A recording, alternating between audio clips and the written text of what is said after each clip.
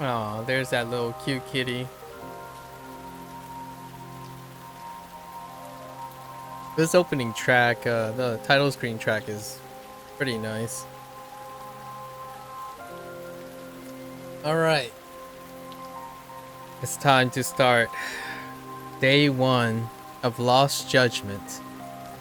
So let's go with the introduction and the prefaces. Make some disclaimers, right? So, we're starting Lost Judgment, and this is with 8 Like a Dragon games. So I've played 8 Like a Dragon games. Effectively all of them except Like a Dragon Ishin. And I have also more or less completed 99% of the story related stuff in Judgment, which we were just working on. I don't know what the default audio is for this game. Let's see. We're going to start with the English again. We have not yet done our victory lap. Okay, English is on by default. Aww, look at that kitty. Wow, that's actually quite... Go back to the title screen. So this is with, just as a... to get ourselves in the mindset. Lost Judgment is technologically from bottom up the most recent RGG game. So technologically this is the most modern RGG game. Like a Dragon Ishin was more in the ways of a remake, so much in the way of like more similar to Kiwami 1 and not Kiwami 2. So Kiwami 2 had some ground up redesign because of the Dragon Engine shift. However, in Kiwami 1, it was more using the techniques that they know to refine that. Probably some Dragon Engine development was involved in Like a Dragon Ishin, but they did it in a way to stay faithful to the aesthetic and the visuals of the original Ishin. Lost Judgment is built ground up as a follow to Judgment. This game was released in, I'm going to say 2022 sometime, and it was released, it might be 2021. Let's double check actually.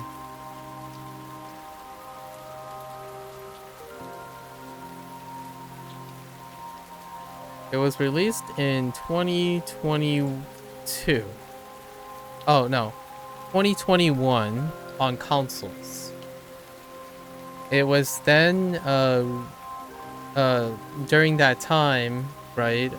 Judgment was also released for consoles. So Judgment released in 2019, and Lost Judgment was then a follow-up because of the critically well received and popular Judgment, the different spin on the RGG formula.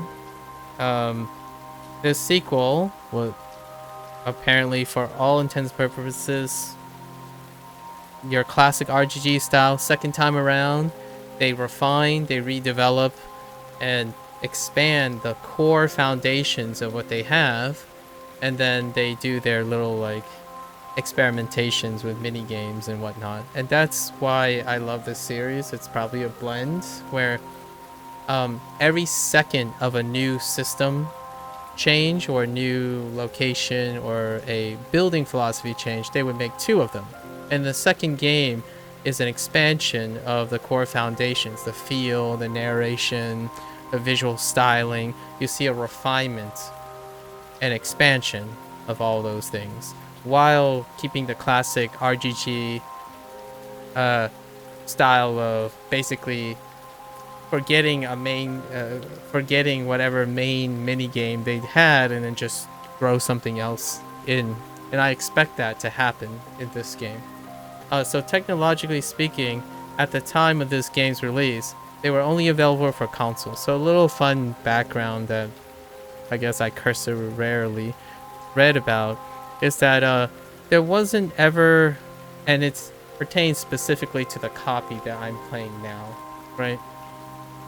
The Judgment series, it wasn't very clear if the Judgment series would ever get released for the PC at this time.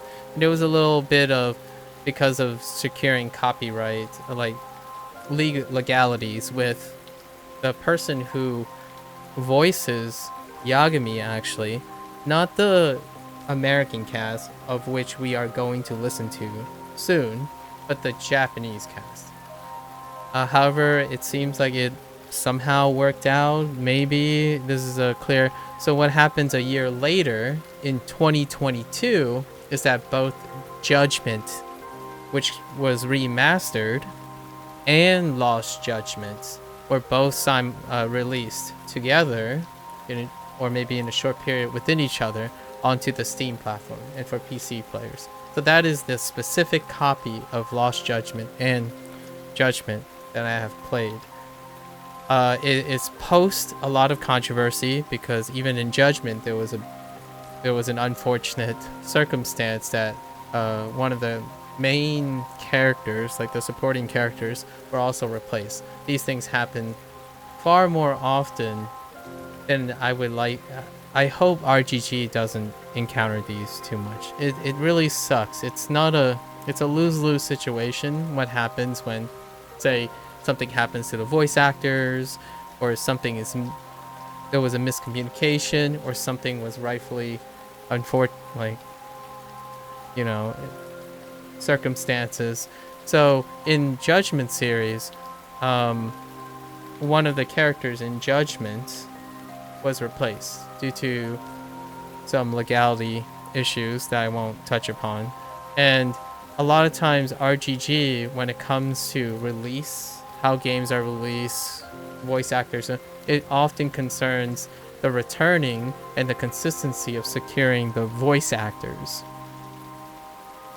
With all that said, we are going to do the English voice cast for the MSQ only run, and then do the completion stuff, and then follow up with a victory lap of doing the Japanese voice cast. So the reason why I'm doing this in this order is because it is to change the flow of it. My first 7 games in the Like a Dragon series do not offer the option of simultaneous voice casting, right? And now to switch it up, I tend to want to keep my mindset on English, and then follow it up with keeping my mindset on Japanese. And that's how we're gonna go about most of these, because I do feel that in the end of the day, RGG has an incredibly strong American English staff working on these, and I think they have quite a lot of influential pull to get great casting for English voice actors. However, it still would be too presumptuous to say that, or like it may be too presumptuous to say that the English side of things is equivalent and stronger in experience than RGG's legacy, which is in Japanese. So I tend to leave that at the end, because I feel the Japanese stuff is incredibly consistent, even down to like the voice acting section. I would not be surprised. So one of the things why mindset is important is I would not be surprised if I do see some English voice actors change roles.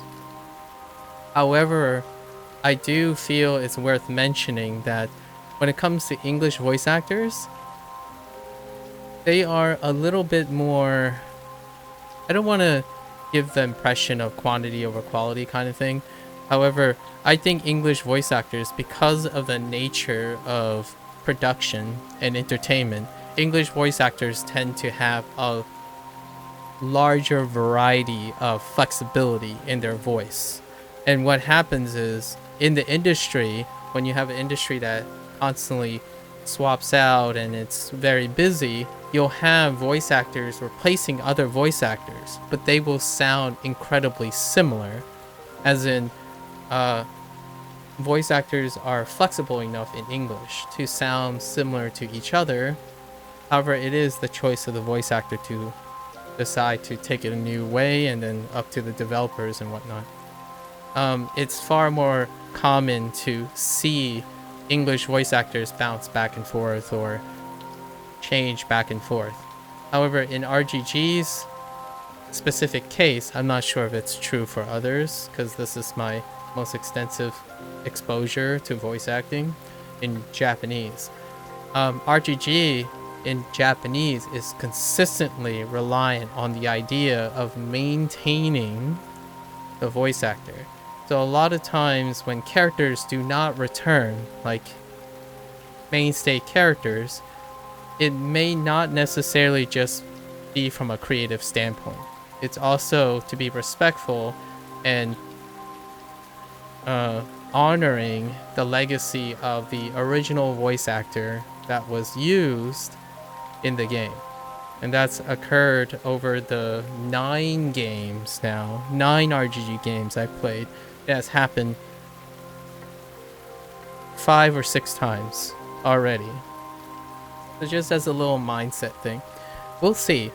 I think RGG is big enough, have a long legacy of being very careful and respectful of both English and Japanese, that I can't see not too many downsides where voice actors who are approached by RGG or voice actors approaching RGG where they wouldn't come back because of second priorities or better opportunities. I think it's a great opportunity to be a voice actor, both English and Japanese, but specifically we're talking about the English side, to be in RGG's games, because I've played a lot of games that focus on voice acting, because RPGs, point and click adventure games, but I think RGG does really well too. If they're gonna hire you as a voice actor, they want to stick you in the game as much as possible, be it playing multiple characters. When one of their characters go away, right, because of unforeseen circumstances, they get another role, and it's a good time in my opinion. I'm not a voice actor and I have no professional training as a voice actor or in the industry. However, I can plainly see at least that the talent is treated really well in terms of work. Like, they're very dedicated. I want to highlight that part of the group that's at SEGA now, that's in this collective known as RGG, right? Studios.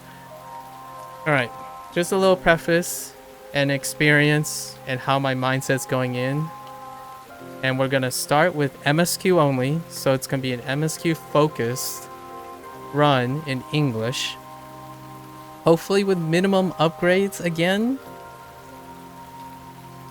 Things that I want to keep in mind is what they change about how hyper aggressively damaging everything is. So we'll see. I've been told that, or I've read around it, this RGG is not peaked yet, and this is the game. So let's go right in.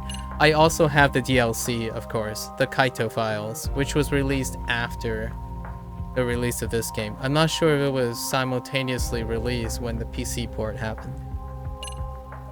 Also, as a little slight thing that is rarely acknowledged, and I would like to acknowledge this, RGG is great at porting games. I think they're phenomenal at porting games.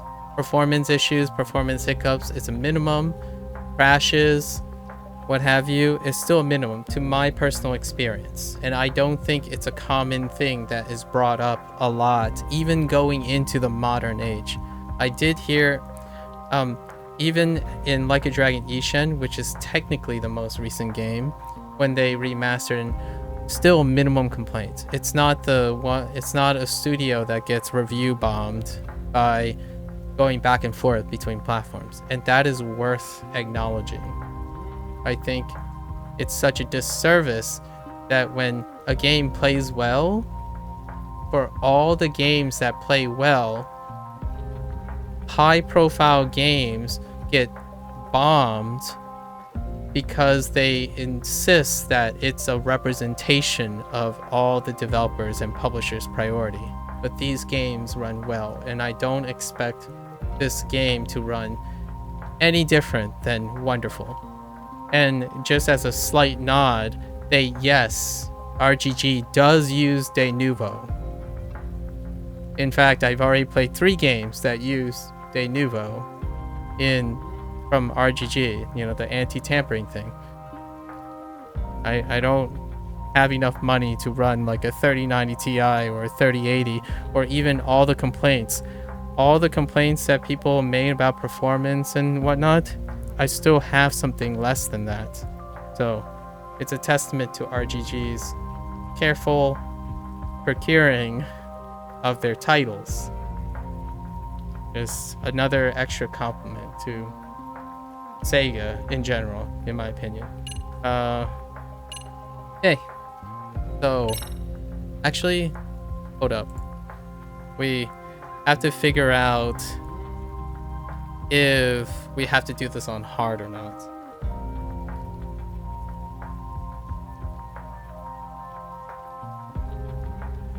Legend is unlocked in Lost Judgment. Any difficulty. Okay, so we'll do normal as per usual, and then the victory lap will be on Legend. Alright. Yagami's looking great. I see some wet texture already. I don't substantially see any, like, big changes. His hair is very noticeably different, though.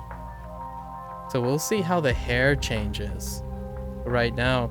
And the first game had a lot of smoke things, but I'm curious if they're gonna start doing wet things now. Because this rainy stuff is really great. And I really like this title screen ambiance sound. Alright, cool. Autosave. Here we go. And off we go.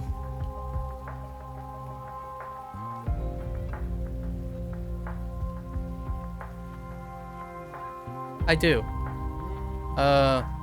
It's 9%. Yeah.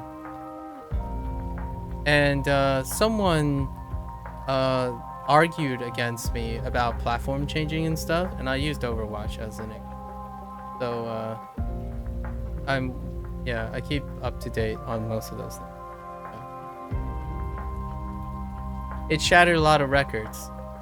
And when I mean a lot of records, not particularly the correct one. I saw it coming pretty far. I'm not sure where your thought is on that you didn't see it coming, but as a person who started with Overwatch beta and then saw the Overwatch 2 launch and whatnot, it was very, very forecast. It's a platform switch. We're not talking about the game anymore. So, a lot, it bleeds into another digression I had with another person about crossplay. And then they thought it was just hardware only and whatnot, but it's a platform culture conflict. So it happened with most of the cross-platform stuff when it comes to Steam community. So when you're saying when their people weren't happy, it's not necessarily related to the game itself. It's a culture clash between platforms, largely. Just to keep it short.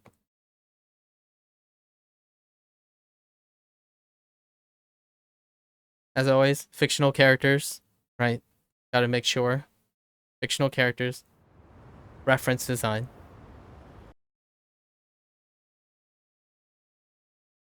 I was not expecting this. Okay.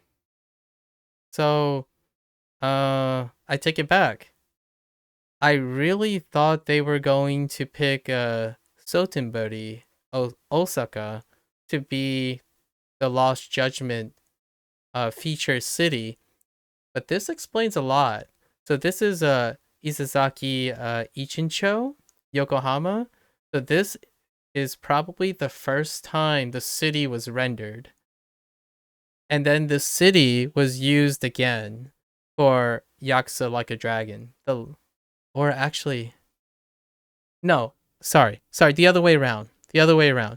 Yakuza Like a Dragon, this city was rendered for the first time. And then it looks like they're gonna use the same setting in Yokohama for Lost Judgment as the extra city.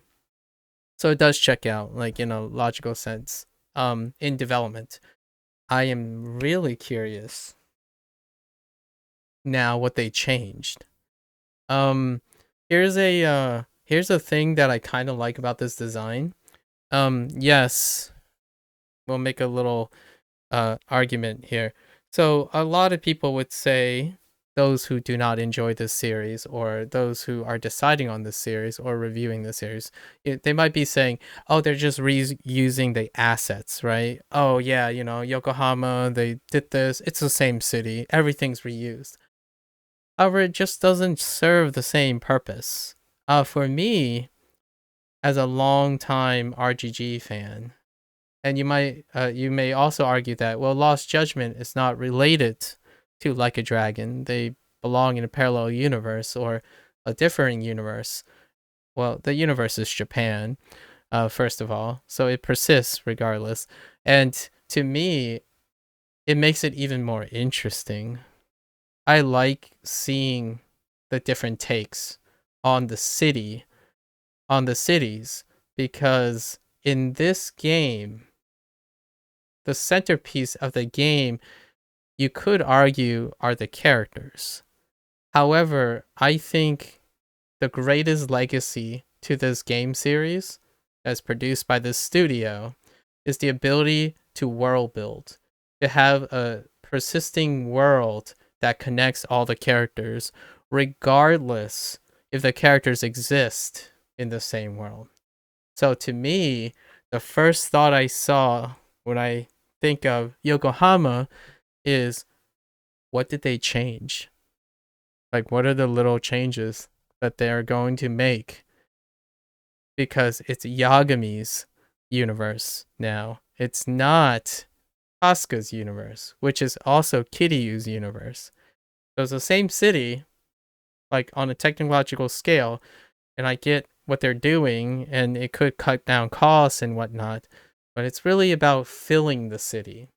So what I mean by this is all those empty shops, right? Like a lot of times when you go through a large open area, we call it the open world design. This game does qualify as an open world design, but density is what changes between RGG's approach and other people's approach. What happens over time is that every building is not accessible all at once. What they typically do is proliferate the city with stories attached to the characters and activities. So for me now, because we're in Yokohama, I'm looking at all the buildings that I remembered in Yakuza Like a Dragon that you couldn't enter. You could just look at, like, there are specific buildings, they built it and it looks great. It's like a set piece for Yokohama and whatnot, or it sticks out a lot, but it had no function at first. As in, are we going to ever get to the building? And in Judgment, in the previous game, there were a few, I would say 3 or 4 buildings that were clearly in both, and they had function. So in the end of the day, once you play all these games, the whole city would eventually be populated, as in each of the buildings that may or may not be accessible in one game is accessible in another game. So every time you play a new Like a Dragon game, as in Like a Dragon the studio, um, you can't help but know how to explain the entire city. And I hope that it's going to be true for Sotenbori Osaka was featured a couple times already, right? Even as a placeholder in Yakuza Like a Dragon. I really thought they were going to go, I mean, it's still not clear if they will, right? I really thought they were going to start with Osaka. Maybe they will still go there, but Yokohama seems like it's going to be the mainstay city, and then Kamurocho is a default. Kamurocho is probably going to be where the finale is, or something like that. I would love for them to revisit all the other cities that they have made. It kind of looks like they're going to go back and forth, where they create a new city, explore the new city, probably between both the both the series, and then I feel like a Dragon Gaiden is going to explore a retake of the other cities that are finally lifted to the Dragon engine.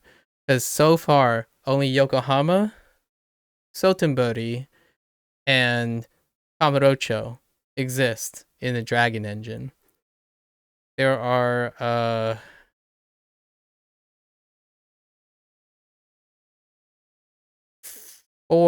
three more cities, because we have Fukuoka, Nagoya, and Sapporo. Like, so Tsukimino, Nagoskai, and Kunecho that could possibly make it into future games. Meanwhile, they're gonna make new cities. At least that's how I figure it's going to happen. The main line is going to introduce new cities. The side stories, Gaiden, is going to probably refine on older cities that haven't made the transition yet. And then Judgment might pick up both. There's a chance they might have novel cities. I'm looking forward to it. Anyways, moving on. There's so much to say about everything because it's about the world most of the time. Smoke, but no visible signs of fire. Looks more like signal flares. Gonna say this is probably a false alarm or a prank. Copy that. You're clear to proceed.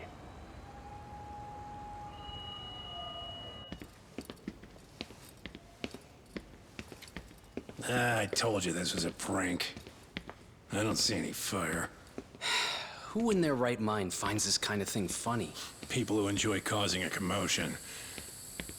Huh. Hey, check it out.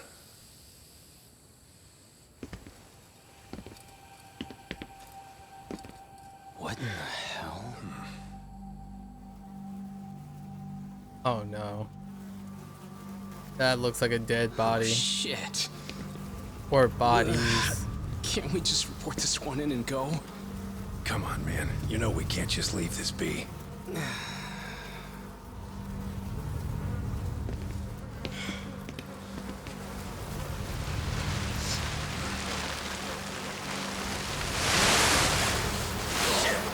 Oh, a body.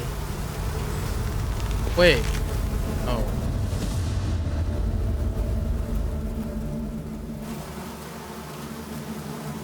Yikes. He was tortured before killing, before death.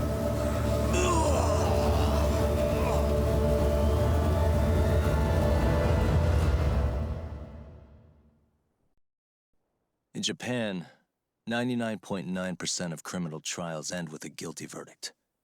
That makes the odds for it. That is such a deep cut. 99.9% of trials ending in a guilty verdict. There was a time when I watched a lot of like Japanese cinema along the same time as American cinema that deals with law and order and stuff. That's a very popular thing in the United States. But I was very curious about like how the legalities and stuff. You don't remember RGG going? They don't. It's just Judgment. Actually, it's Judgment and the more recent stuff. the more recent stuff. So like Yakuza 6 was still fairly light, but it's largely Judgment, and it deals with like the yeah, I understand you meant imagery. So it does it's a lot darker. And I think that's kind of where they're going with this. The Judgment series really paints the more grittier stuff, which is great because it contrasts with the other, the other series. And it was pretty even Judgment alone, which preceded Yakuza Like a Dragon. It's a stark contrast with where the mainline game has been going. So I always I've been briefly summarizing the three pillars, right? Casca is the shine, light, rainbow, right? And Kiryu is the wall, the stoic wall of the old guard. And then Yagami is the passionate, cruel, and gritty, emotional things. Like Casca is emotional, but it's on the sunshine side, it's on the party side. So those three make for great contrast with each other, and you could see it in the way they're drawing the line between the three series. I would love to see maybe even a fourth or fifth where it takes on like a female perspective, right? Something like that. It would be great. Or just smash them all together or something. And then makes for a great contrast if they ever cross each other, especially now that we will have Kiryu and Casca crossing.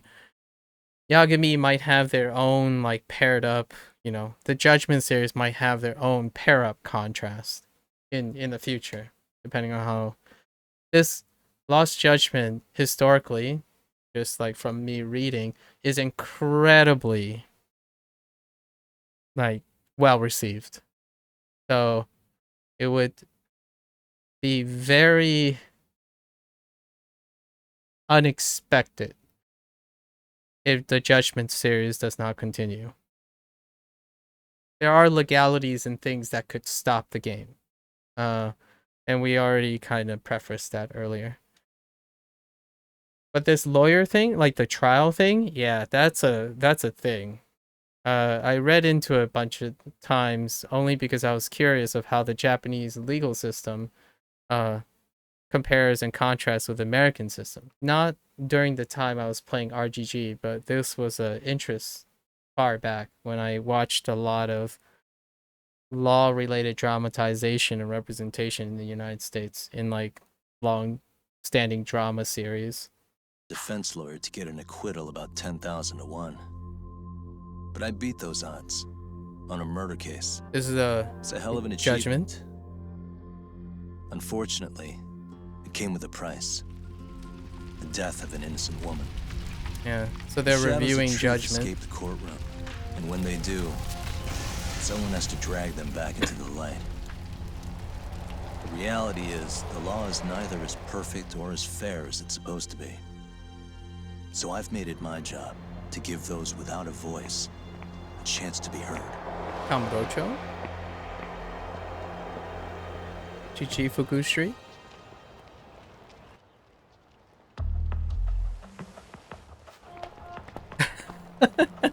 That casual. Oh, that's new. And what I mean by new is you actually don't have scenes where they do a chewing motion. It like that's so rare in so that's a little bit of a flex in my opinion. A bit of a flex right now. By flex I mean they're showing that there's maturity in their rendering. And this is probably one of the pre-rendering scenes just based on the audio that I'm hearing as well, and then some of the lighting consistencies. But having that chewing motion is a lot more difficult than one might think because it reaches uncanny valley a lot of times because we are so used to seeing it and you can definitely pick it out. But that's pretty nice. Ambitious. nice. Just a little details. You don't see characters chewing at all. You barely see them drinking. Like throats moving, like mouth moving when you're drinking. They usually very cleverly cut or have a camera angle that obscures that and doesn't necessarily need that. Yeah, so that's a pretty nice little touch. Hey, Doc. What? Man, I'm bored. Okay, so the inconsistency here is still true. That is less noticeable in Yakuza Like a Dragon. The main line is that the pre-render scenes are not reanimated. Being pre-rendered in a more higher fidelity, I suppose, if you want to call it that. The lips are not reanimated for the English cast.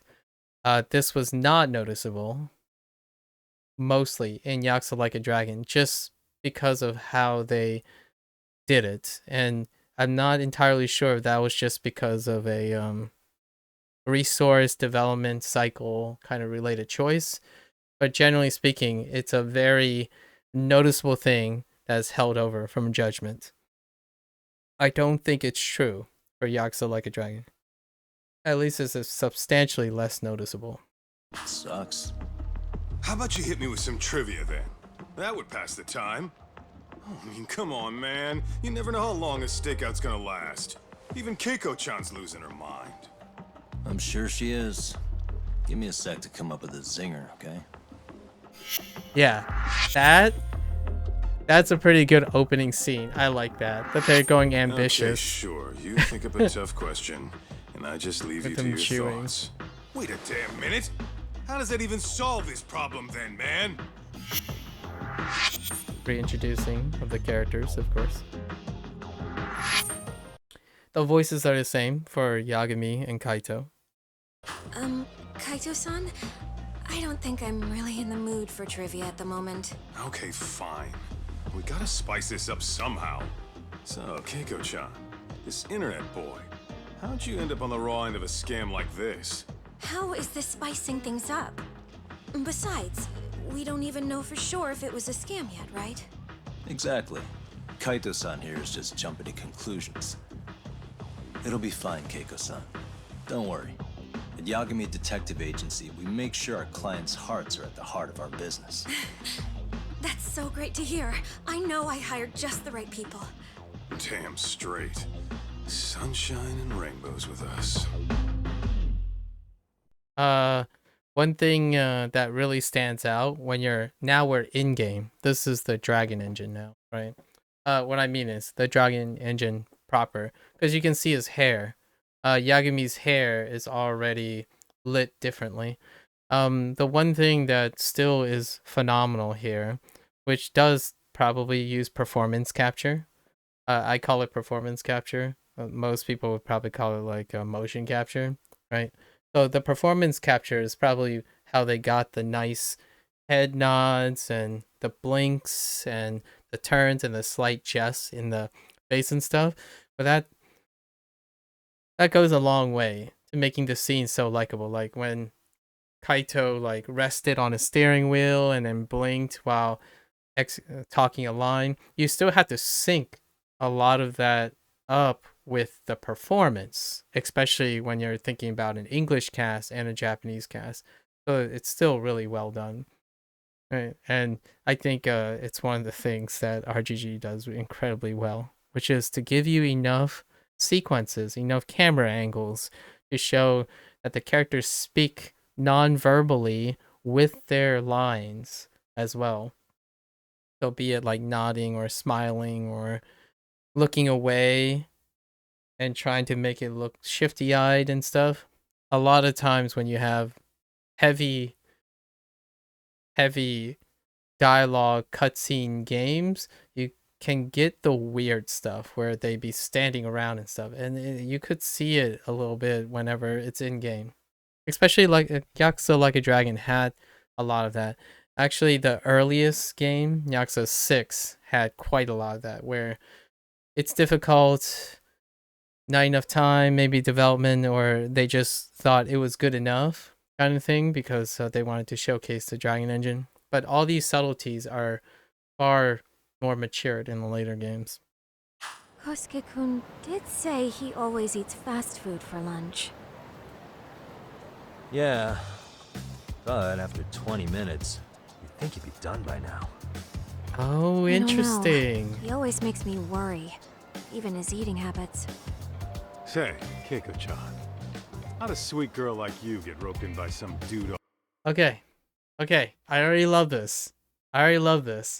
So, literally what I just said a few minutes ago, to alleviate that, instead of having them like, sit in a car and have that little uncanny, like lifeless talking thing with the in-game, the limitation of that, they went with the cutout, like a dialogue, like letterbox approach, where since you're using a specific angle, you could really go to town in these things without having to like do all the lighting scenarios and whatnot. Wow, that's great. I love this, and this to me is closer to the. I would say it brings the nostalgia out of how detective games, especially Japanese mystery, paranormal, visual novel games, are often presented. Only now they're kind of showing how great their like models are. That's great. It's a different take. This is really different than all the previous games, except Yakuza Like a Dragon. So this is actually inherited from Yakuza Like a Dragon, because there are scenes, especially the table talk. Table talk is the one that comes to mind, and in battle cutscenes, or like in battle dialogue and banter, instead of having the script, you're walking around and they're just animating and you can't really see them. They do still do that. When a pivotal moment comes up, this is the layout that they use with their own flair for Lost Judgment. Up the net, huh? I wouldn't call it that at all. Would you believe me if I said we took it slow at first? And again, in-game graphics, so all the lip movements are then reanimated to match the voice, the English voice casting. Ivy Books. I don't think Ivy Books or Burgers. I don't remember seeing this green awning. It might be in the city. Not sure if this is a new place. And we don't know what year it is yet. We have no idea how long or how much time has passed. I don't know who Keiko is. So, and it looks like she's a client and a new addition to the cast. Her hair, her model, like her hair model and stuff, kind of reminds me of a take on Saeko from Casca branch. I'd say his patience paid off. Maybe it's hard for you to see, but he is a caring guy. So he drags you to the shadiest dive in Kamurocho and calls it a date? Sounds like a real catch. He was just trying to impress me. He couldn't have known what would happen. Then he sticks his own girl with the bill? Dickhead doesn't begin to describe him. I mean, he is still in college. And besides, he said if we didn't pay, they'd call the Yakuza to collect. So they bled you out of 800 grand, with 400 still to go, for a total of 1.2 mil. That's a lot of money. It's practically impossible to pay all that in one lump sum. Exactly. That's where Kosuke-kun's idea came in. He said I could make some easy money working one of those clubs. Yeah, I'll bet he did. Apple pie? Did he say anything about working with those Yakuza from the start? Guy meets girl, they go out, he racks up a tab. Next thing you know, she's on the market to pay it off.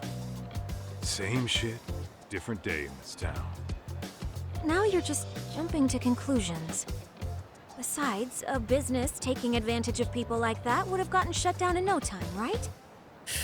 Afraid not. No. Some lines yeah. the law just can't cross until it's too late. Yagami has But it. I do owe you some credit for turning to a man like Genda-sensei. He's 1 been point for defending the city Yagami. a long time now, and his team's rock solid. Yeah, and when things get too dirty for them, Genda calls in guys like us to clean it up. Oh, interesting. Okay. Good for you, I guess. Listen, Kiko-chan, I hate to be so blunt, but Kosuke's totally been gaming you from the get-go. Until you see that for yourself, there's not much we can do for you. Ain't that right, Tak? Let's not jump the gun, Kaito-san. We don't have proof of anything yet. Speaking of which, there's our man of the hour.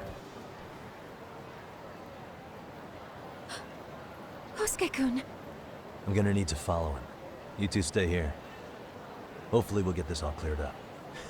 About time we saw some action. Careful out there, Tak. Hey, Tak, you read me?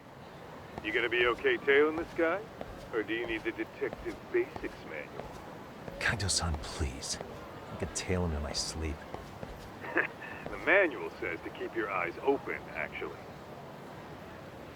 Dude, Be careful. I'm gonna be real. Already, there is such a noticeable difference. Holy, it's such a noticeable difference. And just staring at his jacket, man. His like jacket, oof. That's some extra textures, man. The lighting and it's overall, I guess it's not as bright anymore, but it's overall, it has more shadows. There are very noticeably more shadows. So overall, I'm guessing it's still just as bright. It's just there are a lot more darker places while you're walking. That's awesome. It's so noticeable. I imagine they're calibrating it to the same like brightness again, because this is a substantially dimmer and less harsh. There's a lot of more gradient effects happening. So like it's not just one bright light source with a sharp edge. There's a lot of like it's radiating. There's a lot of like the Yakuza 6, the Song of Life early on, where things kind of look slightly hazy but smooth. It's very soft looking now. This game is incredibly soft looking while maintaining the sharp textures. Yeah, man. Sorry with the tailing sequence, of course.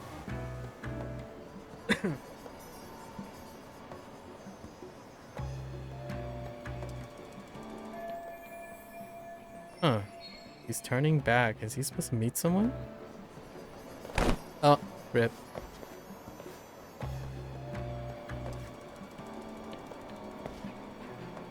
Acting casual. You can deflect your target's attention by pressing and holding to act casual, where you do things like fiddle with your phone. Hey, you don't necessarily have to hide anymore. Interesting. That's a new mechanic. Too close. Guess it's okay. Oh, and you have a timer, and does it restore over time? Maybe? Yeah, it's restoring over time. Interesting. I like the new mechanic already for the tailing sequence. You auto hide. Oh, that's so interesting. Dude, that's so good. So he auto snaps to walls now, instead of like holding a button or anything like that. Such a great change. It streamlines the process. Oh, come on, you better not start cheating already. In any case, I should get some evidence. Alright, take your Kaito-san, time. we made contact with a new face. I'm gonna get a shot as evidence. Good call. Yeah, like for example, right now, the reason why everything looks, to me at least, in the eye, looks a lot dimmer, like darker, is shadows are casted liberally. Like half his face is completely casted right now. Generally, it'd be like pretty bright with your like a really sharp contrast where the hairline is. So they're going harder on the shadowing. We've done photo missions before. I don't think that's changed, right? Yeah, just ready the camera, meet the conditions. Can I zoom? Oh, I can zoom. Take into max. Okay. Focus time. Oh.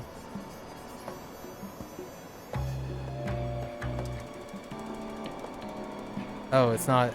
Oh. Now. You have to move the slider to focus. Interesting. All right, all right. Kaito-san, just sent that photo to your phone. Any sage advice?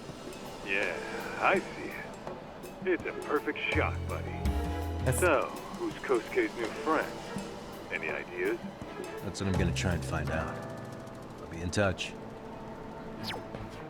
Oh man, the textures are so smooth. Man, I haven't seen you in forever, Sakura-chan. It's because you barely show up to the club events, Kosuke-senpai. I probably wouldn't have seen you today either if I hadn't mistaken someone else for you. Sorry, I've just been so busy. I know, I gotta make time for the club. I know you've got a busy schedule, but it's not the same without you, senpai. A lot of girls quit because you stopped showing up, you know? Oh, damn, that sucks. Guess I better make some effort, huh? Yeah, that'd be great. But senpai, while we're on the subject, Yeah? I hope you won't do anything that'll get those girls' hopes up either. I don't know if you know this, but the girls had a few big fights actually. All that anger could boil over in your direction at any time is all I'm saying. Yeah? Wouldn't want that. I'll be careful. Well, I've gotta get going to my next thing. Okay, make sure you stop by the club, huh? Still a little bit rough on the standing and discussing things thing. But that's just a limitation. I feel like if all of these scenes were flourish with stuff, that would be an incredibly tough production standard to keep up. Just an underclassman. Yeah, just an underclassman so far. That's awkward. He's still, yeah, he can still lift himself up automatically. What the heck is... Oh, is that a Kamlop? Oh my gosh, freaking Kamlop.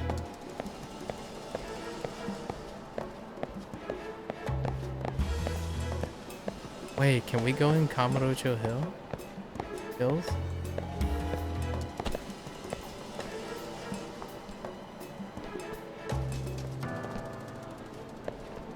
Am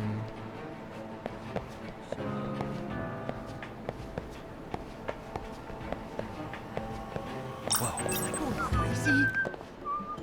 Probably nothing. I was trying to get to a safe space, but that didn't happen in time.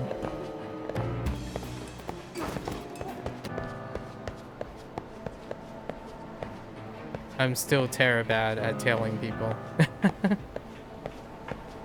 I think I've gotten so used to finding hiding spots that this is a little bit of an adjustment.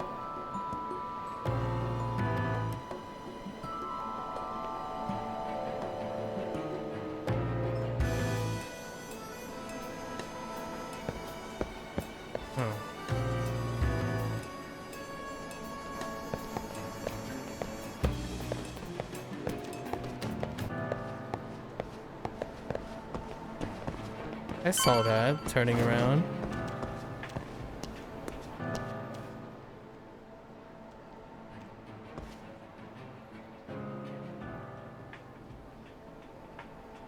Oh, that's awkward. Hey, wait a sec. That's Yagami. He's the detective who reported Aniki's affair to his old lady. Yeah, fuck that guy! Aniki got so pissed he took it out on us. Still fucking sore about it. Awkward. Friendly? Oh. Yo, Yagami! Just your luck to be passing by us today. You're a dead man, bro! Man, this neighborhood never changes, does it? All right, let's learn. Let's see what his basic. Okay, we have crane. Sure. Fighting with crane, right? It's crowd control, quick step, allows you to, right? Fighting stance, sky dancer. Sky dancer is primarily in evasive. LA while holding down LB. However, by acquiring certain Yami will be able to attack. Sky dancer. Oh, that's interesting. Holy. Oh my goodness. The hit sparks are oh my gosh, the hit sparks look so amazing in this game. What the heck? Alright. Move while fighting. Okay.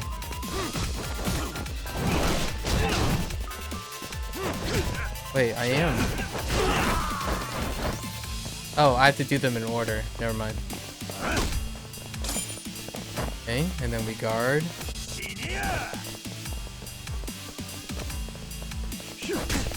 Dang it.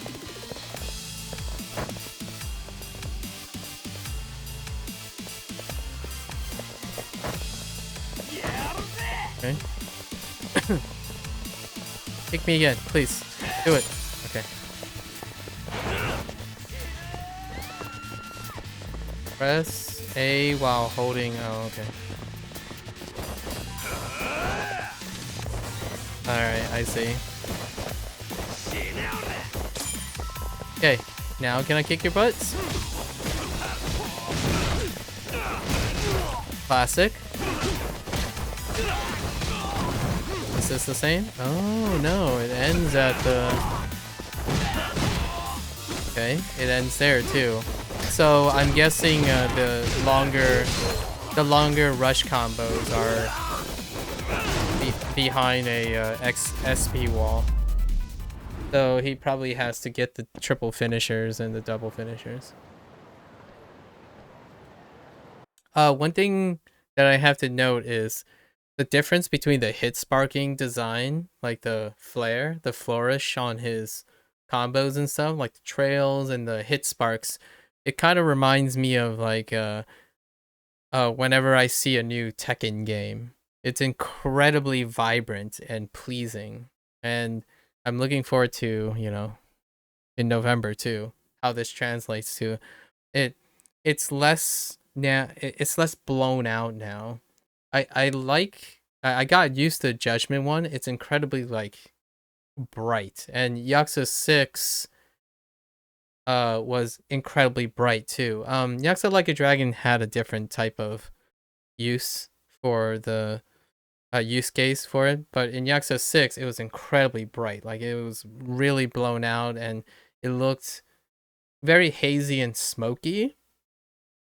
But this one is more like traily, and it really makes things look fast as opposed to like floaty, and it feels not far less floaty as well, which is great. Very noticeable. Noticeably less floaty.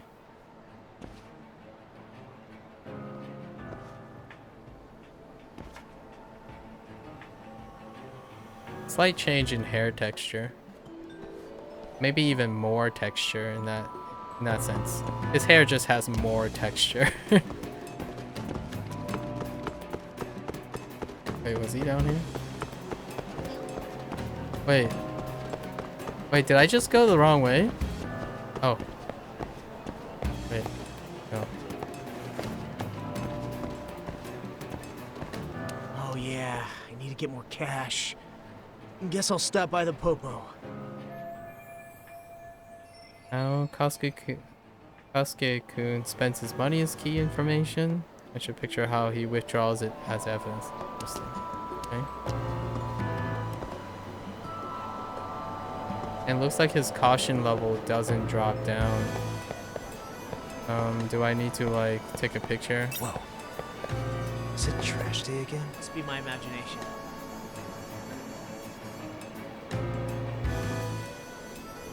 I can't. Close. Oh!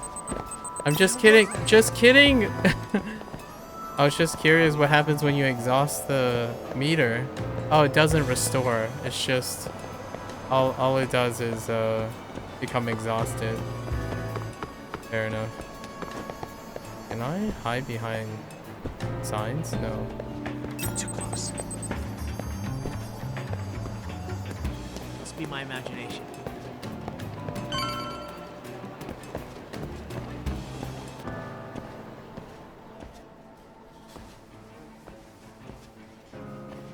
Oh, the interiors look nice too.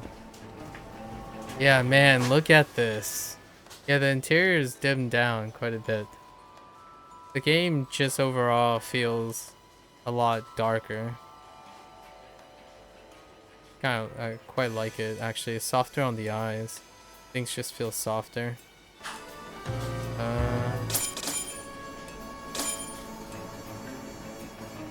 Have to be in focus. Maximum zoom. Okay. Now. That's such a flex, in my opinion. Doing the focal distance, seeing that thing shift out of focus and in focus, you could see the different planes. Like the guy is slightly out of focus, just getting that feel down. Kaito-san, I just sent you a new shot. Take a look. Yeah, I see it. Not half bad. Huh? What the? Yo, Talk. Be real with me. Kosuke's guilty as all hell, right? That's way too much money to just cruise around with. A withdrawal for any amount wouldn't prove anything.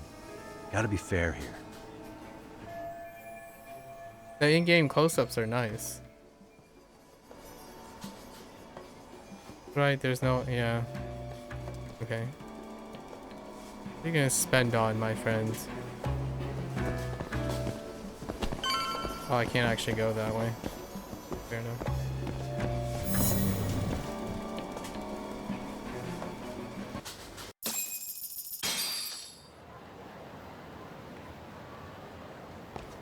Tak, give me your status. What's Kosuke up to? Not a whole lot right now. He's just wandering around town. Pretty much killing time like your average college student. Any idea where he's headed? Good question. Actually, he just ducked into a building. I'm going after him. Hey, buddy. You new here? You can't just go waltzing in.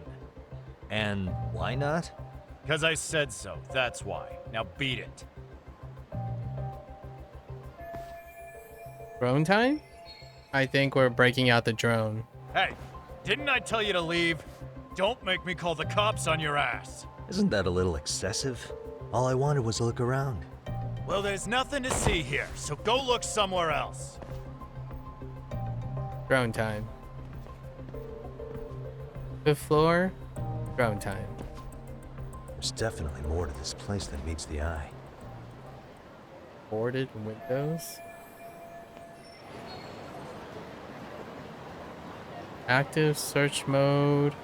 Move the cursor to suspicious areas. Okay. What the? The windows looks like it's practically never open.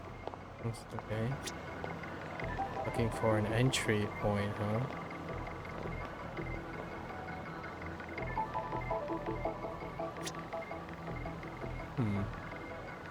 Uh-huh.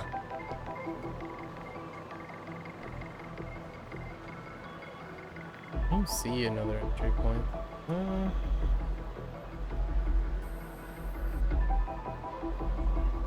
Oh. No way that's gonna work. Oh. There's some duct tape on. If we can find my way there, I can get inside without. Move during. Oh, okay. I was wondering. I move.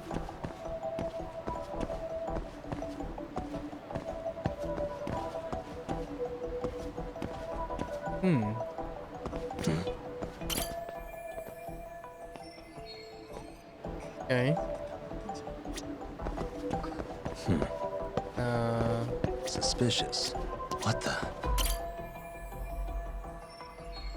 Locked. You can be spotted too easily from the street.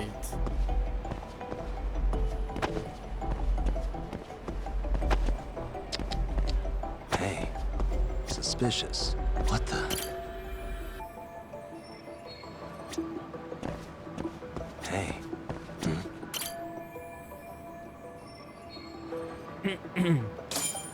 Okay.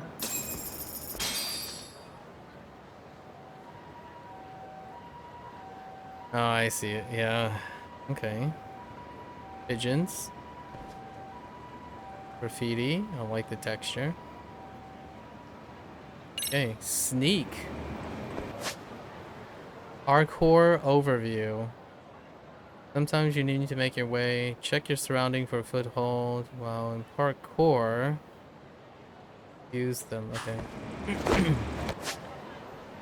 About the grip gauge. The grip gauge above Yagami will deplete as he climbs. If grip gauge runs out, then you'll have to retry. About wall climbing. While wall climbing, your grip gauge will go down. Left stick, hold B, and use to move vertically.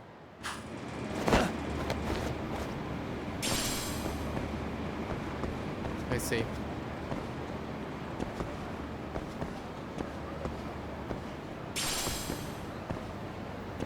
Oh no.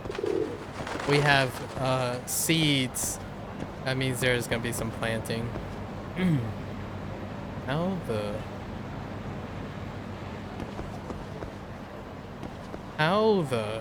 Oh. Right. Parkour. Yo, Doc. You hanging in there, buddy? Kinda hit a wall here. What's that supposed to mean? You didn't lose the guy, did you? Look, my hands are tied right now, but everything's under control. Kinda hitting a wall. Good times. Can I...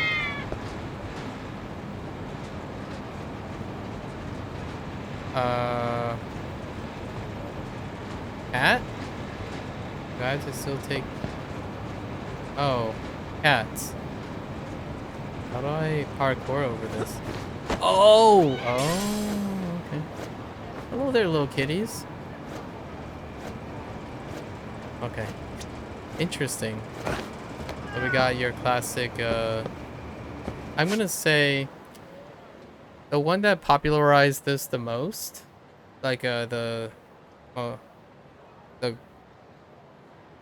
most prevalent example of this type of parkouring, we're gonna have to give a nod to Studio Santa Monica, Montreal, the God of War series. So feels about there, with a few things here and there that are unique in display. Feels alright.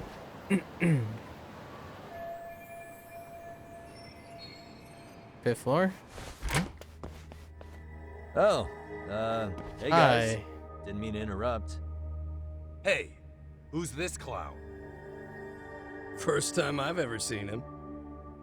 Oh, you see, I'm Kosuke's guest. Guess I took a wrong turn somewhere. Who the hell's Kosuke? Ah, that's the kid who keeps hanging around. You'd think he'd have wised up by now. Interesting. Wait, then he'd be on the 5th floor. So what are you doing down here? Seriously, it's like you got me lost on purpose. You mind, pointing me in the right direction? Take the stairs to the 5th floor, then head all the way back. Your friend will be in the tatami room.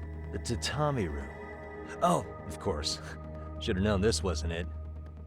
Before you go, I'm gonna need to verify your membership. Kosuke give you a card? He should have? Shoot, I can't seem to find it. That's so. Well, now we got a problem. Sorry. I'll be more careful next time, promise. There won't be a next time, dumbass! We don't carry cards here! Good question. Now who the hell are you, and how'd you get in? Better start talking! Tiger stance? Here we go. Tiger stance Tell me, tutorial? what's Kosuke doing in the tatami room? We're not telling you shit!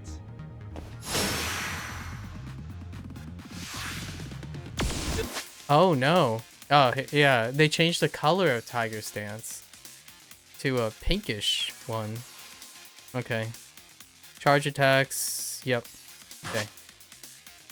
Take it to the extreme. EX actions. Sure. Y, right? EX gauge. And then we have a third one. Is that either snake or viper? Okay.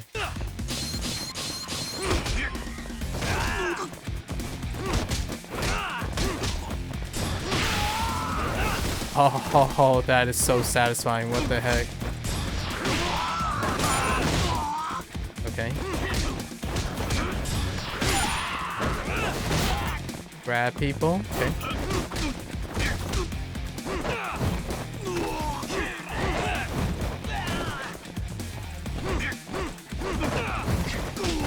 Oh my gosh, the throw is so much faster. Like the throw animation. Oh, grab a weapon. All right.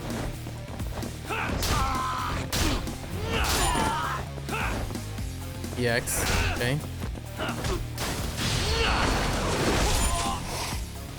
Wow, that's a unique one actually. Oh my gosh, that is so satisfying. What the freak, man. Holy heck. Okay. Fine. Yeah, you good? What's going on? I'm still in that building with Kosuke-kun. Had a little run-in with some watchdogs. And apparently, Kosuke's no stranger. Right now, he's in their tatami room. Oh, he is, huh? What do you think he's up to? Well, a betting man would say he's gambling. If it's a members-only building, that's fair. Posted on every corner. I'm telling you now, the tatami room ain't no tea shop. Yeah. Huh. Not a Dice bad theory games. at all. It's like you're speaking from experience, Kaito-san. You've got questions? I've got answers. I said we have an intruder. I don't know how he got in. Say what? Oh boy. What happened? You there? Tell me something, Talk. Why is a college kid hanging out with a bunch of gambling lowlifes? We're seeing this kid's true colors now, if you ask me. Yeah, it's hard to argue with that. But let's give him the benefit of the doubt until we catch him red-handed. Innocent until proven guilty. Is that some lawyer creeping back into your detective work? Well, whatever. Just don't get yourself caught. Unless you want a fight on your hands. Believe me, I don't. That pan up on the textures of his character model is pretty nice. I'll be right back. Gotta go to the bathroom.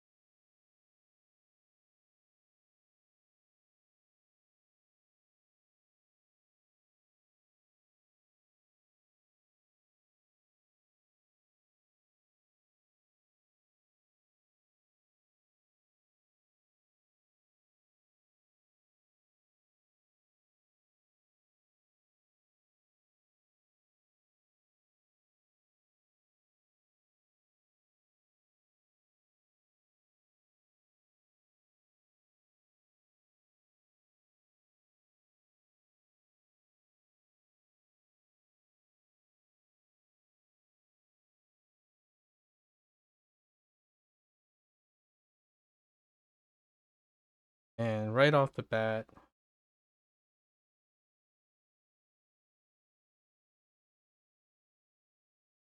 okay, right off the bat, man, this game feels great.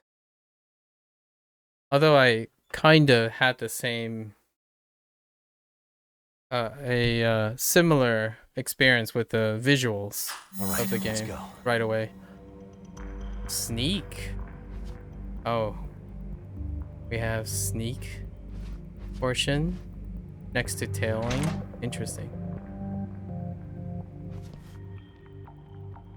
Huh. Alright, taking cover. Oh, so they separated it. So this is the tailing sequence cover indicators. I see. Ah, so they split it up between tailing and sneaking. Huh. A closer look. While taking cover, move the cursor over something or someone with a magnifying glass. Press Y to take a closer look. Yo, got a minute? I heard we got an intruder in here. Let the others know for me. Yeah, okay.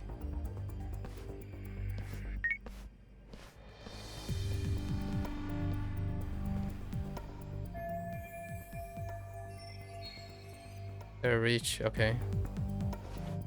Okay, makes sense. Do we...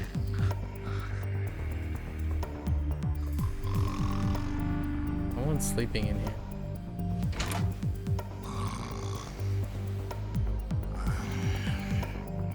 Can I take cover? Oh. Okay. Napping on the job.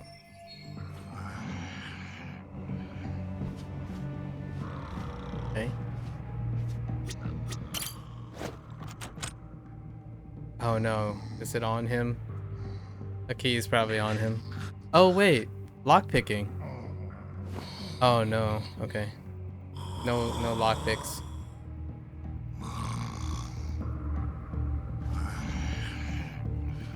Do we have silent takedowns or something?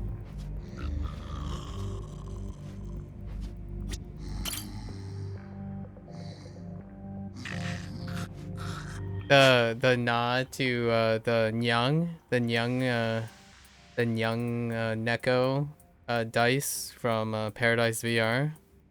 Curious if Paradise VR is gonna make a return.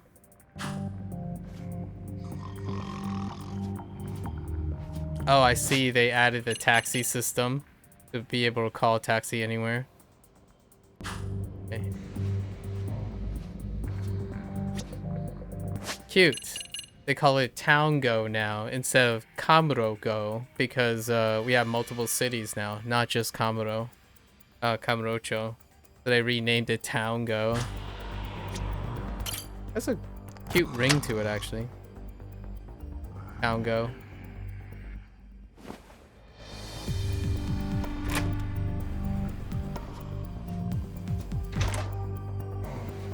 Okay.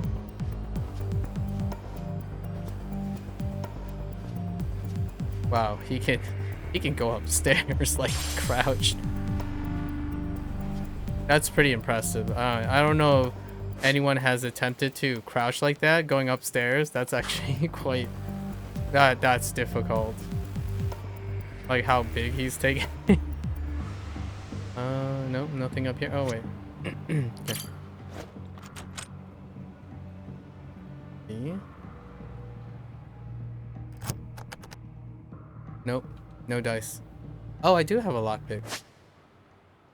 Okay. Oh, it's angled. And it also have two little pins. Okay. Is it the same still? Yes, it's still the same. Ooh. Nice. Got it. Cute. Little camera, like a zooming and movement to provide like feedback. Like a visceral feel. I like it. Dynamic camera action.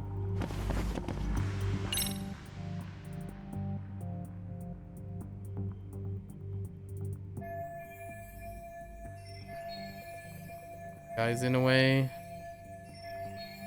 Causing a ruckus. Smart, like, stealth takedown? Coin toss. While taking cover. Okay, fair enough. Distraction. Fair enough. So as long as you haven't been spotted, you can sneak up on an enemy from behind. Oh, yeah, there it is. The stealth takedown. What would I refer to here? CQC? Probably a Metal Gear Solid. We'll probably throw our hats off to, you know, Kojima and Metal Gear Solid for this one. In my opinion. Instead of like Assassin's Creed or something. So do I... Aha.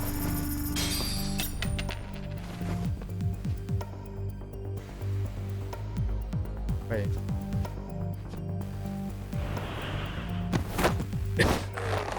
Yep.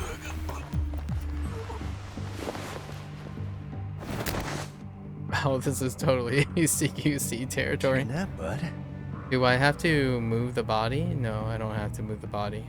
Good. Oh, the body just disappears. Alright, that's a streamlined thing. I'm okay with that. Like, not having to place the body somewhere out of sight and all that stuff. But they're trying, again, they're trying something else, right?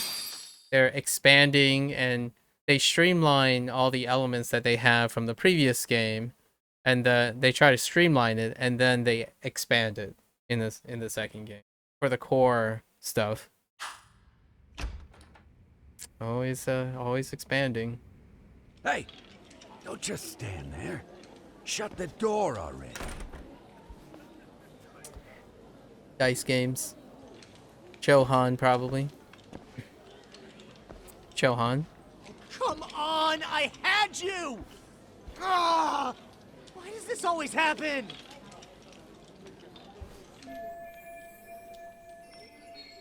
Yep. You definitely need a better hobby, kid. Come on, folks. Who wants another round? Everyone place their bets? Now or never. You know you're on a losing streak, Kosuke. Why not be a good little boy and go home? Are you kidding? I was just getting warmed up. Huh? Didn't know you were such a high roller. Where are you, getting all that cash from anyway? Can't say too much about it, but I got me a pretty good hustle. Another girl with stars in her eyes, huh? Jeez, go ahead and tell the whole room. Hey, keeping it a secret's on you. Indeed.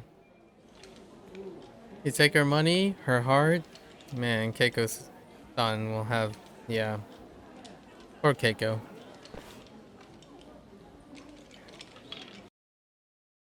You hate to see that.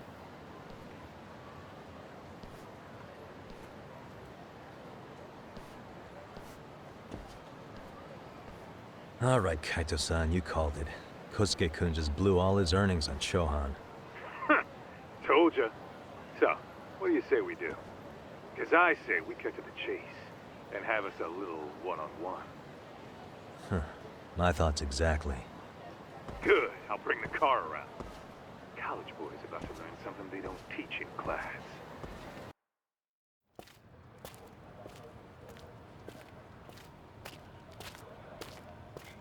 Hey man, hold up a sec.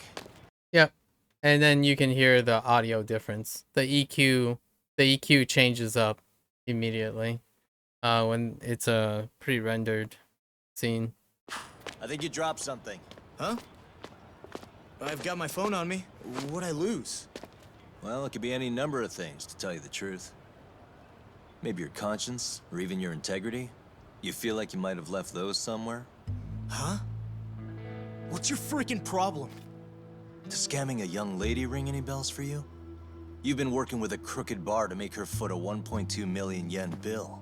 What in the hell are you even talking about, dude? Have you conned so many girls you can't even keep the scam straight anymore? You better back off me.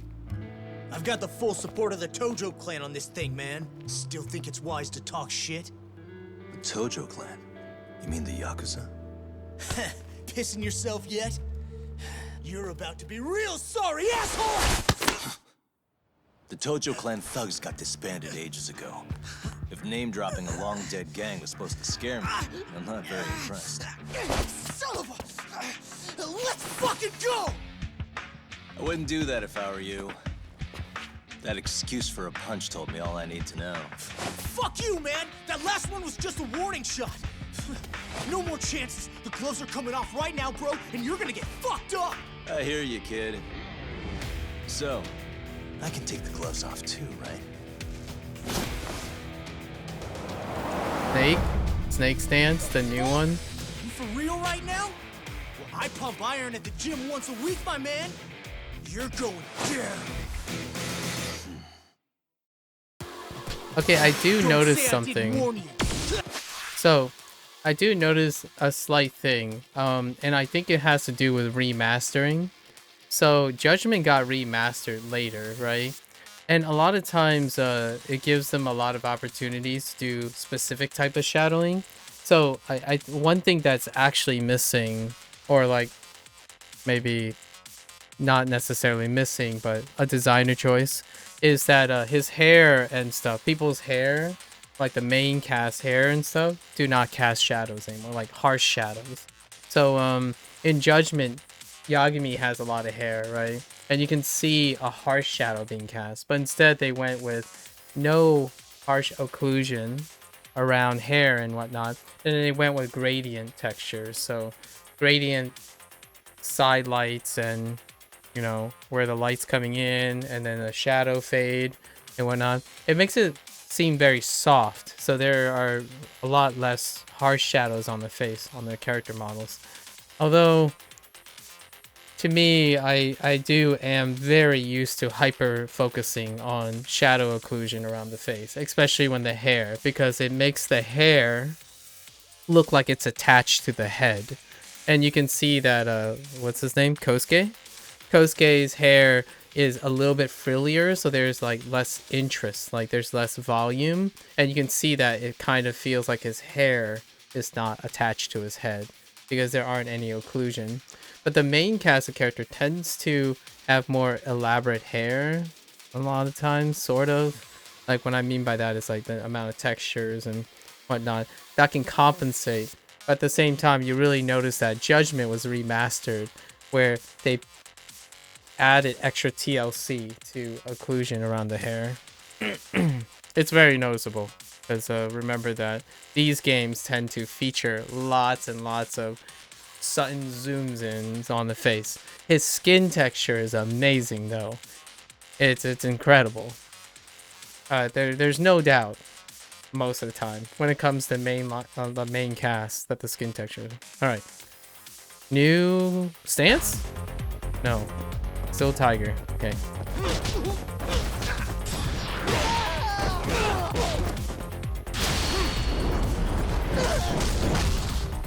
Oh, dude. That looks so good. Like it suddenly goes to like a foot cam, like where his foot is going onto the tire.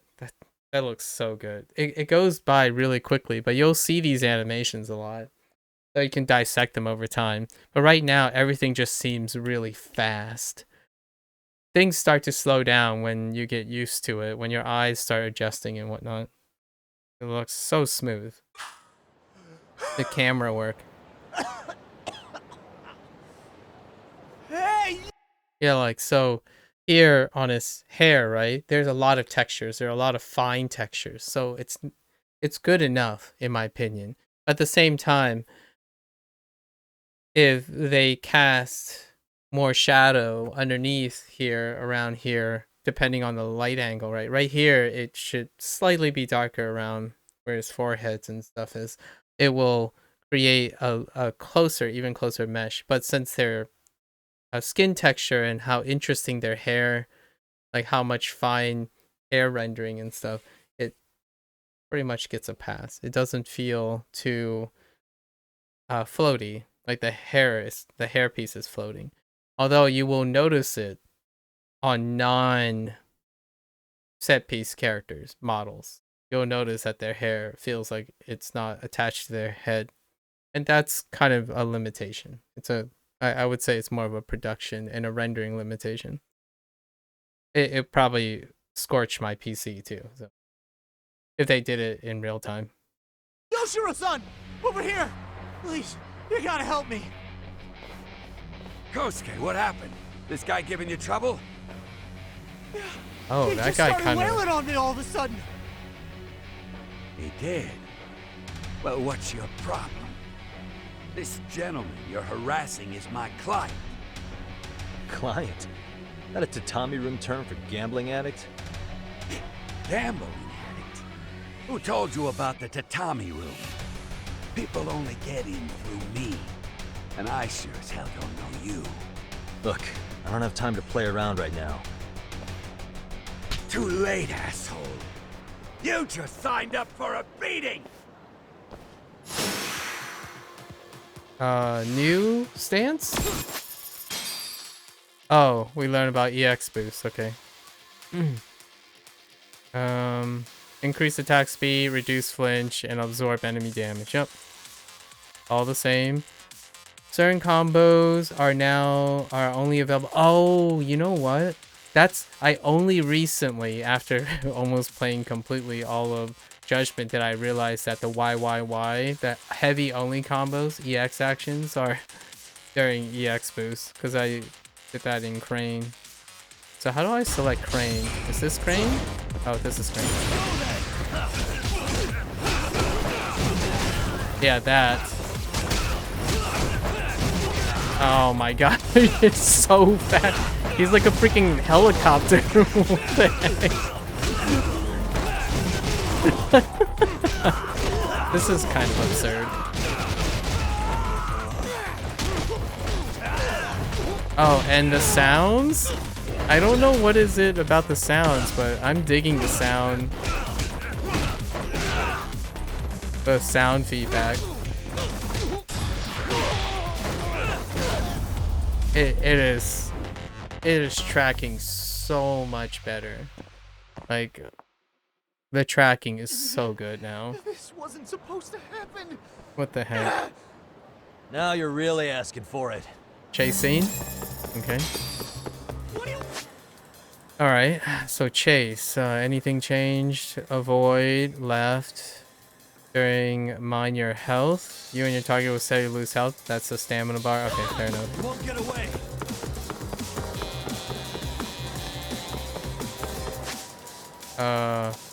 Recovering health. Correctly enter prompts, pick up items. Okay, fair enough. Oh, that was awkward.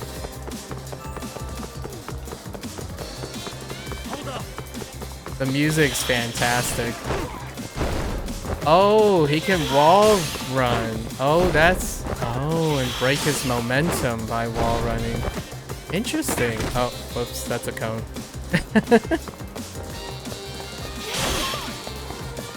Oh, this music is fantastic.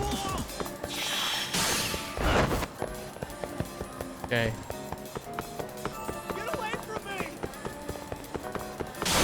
Oh, it really has that Atlas vibe, doesn't it? Oh man.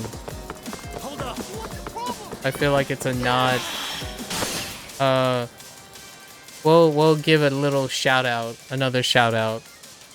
Persona series, Atlas, which is also now a property of Sega. So, you know, Sega is the major publisher for the Atlas games. But this has that nice little flair. Definitely, if there's any series that's popularized by this stuff, Persona.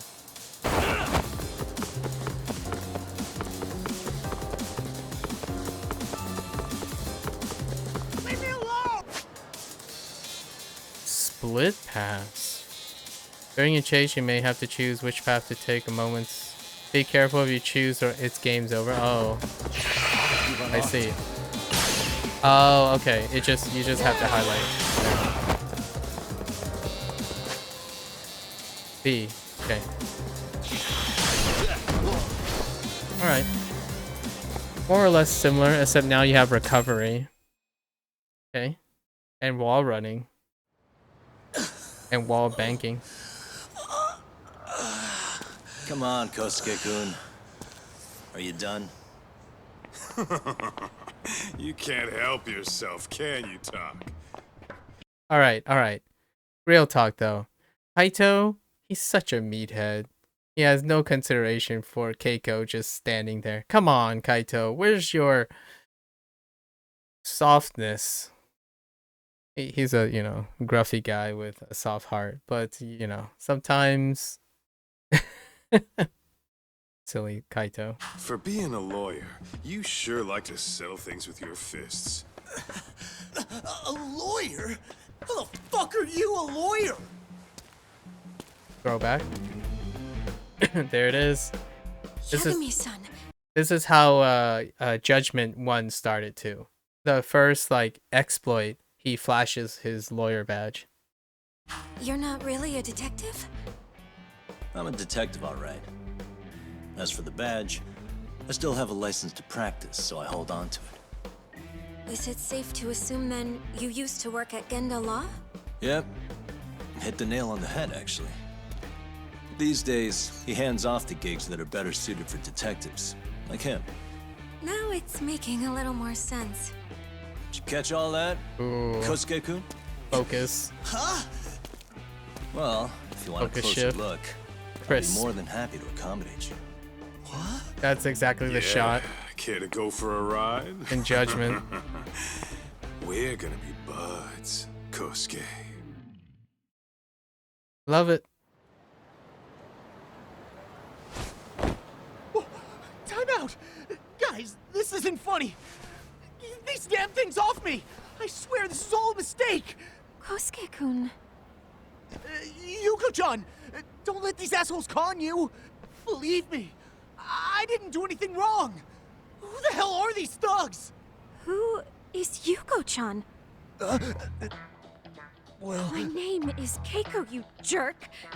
And to think I trusted you! Here's the deal, Kosuke-kun. You can still kind of see a little bit.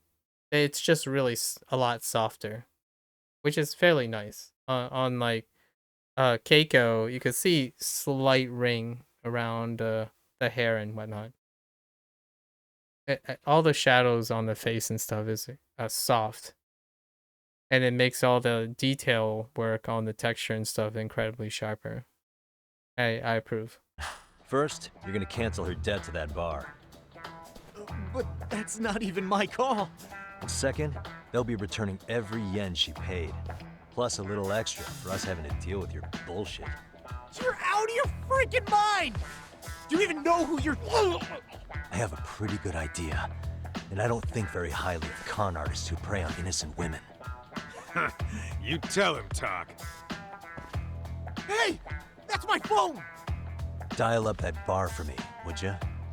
What bar? Drop the act, kid. That scam is the oldest trick in the book. You don't have any proof. Proof? Do we need to spell it out for you? We've got you by the balls, you little shit. Who even are you people? Some of Kamurocho's finest. The There it Yagami is. Detective Agency. Title drop? I mean, you're detectives? It's in the name. Smart guy, huh? Everyone in town knows us. They True. do. You're goddamn right they do. Don't talk like you never heard of us. Give the guy a break, Kaito-san. We're still getting our name out there. No. Why does this have to go down in front of our client? This is beyond embarrassing. Yeah, so you can see a little bit like here and here. It's just a lot less prominent, right? Waiting for the title screen drop. It's gonna hit pretty hard. As a just to preface the title screen drop, I imagine it's gonna drop soon. There might be a copywritten song. In the last game, Alexandros was the band who did the intro and then the ending, and both those songs were featured in the ending. So if I stop talking and talk after, it's probably because of that. Just to get ahead of it. There is a chance. Look, I get what you're after, but give it up. That money's as good as gone. The guy who runs that bar's ex-Tojo clan. I wasn't lying when I said he's Yakuza. Yeah? Well, I used to roll with the Tojo myself. I might even know the dumb bastard. You know he's all bark and no bite, don't you? The Tojo clan got disbanded. Yeah, but he's still a criminal. Just because his clan broke up doesn't change a thing. He's just a dickless ex-Yakuza strutting around, flashing a pin that don't mean shit. Still, even an ex-Yakuza is dangerous, right? Are you sure you'll be safe? Yeah, got this under control. Danger is our specialty. So, which number is the bar keeps? You really shouldn't. Still worried about pissing off an ex-Yakuza? I'd worry more about the one right in front of you. Or would you rather try your luck?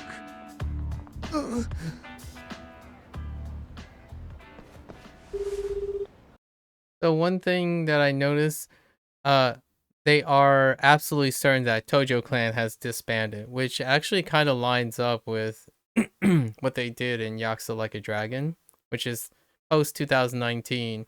The Yakuza way of life has largely dissolved, like the main power holders, and it looks like this is also the same. Matsugane was a smaller family in the Tojo clan. I don't know how many years it's been. Maybe it's the next year. It's the year. Oh wait, it might be 3 years now. Because generally, if it takes place in 2019, this might actually take place in 2022 or 2021. The game's release, it's either plus or minus 1 year. So this game was released in 2021. So there's a chance it's 2022, 2021, or 2020. So 1 year after, it's been 1 year, 2 years, or 3 years, but it looks like the Tojo clan dissolved. Matsugane wasn't one of the main families that were holding up the Tojo clan. So we're accepting the idea that the Tojo clan has been disbanded. There's no indicator that it was in judgment. Like no clear indicator. What's up, Kosuke? Hey, Chief. You wouldn't happen to be back at the shop, would you? Yeah, I am. Why, you, find yourself a new chick, huh? Oh, you just keep reeling them in, don't you? Not exactly. No? Well, hey, at least you still got Keiko on lock. Yeah, these broads will do anything if you know how to squeeze them right. You could make a fortune milking her. Bastard. Wait a minute, though. What happens when Keiko brings you the money? Oh, that's simple. First, we take the cash off her hands. Then we slap on a last-minute late fee and send her sobbing all the way to the soap land. Right. Sounds like you got it all figured out. Wait. Why'd your voice change all of a sudden? Took you long enough. Wait up. Who the hell is this? I suggest you remember this voice. Because I'm about to come knocking, and this time, you'll be the one paying the price. Holy shit. You're kind of insane, man. Sorry to break this to you, Keiko-san. Kosuke-kun had you fooled. No matter what lengths you went to for him, all he ever thought of was using you. You were just an easy mark the whole time. Don't get me wrong, Keiko-san. This did start out as business, but now I've seen the light.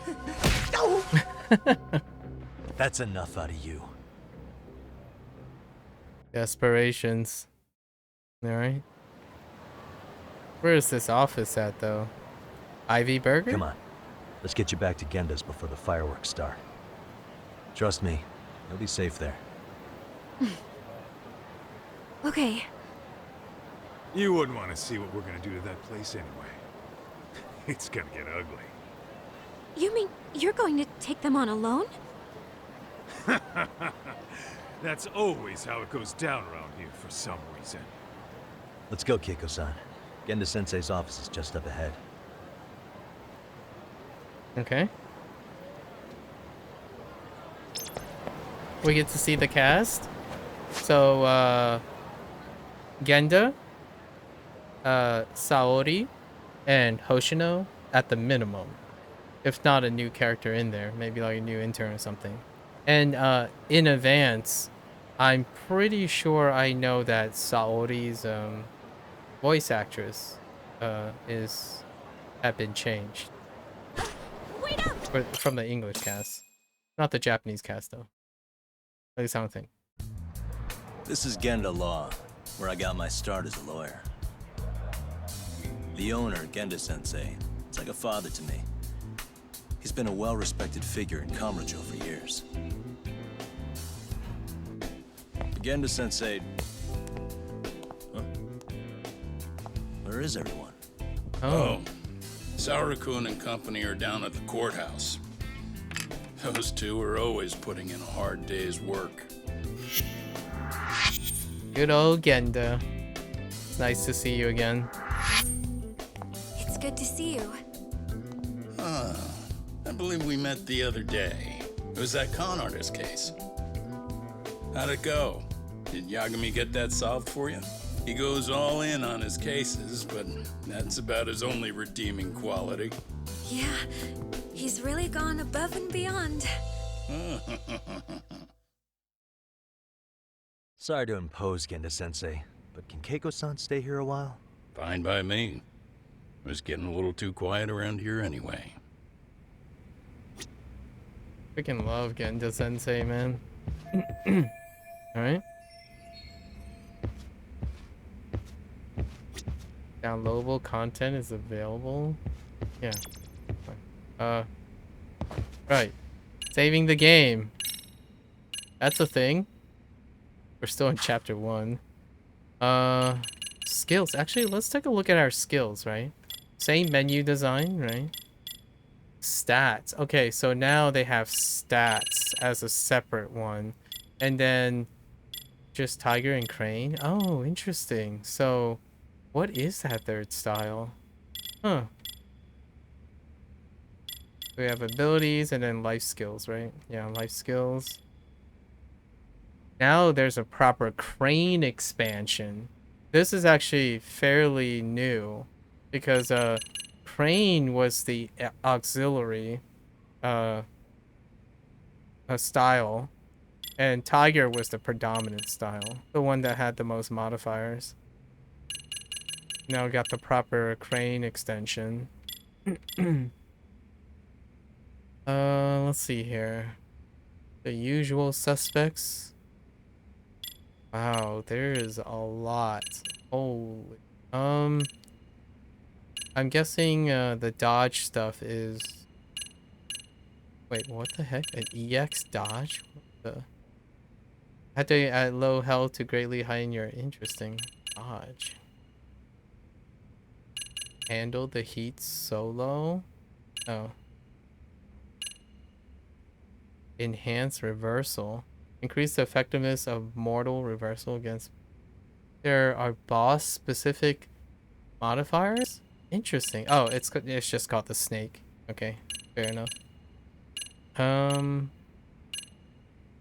Verge of death stuff. Wait, is this still a VR thing? Oh, this EX light bullet. So Paradise VR is still is gonna make a return. Where do I get like are any of these blocked by... Oh. Wait.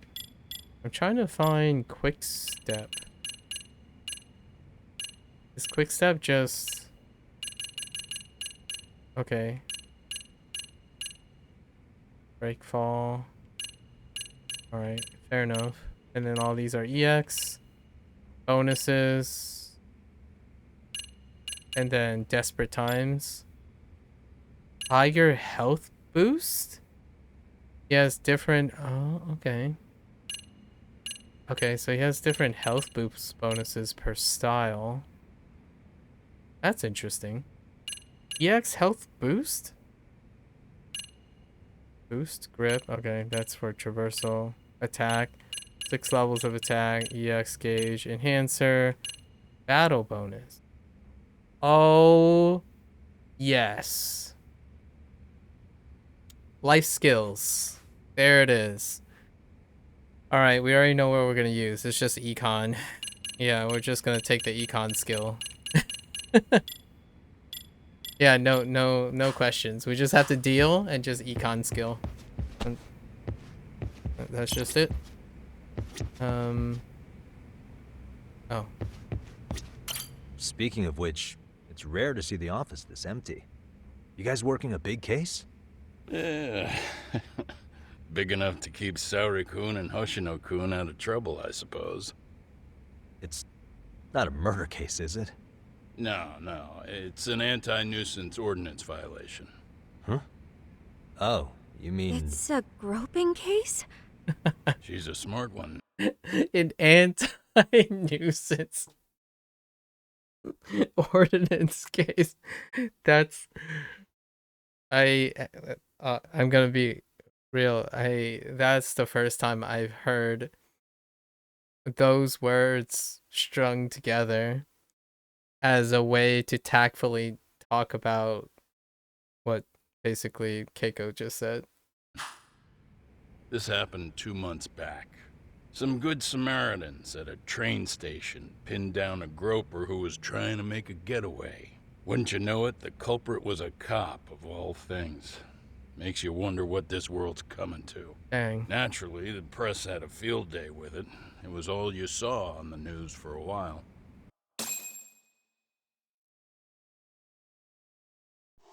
Oh yeah, I remember hearing about that. It was all over the internet. Anything that stops the trains during rush hour makes the news. It was all they talked about. Probably because he was a policeman. The judge is handing down the verdict today, and I don't expect he'll be pleased with it. Every answer he's given has been, I don't recall. Like that'll do him any good. Stop that man! That man's a groper! Stop him! Stop him!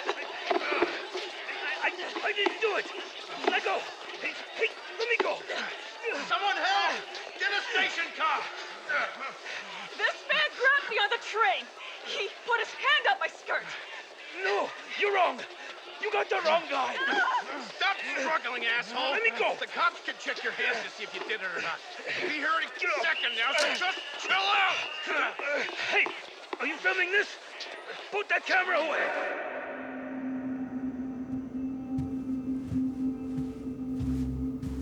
Holy fidelity.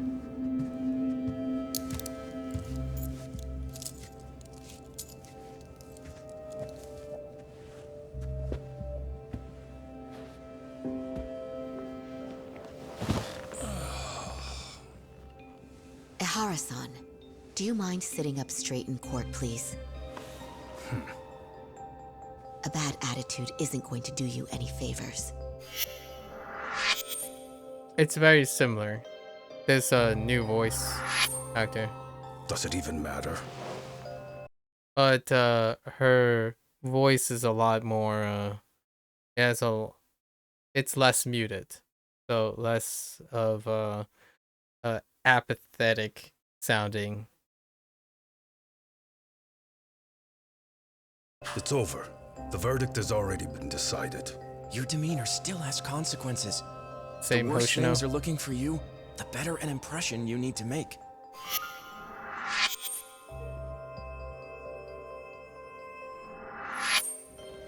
Leave an impression. Huh. Well, if I were the judge, I'd be happy about having an easy day on the job for once. This is no time to be cynical either. Besides, the judge hasn't... It's decided. Guilty is charged. This also means it's almost time for the curtain to fall until the grand finale. What? And so, let's get this show on the road.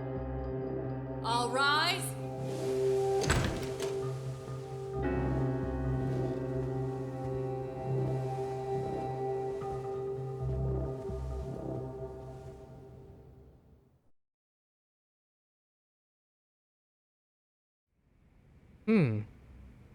Well, like I said, we should have a verdict coming down today.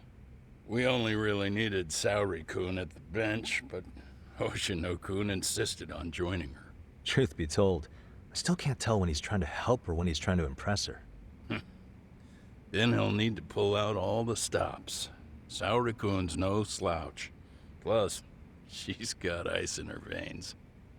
Speaking of, how'd you end up on the hook for defending an active duty officer? Well, another firm had it on their plate first, actually. Comro PD, they have their go-to guys. The plan was to get a confession, earning the defendant a nice retirement package and a simple case dismissed. You mean he'd be found innocent? Bottom line, yeah. On the condition he left the force anyway. Correct. But the plan fell apart when the cop kept insisting he didn't do it, in spite of the evidence stacked against him. So, once Comro PD's lawyers decided to throw in the towel, the case went straight to Saori-kun, who just happened to take the call. Huh. Makes sense. I'm sure they'll be back soon if Does you it? wanted to stick around. I would, but I gotta tie up a few loose ends. But let us know if any new requests come in. Restless as always. You ever heard of a vacation, Yagami? That's exactly why I turned my hobby into a job. Besides, I like staying busy. Fine. You never did listen to your elders. Anyway, I shouldn't keep Kaito-san waiting. Thanks again for looking after Keiko-san. I still love the extra use of spotlights on their eyes. Like he had like 3 pin, like sharp spotlights on, I guess, the right side of his eyes there. All of that. Okay. Let's go deal with this ex-Tojo guy. Hey, ready to wreck shop talk? Not gonna be any bottles of beer on the wall when we're done. Fun. Let's get to Playful. work. Bottles on the beer. That's what I'm talking about. Bottles of beer on the wall. Fun turn of fairies.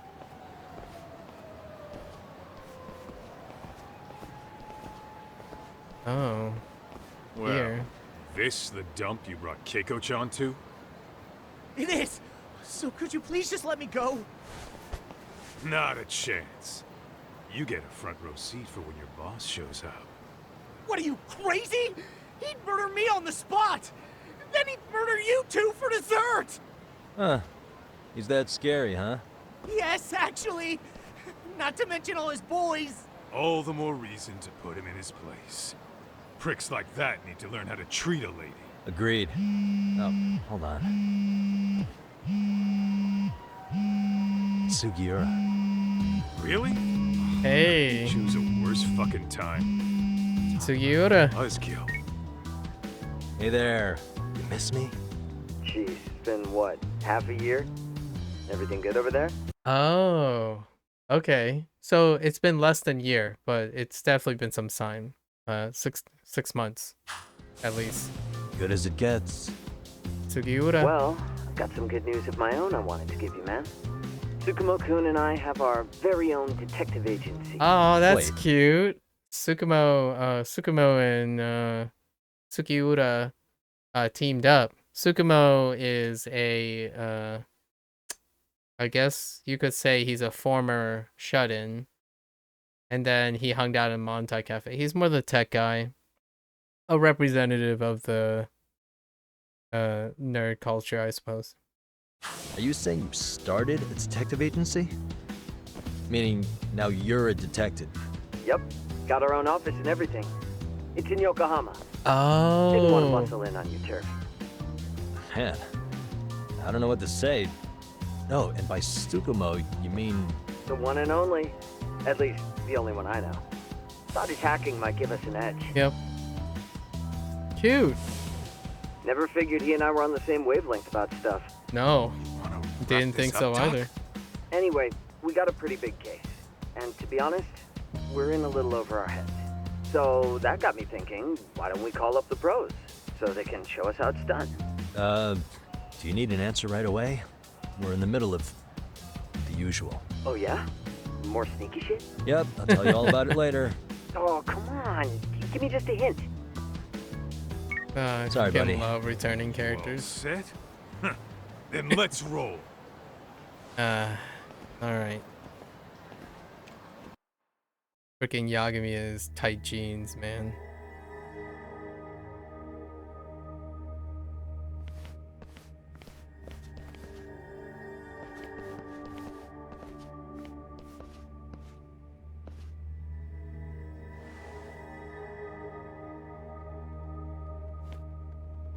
Kosuke, care to explain what the fuck's going on? It's not what you think. We're here on account of a woman named Keiko Hamada. She says she's been threatened by an illegitimate business. Oh, I see. You're the guy who had this dipshit's phone. Yagami Detective Agency, at your service. Yagami Detective? Yo, wait a sec. You the kid Matsugane-san took in? There, you see? I told you people have heard of us. Huh. Kaito, please. As for me, the name's Kaito. Used to wear the Matsugane myself. Oh, I've heard plenty about you. You're a real celebrity, buddy.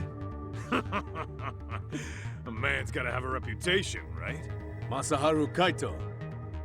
Ugly as an ape and just as dumb. Lets an amateur thief get the drop on him, then forks over the family safe? Yeah, you're a real legend. Don't talk like you were there, jackass. You want an ape? I'm about to go ape shit here. Come on, man. Don't give him what he wants. Okay, alright. Just for the record, right? Just for the record. I don't know if if this was intentional or not. I'm not sure. I mean, so SEGA publishes a lot of games, right? RGG makes a lot of games. They've been around collectively for a really long time. And to me, I don't know if they made this connection. I'm not sure if Crispin Freeman has any comments about this. But his major role that he voiced in a really big, like, really notable game, which we just mentioned recently, he is the voice of Winston in Overwatch. And he just made a comment about going ape on someone. I think there's a sense of humor here. I'm not sure if that was intent. I mean, Kaito is the big burly, like, slightly not the sharpest tool in the shed, but like heart of gold kind of thing. The character of Overwatch, Winston, he's like the ape, but he's hyper intelligent. But he also goes ape too, right? Like, so it's kind of the thing.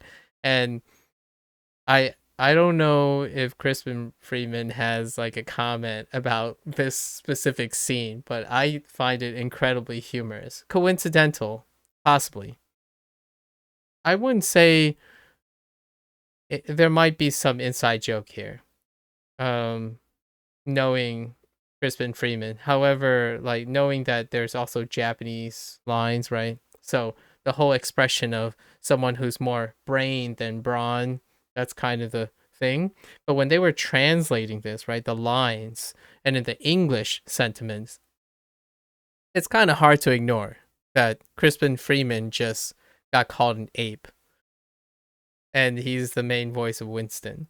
So, I mean, that's still probably one of his current gigs. Crispin Freeman's current gig is probably still doing voice lines and stuff for Winston of Overwatch. Anyways, moving along. Sorry. Had to get that out there.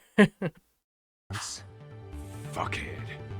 Now that we're past introductions, we're here to get Keiko-san's money. And we'll be tacking on our fee on top of that. Just business. I'm sure you understand. Hear that, boys? The detectives come to collect. You know the best part of breaking ranks with the Tojo clan? The freedom. No more paying cuts to guys upstairs. Makes us even tougher. And guess what I spent the cash on? The walls. This is damn good soundproofing. Meaning whatever goes on inside, stays inside. You'll find out just how convenient that is. You hear that, Kaito-san? He says we're free to cut loose. Oh, yeah. Best news I've heard all day. I'm gonna open up a can of... Hey, hold that thought a minute. I love this. Greetings, Yagami-shi. Did Sugiura-shi call you a second ago? Tsukumo. He did, but look, Tsukumo, now's really not a good time. Oh, so you really are just busy? He said you hung up on him, so I wanted to make sure. He didn't offend you, did he? I'd hate to think he upset you, you know? But if so, we didn't mean it. On behalf of both of us, I offer my profuse apologies.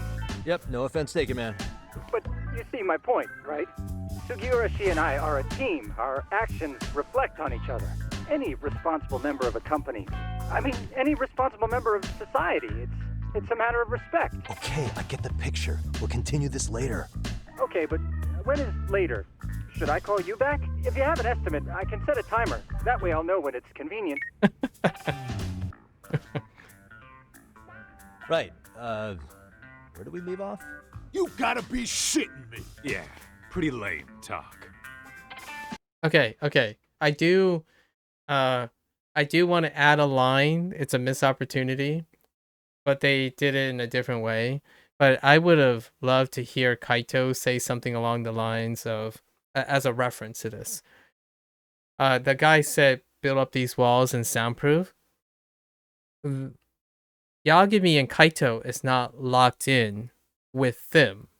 They are locked in with Kaito and Yagami. So their sentiment was like, yeah, you know, just what we're looking for. But it would be kind of stylish and pretty fun, like hitting the nail on the head for some reference of like bounty hunting and spaghetti western thing. That's what they did here too, where they get interrupted, you know, it's not really a big deal to them, that kind of thing. You get that whole like Cowboy Bebop, Cowboys, spaghetti western, awkward situations that break up the beat. It's like, yeah, you know, it's another day on the job. That's it. You jokers are dead meat! Alright, right, upgrade your skills, sure.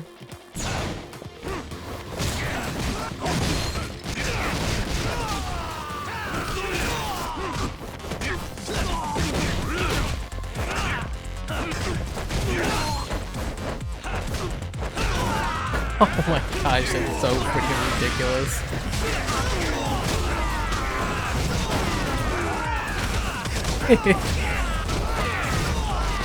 It's like a freaking helicopter.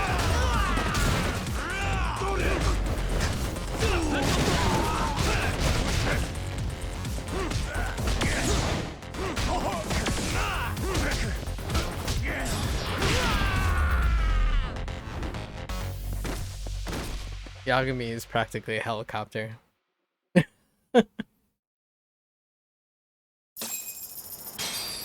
Alright.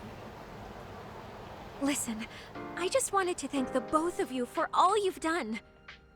I'm just glad to hear they got your money back. These two are something, huh? Oh, yes. I don't know how I could possibly repay them. Don't worry about it.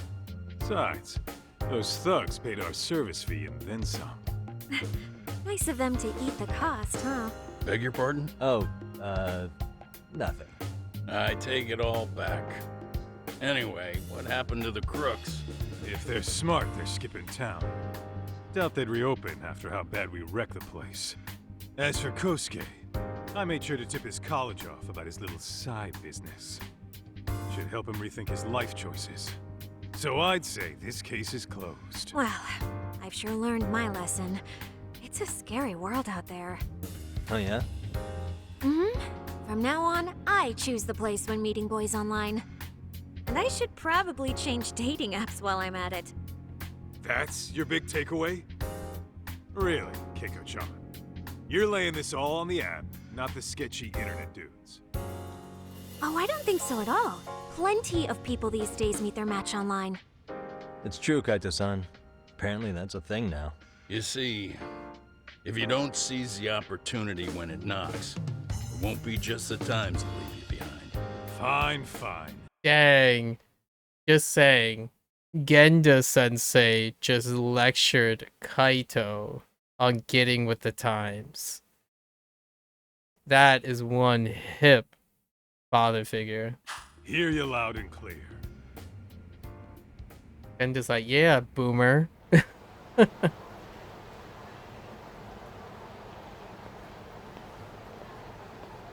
Saori-san and Hoshino-kun sure are taking their sweet time. Now that Oh, you no. mention it. Yeah. They should have left the courtroom a while ago. Maybe they stopped for a quickie somewhere. There's nothing between those two. Nothing real, anyway. These old eyes can tell that much. Wisdom comes with age, huh? Damn right it does. And I've got more than you kids on both counts. You talking about Matsugane-san? Yep. The lawyer and the Yakuza. Best of both worlds. Though we came from different backgrounds, we were brothers in arms. Both trying to make it in Kamurocho. You two ought to visit his grave every now and again. We will. That goes without saying. Well, I guess we should get going. I guess so. Thanks for having us on such short notice. Oh, and give the two lovebirds our regards. All rise.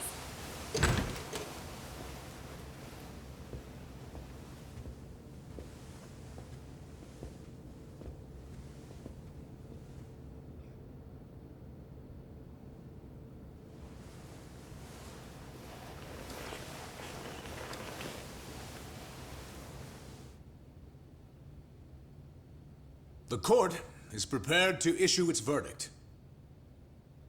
The sentence for the defendant, Akihiro Ihara, is 6 months of penal servitude. He's getting prison time for his first offense? Isn't it usually just probation in cases like this? Yes. I'm sure his attitude didn't help the situation. From the start, the evidence was stacked against him, and all he did was deny it. If that will be all, we can proceed with the court's rationale. The defendant may be seated.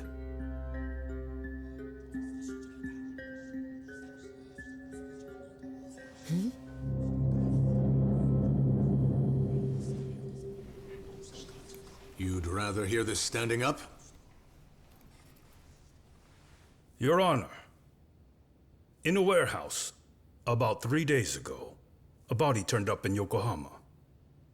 Oh, maybe you hadn't heard that. What? What the hell? What is he talking about? I don't know. I'll take that as a no. In that case, make sure you pass this along to the Kanagawa police. They'll want to know that the body belongs to a guy named Hiro Mikoshiba. 4 years ago, this man took my son from me by driving him to commit suicide.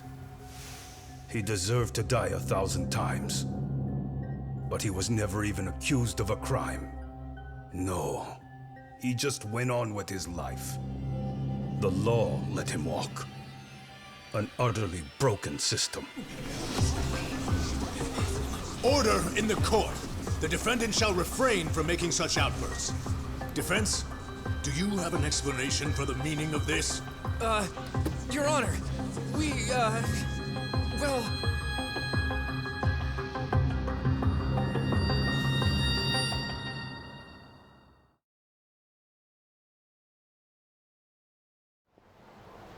Huh? How's that for an honest day's work? I just want to go put my feet up in the office. Sounds like a plan. I need to get back to Sugiura, too. He was telling us about a big job. You mean a big job for us? Yeah, down in Yokohama. By the way, Sugiura and Tsukumo, they're detectives now. Those two detectives? Good one, Todd. Wait, you serious? This game is absolute bullshit. It's like it's designed to eat your money. Yeah, what a fucking scam! Fuck this. I'm beyond pissed. I need to unload on someone's face. Hell yeah, dude! Why don't we go give some asshole a game over? You know I'm always down. These guys are looking to, yep. Street fights. Wow, the title has not dropped yet. I guess chapter 1 was pretty, like the first 2 or 3 chapters were quite long in the first installment as well. I was kind of expecting the title drop right there when the guy openly declared war on the legal system. Gangsters don't ask questions while walking around town. You may notice, right? Sure. When the getting gets tough, sometimes you encounter unusual, powerful enemy. Yeah, the same purple and red indicators. Battle rewards. By fulfilling certain... Oh, you may earn battle rewards. That's what those are for. Okay. This is integrating something that Yakuza 0 integrated quite a lot into the reward in terms of money system. So maybe these are the battle rewards, or it could be... Oh no, these are. So these are separate from like completion reward, the town go stuff, probably. So let's see how it works. Oh, we don't actually have to do anything. Just kidding. We don't have to pick fights, so we're not going to. What's our current SP? We're more or less gonna put in battle bonuses.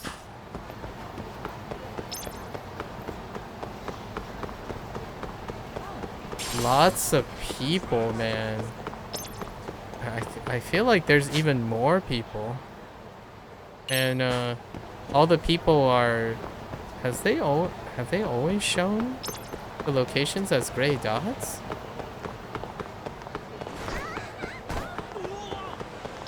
Huh.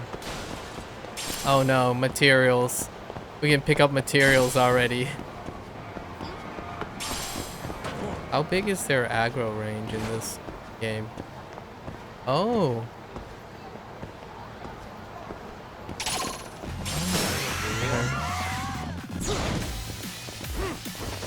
Music though. Man.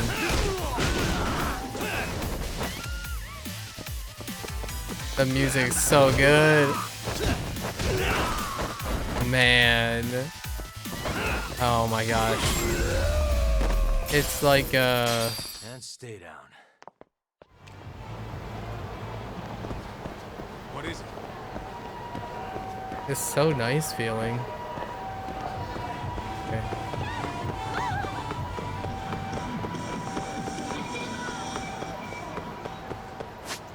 Are these sub-story dialogues? Boxes? Yeah, sub-story dialogues are different now. Not case files. Like a folder look. Oh no, wait. Oh no, maybe these are friendship things. Hold up. Yep. Probably friendship things. So they're no longer like... I guess these are indicators to start the friendship. Yeah, oh yeah, these are definitely friendship locations. Yeah, without a doubt. Friendship locations.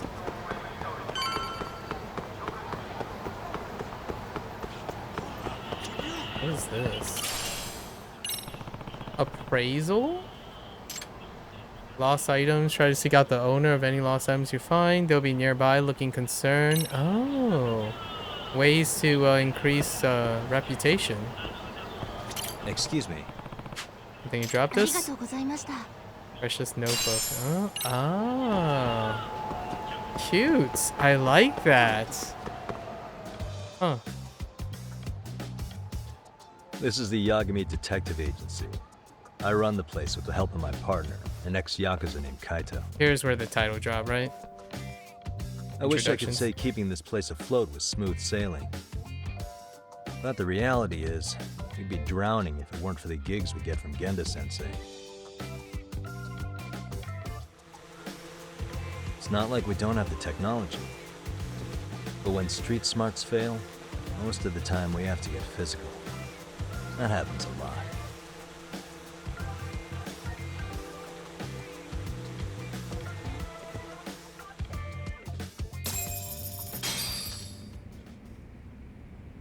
We just...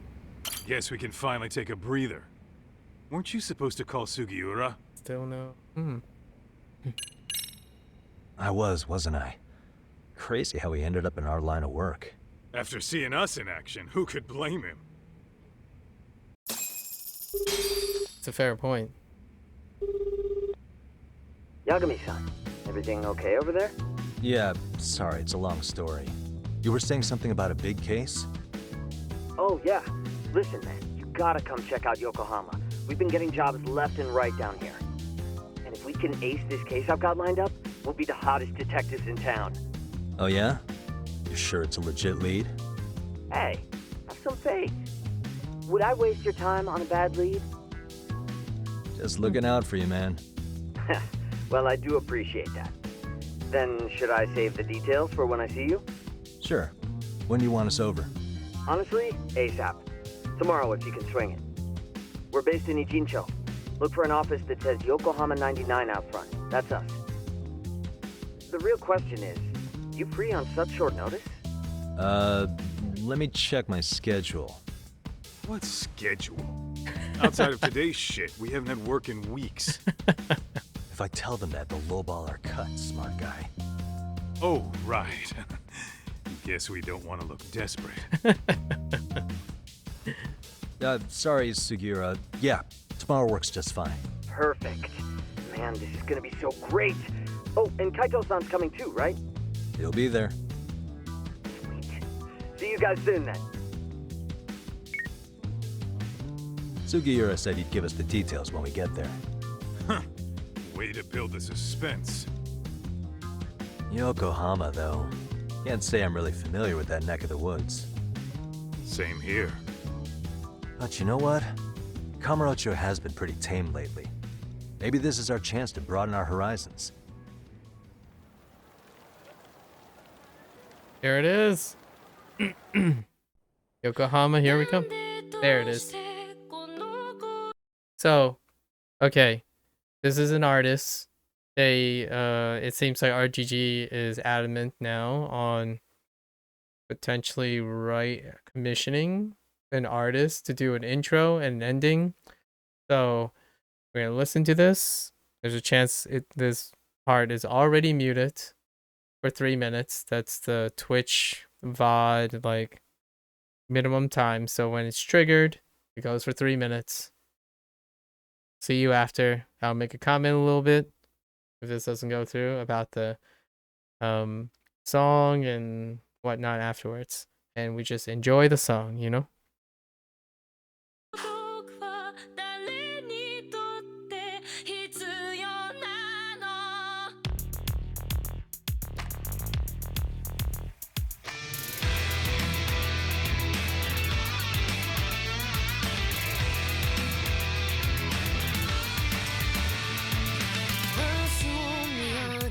首はいつか誰かに切り取られて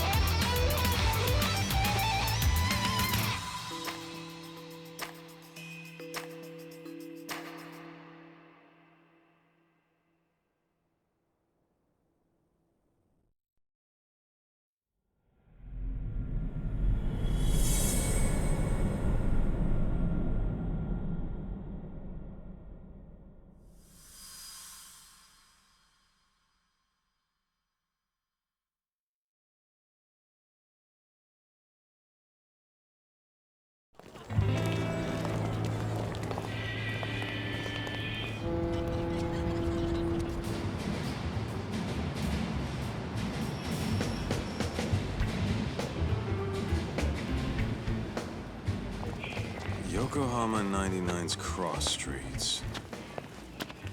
Aw, it's not even close to Chinatown. So much for us getting a decent meal on this strip, huh? Well, then how about on the way home we take ourselves a little detour? Maybe. Tsukumo's place is way out there. Want to take a taxi? I suppose we could. But why don't we hoof it? Yeah, we could see the sights. I guess I'm on board with that.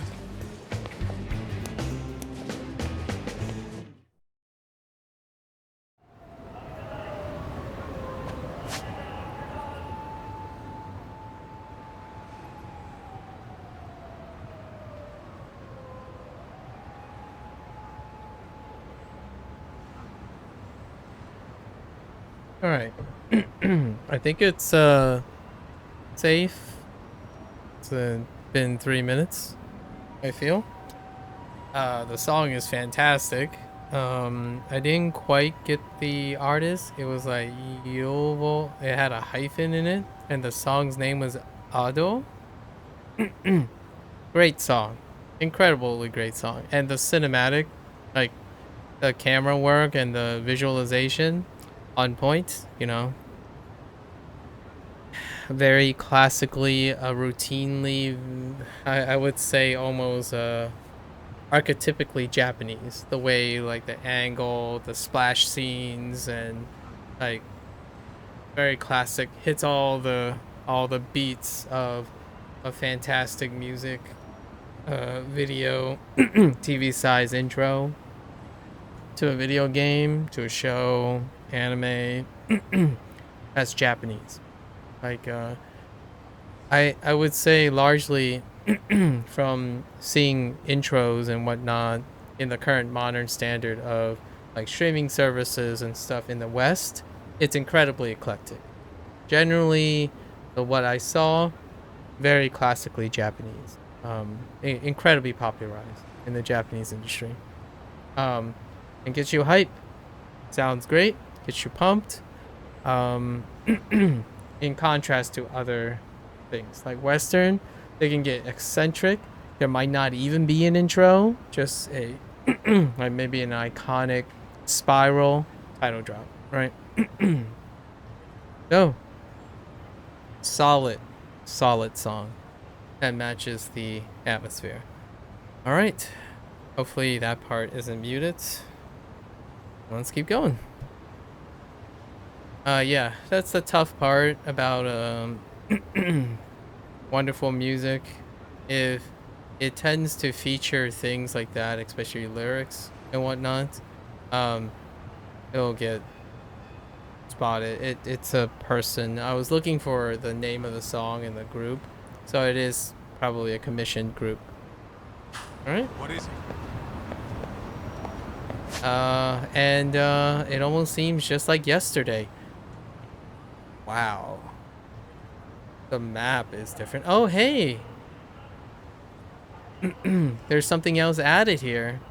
This part wasn't in Yakuza Like a Dragon, so they added something. Another building here.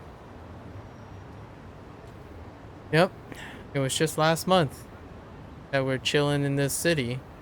It feels more, it feels tighter. Like, everything is tighter. This is where Casca first showed up in Ichincho. Alright. Yep, everything is where they are. Yeah, so this is what I mean, right? So, like, Hello Works, not accessible, right?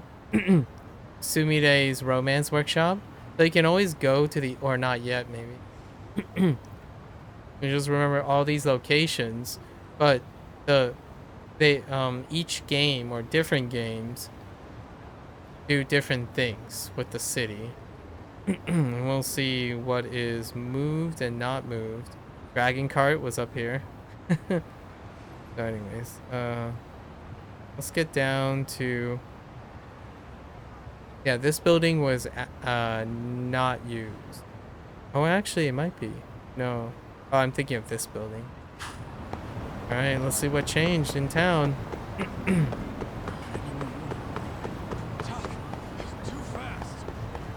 Kaito, pick up your feet.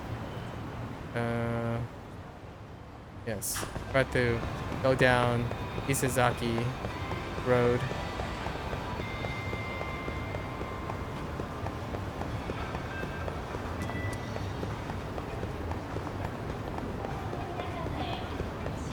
Ditching me?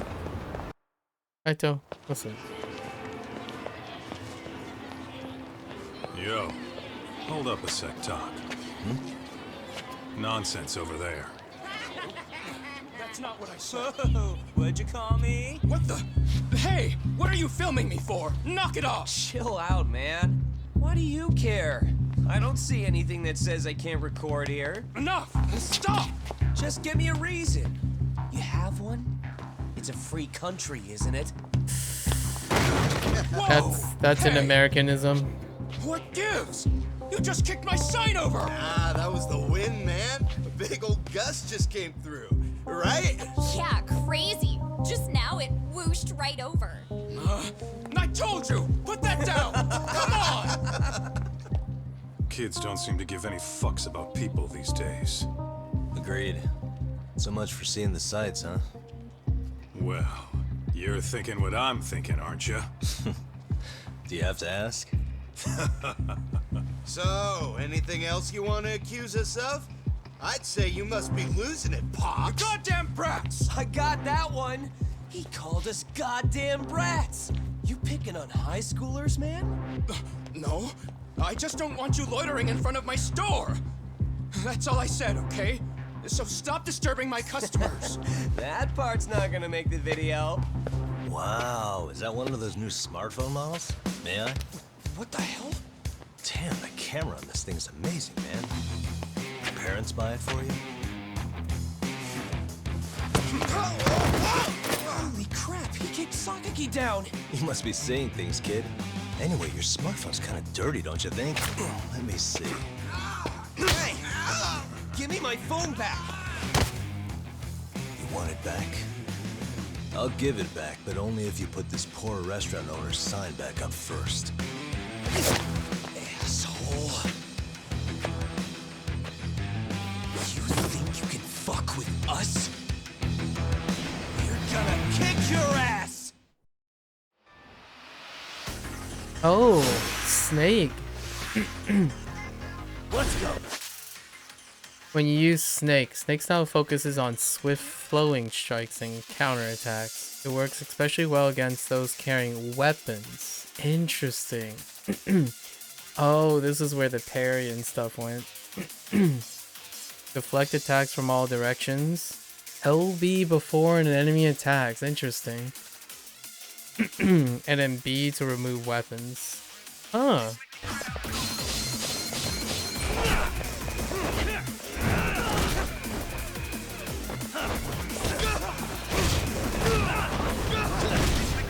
Okay.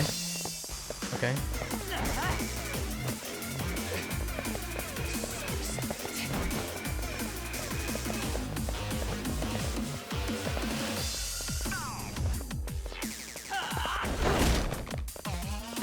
Oh.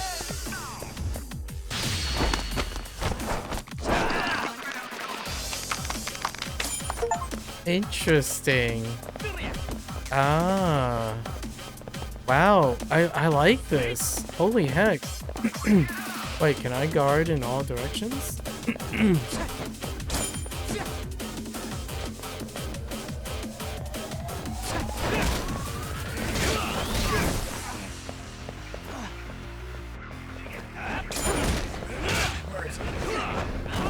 Dang.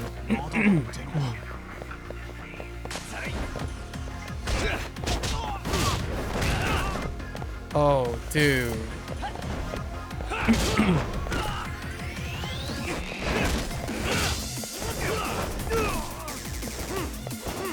Oh.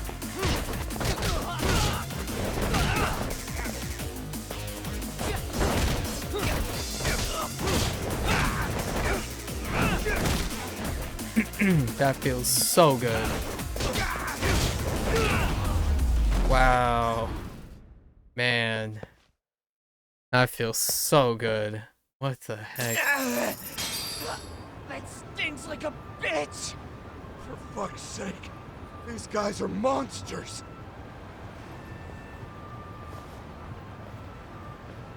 Yo, was that Aikido just now? Oh, don't tell me you've been training at a secret dojo or something. Just more of my own thing, really. Figured I'd find a way to hold back for punks like them. Thematically appropriate. Here, this came from one of those kids. Your call what to do with it. You really didn't have to. But thank you.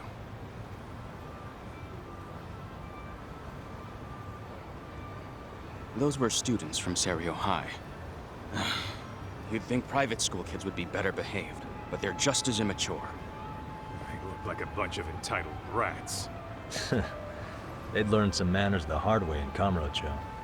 Well, we've got our fair share of unsavory types. The Yakuza, not to mention those Yokohama Liumang gangsters. Liumang's Those kids in wouldn't town. dare to mess with them. So they're selective about their targets.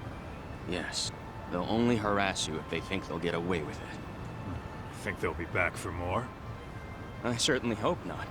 But anyway, I sure am glad you stopped by. Come to think of it, you're the only ones who've ever intervened. I take it you're not from around here? Yeah, but we might end up staying. For a while at least. Ever hear of a detective agency called Yokohama 99? We were on our way there right now. I'm afraid that doesn't ring a bell.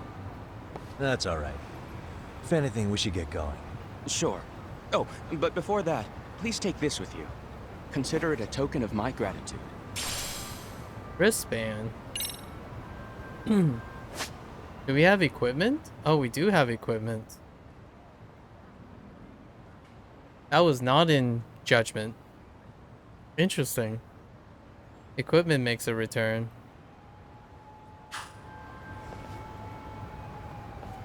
Huh. I totally forgot about that.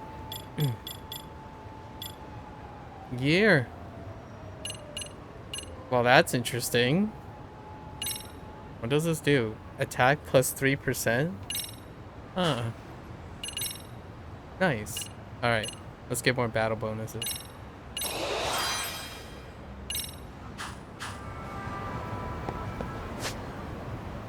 What is it?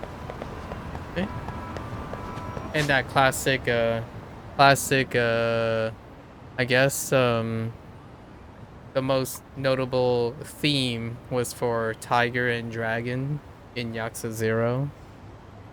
It was meant to be somewhat like associated with Chinese representation. Fairly appropriate since now we're only, it looks like just the Liumang is here as opposed to like the Ijin 3 kind of deal. Maybe not, maybe so, we'll see.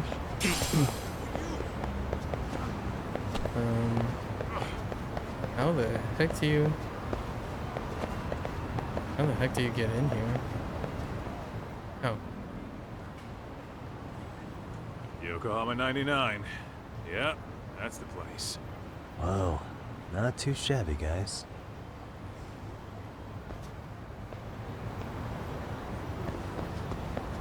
Okay.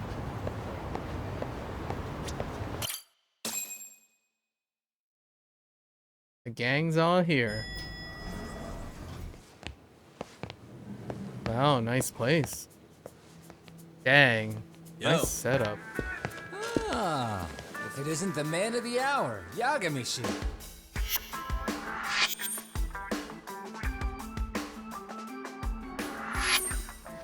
Gentlemen, welcome. How are you? This guy. First he falls off the radar. Now he's got this sweet office.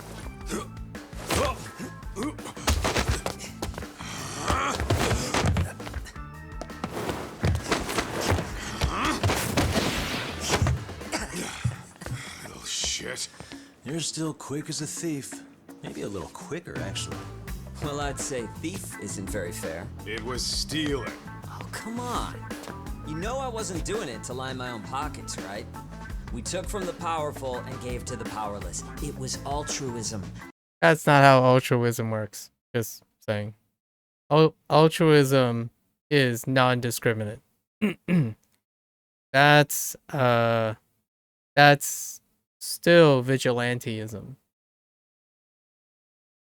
And it's all in the past now, so let's just leave it at that.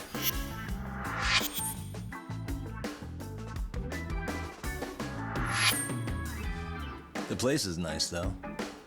It's kind of familiar, even. Yeah. You're our inspiration. It looks Yagami like their Detective office, Agency. except You bigger. guys are the goal. For sure. I love So, it though. How about you guys take a load off? If you're ready, I'll give you guys the briefing. Say what? A briefing, man? Let him go over what we know. I've actually got an agenda for today's meeting, too. That laptop though. That laptop as a electronics enthusiast, that laptop. I want to say it's a little bit mixed between the stylization of Asus, MSI, and Alienware put together. The way they put the logo is quite Alienware, and the angle is more like I'm gonna say it's more like an Asus Strix kind of thing. They're like Strix line. A lot of times though, MSI do also put those type of angular, like what do you call those? Like the arrow things, chevron like things on the back. But yeah, gamer laptop, folks. Gamer ID'd laptop. Tsukumo is the gamer representative, so he did make a cut. There were a lot of nods in the first Judgment game about his interest. He used to be shut in, then he found his courage to make it to the Montai Cafe. He spends most of the time on the internet. He's delved into internet culture. He's an anime fan. He likes collecting figurines, normally dealing with anime, and he plays video games. Lots of video games. An agenda? Just roll with it. And he's Give good him with a technology, chance. I suppose. All the detective talk has made him go a little. Although the whole technology thing, that doesn't go hand in hand anymore. I would actually think it's now more it's used to be the norm for, like, say, maybe in the United States, for speaking in the United States, it's kind of the norm for the millennial generation, but the later generations, it's less of a correlation anymore. Understanding how technology and electronics work is not generally positively strongly correlated with being in otaku, or more or less like someone who is incredibly passionate about video games, that it becomes a shut-in in some way. So those do not correlate anymore. It used to. Not anymore. A little overboard. I'm sure Less. it'll work itself out. It's all good. Imitation really is the sincerest form of flattery. That saying, imitation is the most sincere form of flattery, that doesn't track very much anymore in the post 2020 years. However, technically this is still kind of at the cusp of the 2020. It's a deep cut. We won't go into it. Maybe another time. To sum up why we called you, we've been seeing a major upward trend with these kinds of cases. What do you think? Care to take a wild guess? I'll give you a hint. It's not a problem you'd find in Kamurocho. So, it's specific to Yokohama? Interesting. It's gang warfare. The outfits run in Chinatown Yeah. at each other's throats. Liu You Mang. guys sort out the aftermath. Well, we did just hear about the Yokohama Liumang. They're a gang, Oh. right? So, is there another Yakuza outfit and maybe another Yakuza Korean mafia? Yeah, the Yokohama Liu whatever. Bet they're stirring up shit as we speak. Liu, whatever. Actually, we haven't run into any gang-related activity at all. Oh, interesting. No, what we're dealing with isn't so conspicuous. I'll just tell you, it's bullying. Oh, no. Okay, so we're not going to the organized crime thing, but oh no, bullying? Oh no, this is I'm gonna have a lot to say about this. All right. This is gonna be a tough game. Sometimes parents ask us for evidence to prove their child was bullied. Fairly often, they want these bullies taken to court immediately. They'll also want to hold the schools accountable, but none of that happens without solid proof. That explains the intro when the title dropped, that they were featuring lots of school interiors, a student, a lot of school motifs going on in the intro. How old are these kids? Most of them are in middle school. Research shows that boys at that age experience a sudden spike in testosterone. This leads to outbursts to assert dominance, compounded by the irrationality of an immature brain. Alright, that's... Yikes. That is,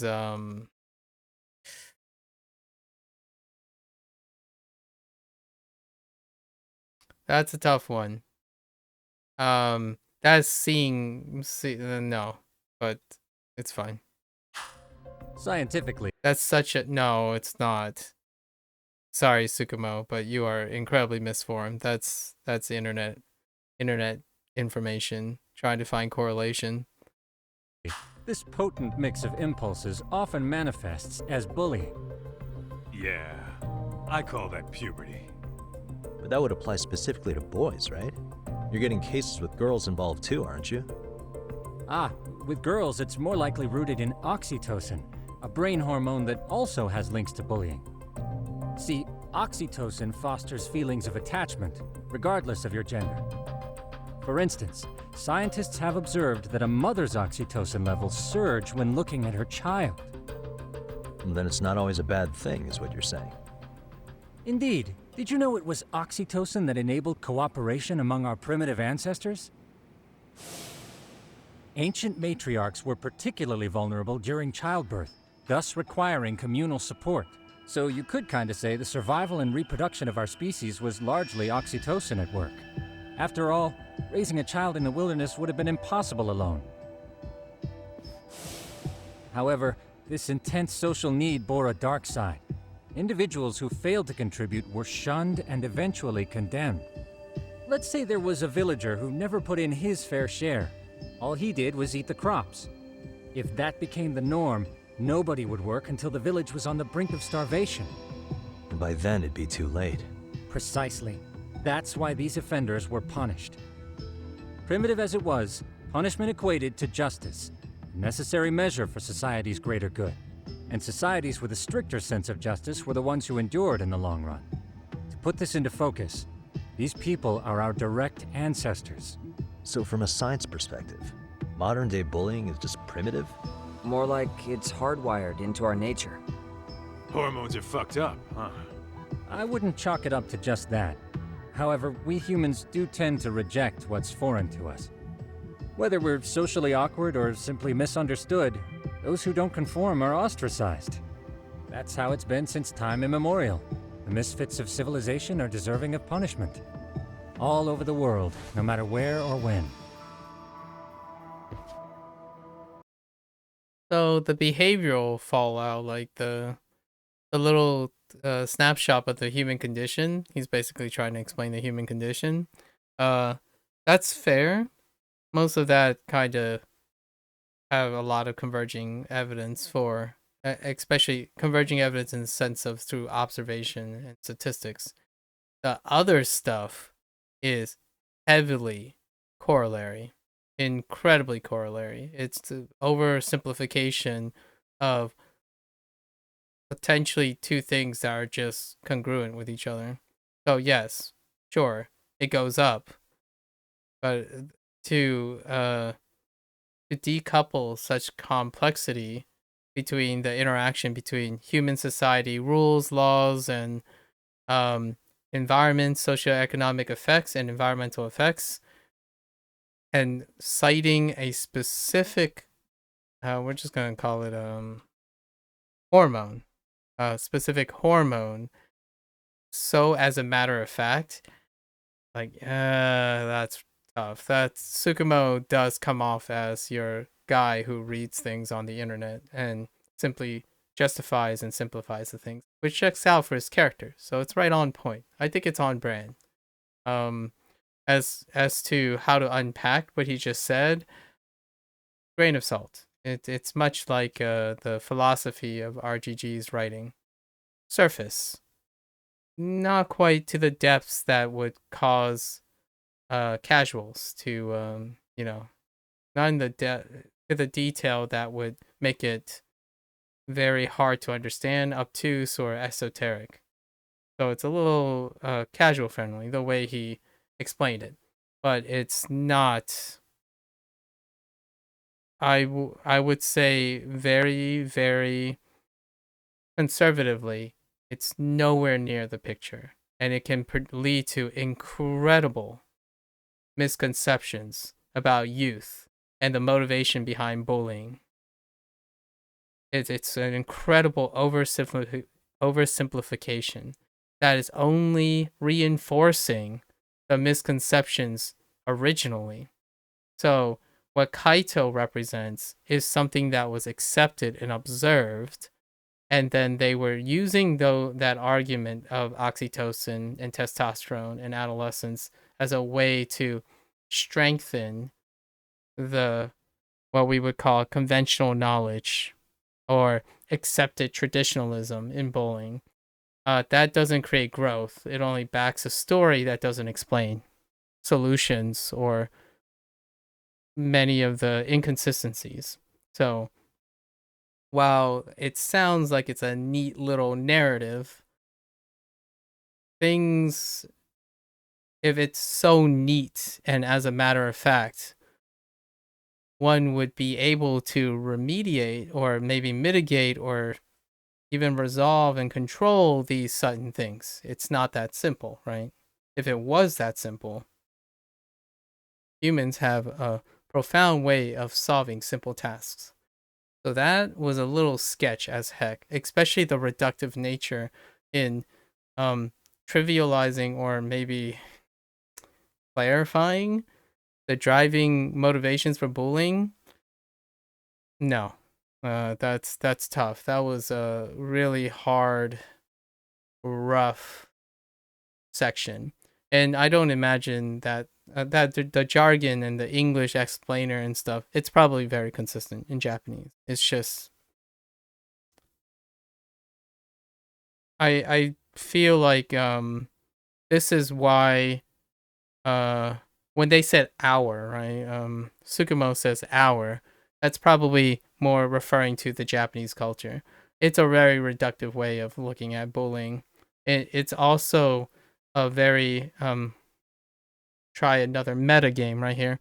In Japan, it's still homocultural, as in standards, rules, behaviorism, decorum, rules, laws. They're all incredibly unified and single perspective.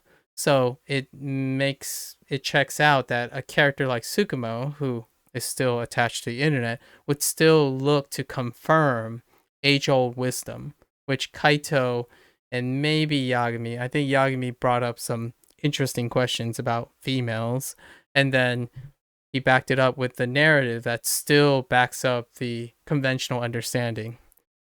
And here's where the metagame gets a little deeper. I agree with the one notion that he said about conformity and xenophobia. So bullying occurs when, in the human condition, it's very common to cite what doesn't conform, right? It pops out. Differences are accentuated over consistency. So bullying tends to target things that stick out because of the human condition, which tends to be xenophobia or things that are weird, deviant, or like outliers. However, what he just did is the exact same thing. He explained bullying in the most conventional manner by reducing it to all the converging evidence that points to the age-old wisdom that adolescence and puberty has an imbalance of hormones, and those hormones are the driving force for everything that is irrational during adolescence.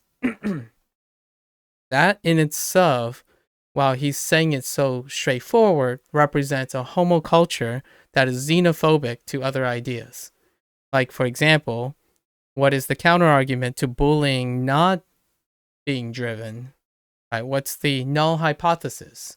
Is bullying far more complex than simply the imbalance of hormones or the escalation of one or two hormones?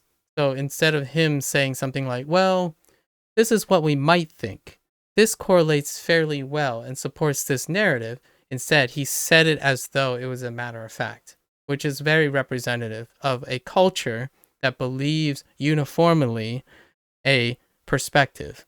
And when you do that, you always look to back up a singular perspective on how bullying works. And I can tell you now, the reason why I'm saying all this is that if that was the perspective in the United States, my life would be very different when it comes to the motivations of bullying. And bullying don't just extend, like, bullying does not encompass only adolescence and puberty. It can greatly and almost very observantly be conditioned into adulthood. So it goes well into adulthood. The way the person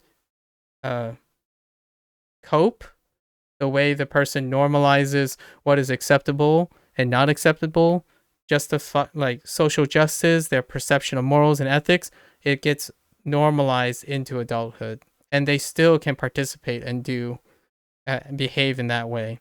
And in that case, that whole like swarming hormone thing, like the escalating thing, that's not necessarily a great explainer for a vast majority of the kid's life that deals with bullying. So bullying just doesn't end at the high school or like middle school even.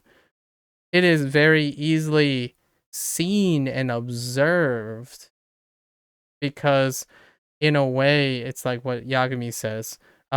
You can see it as primitive. Things that are primitive tends to come from things that are simplified and lacking experience.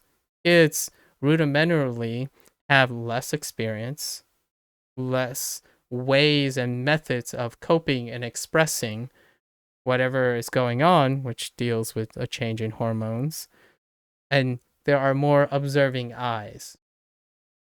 What is not apparent is when you get to adulthood, that becomes complex. It becomes subtle, incredibly layered, and even more confounding. So, in a way, what Yagami and like the vast majority of Like a Dragon series deals with is a form of opportunism, which is still bullying. You take your advantageous position and you feast on the weaker.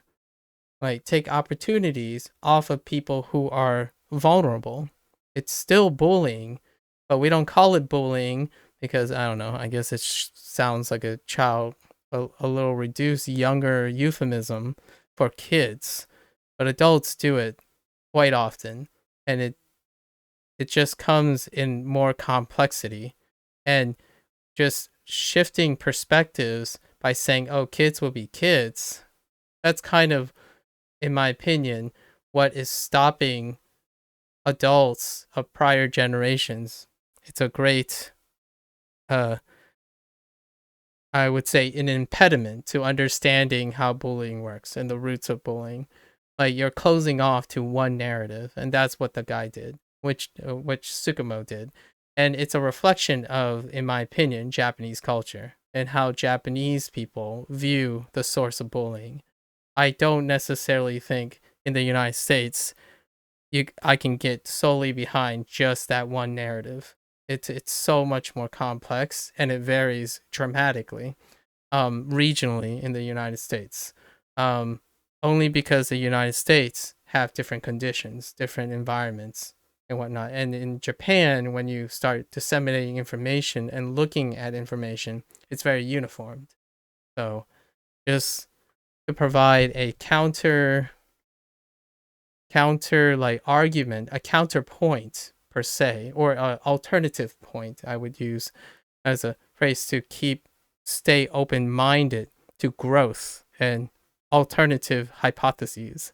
As this age-old thing, all in my opinion, what they did was they just threw on some corollary studies in science onto Kaito, a representative of conventional knowledge, and that conventional knowledge, at least during my lifetime, the 30 plus years of my lifetime, has not provide any more clarity on the motivations of bullying and the promoting of this behavior. It's that understanding has not improved. Generally speaking, all these things led to attempts to mitigate and counter the symptoms of bullying. Rarely has it provide clarity on the source, as in the motivations and understanding of how to supersede the bullying, providing an environment that mitigates that opportunity naturally. It's often just to address a symptom. So, like, this is bad, you should be punished, instead of learning how to cope. So, there's less focus of coping, more on blaming and punishing. And I hope this is not where this is going, because it's tough. It's really tough for me, because as a person who tackles bullying, discrimination is just another, in my opinion, a substitute for bullying. Racism, all that growing up, I have learned to, you can probably say, I'm pre-selected to have taken counterpoint on this. I think understanding the kids' motivations, perspective, like perspective exploration, enhancing coping mechanisms, and providing nurturing information for the kids is far more than trying to explain what happens after, or trying to explain why this is the case. Like, oh yeah, lots of testosterone. And it's like, okay, so what do you do with that information? Oh, you just tell people to stop. You just tell kids to stop behaving like men, or stop behaving like boys biologically. It's like, oh yeah, you're a biological boy, so you're going to be bound to be more inherently aggressive because of your testosterone. That's not that's looking at a symptom, or looking at the aftermath, or trying to place blame and guilt on inexperienced kids, like kids that have very few life experiences. So what you're going to do is you're going to get pushback, and that pushback doesn't lead to better understanding. It just leads to more conflict. In fact, I would say some part of me is very worried from time to time that having this narrative on bullying is creating more bullying. It's creating desperation, or a greater source of desperation would lead to opportunism. If you are low and you're being told it's your fault biologically, and you have to practice like some sort of decorum to excommunicate yourself and to suppress yourself, that's avoiding the human condition. That's being even more short-sighted and generating desperation that fuels kids to basically bully even more. So that's my fear. I'm not saying it does or does not. I am not in this field. Like, I don't have collective knowledge of how schools work in multiple countries. It's just that you require counterpoints, alternative perspective, and whatnot on complex human condition stuff. Because if you stick with one narrative and you constantly push that narrative, and it already exists for a really long time, one will start to question. And it's ironic because Tsukumo probably represents a class of people who are the same type. They don't want to take new ideas. They don't want to overly complicate the situation because it is human condition to not want to entertain non-conformity ideas, which if I were to say this in this context, I would be the non-conformist. I would be the person that has an uphill battle, effectively meaning that I would be the one bullied and squelched for my ideas. So I agree with them for the behavioral thing. The idea that something new is very scary to humans. Humans do feel to want to be consistent. Anyways, that's a little taste of bullying. It's kind of very concerning. It's something really close to my thoughts every day because the internet is the most readily available version of bullying. It's bullying when it's not bullying. Like, for example, someone who goes out of their way to diminish someone's credibility by demonstrating that they are more credible. That is bullying. Bullying is being at an advantageous position and deliberately and maliciously putting down someone else. It happens all the time, but it doesn't look like bullying. Like, it doesn't seem like bullying because they're focused on, I don't know, hormones and puberty and feelings. Sometimes bullying doesn't come with feelings. It looks like objective pragmatism. Like, I make more money than you, and therefore I am more successful. That's bullying. Like, that's imposing a hierarchy. So it just comes in different forms, different layers, and to me, I don't know if it's the same anymore, but Japan has historically been far more of a hierarchical society. So it goes to show that it does work. It's a system that works really well. I wouldn't say it's a system where the educational system is void of bullying. In fact, I actually think it might be more severe than other systems like the United States, where your success, your merits, maybe your pedigree and your legacy inherently causes you to act in an opportunistic way, which is a form of bullying. If you are richer, you are smarter, you perform better, it entitles you to demean people who are below you. That's kind of how the merit system works, right? If you have more merit than someone else, you are worth more than someone else.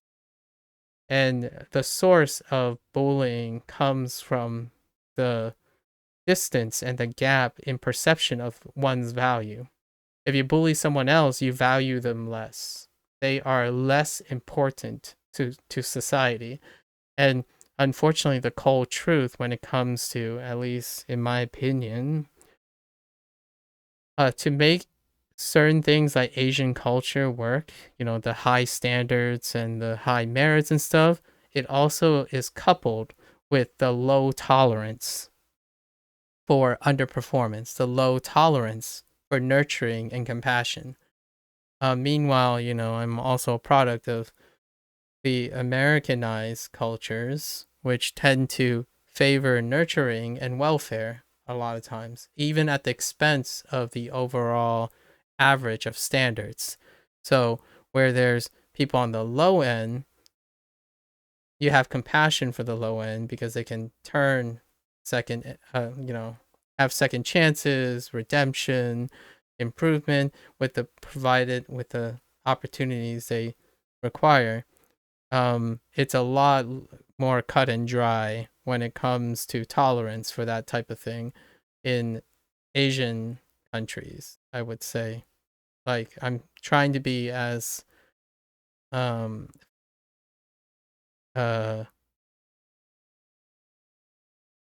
safe as I can be to say that if you compare the two, both the systems work. It's just that both the system also have different perspectives on bullying, as one might suspect. And bullying comes in a lot of forms in my eye than what they were presented here. It's incredibly one-dimensional. I don't know if that's what they were going for. It would have been interesting to see that Yagami or someone else from a different generation might provide a more grounded perspective, because that's the type of thing that has led to that impression that males are just inherently the aggressor, and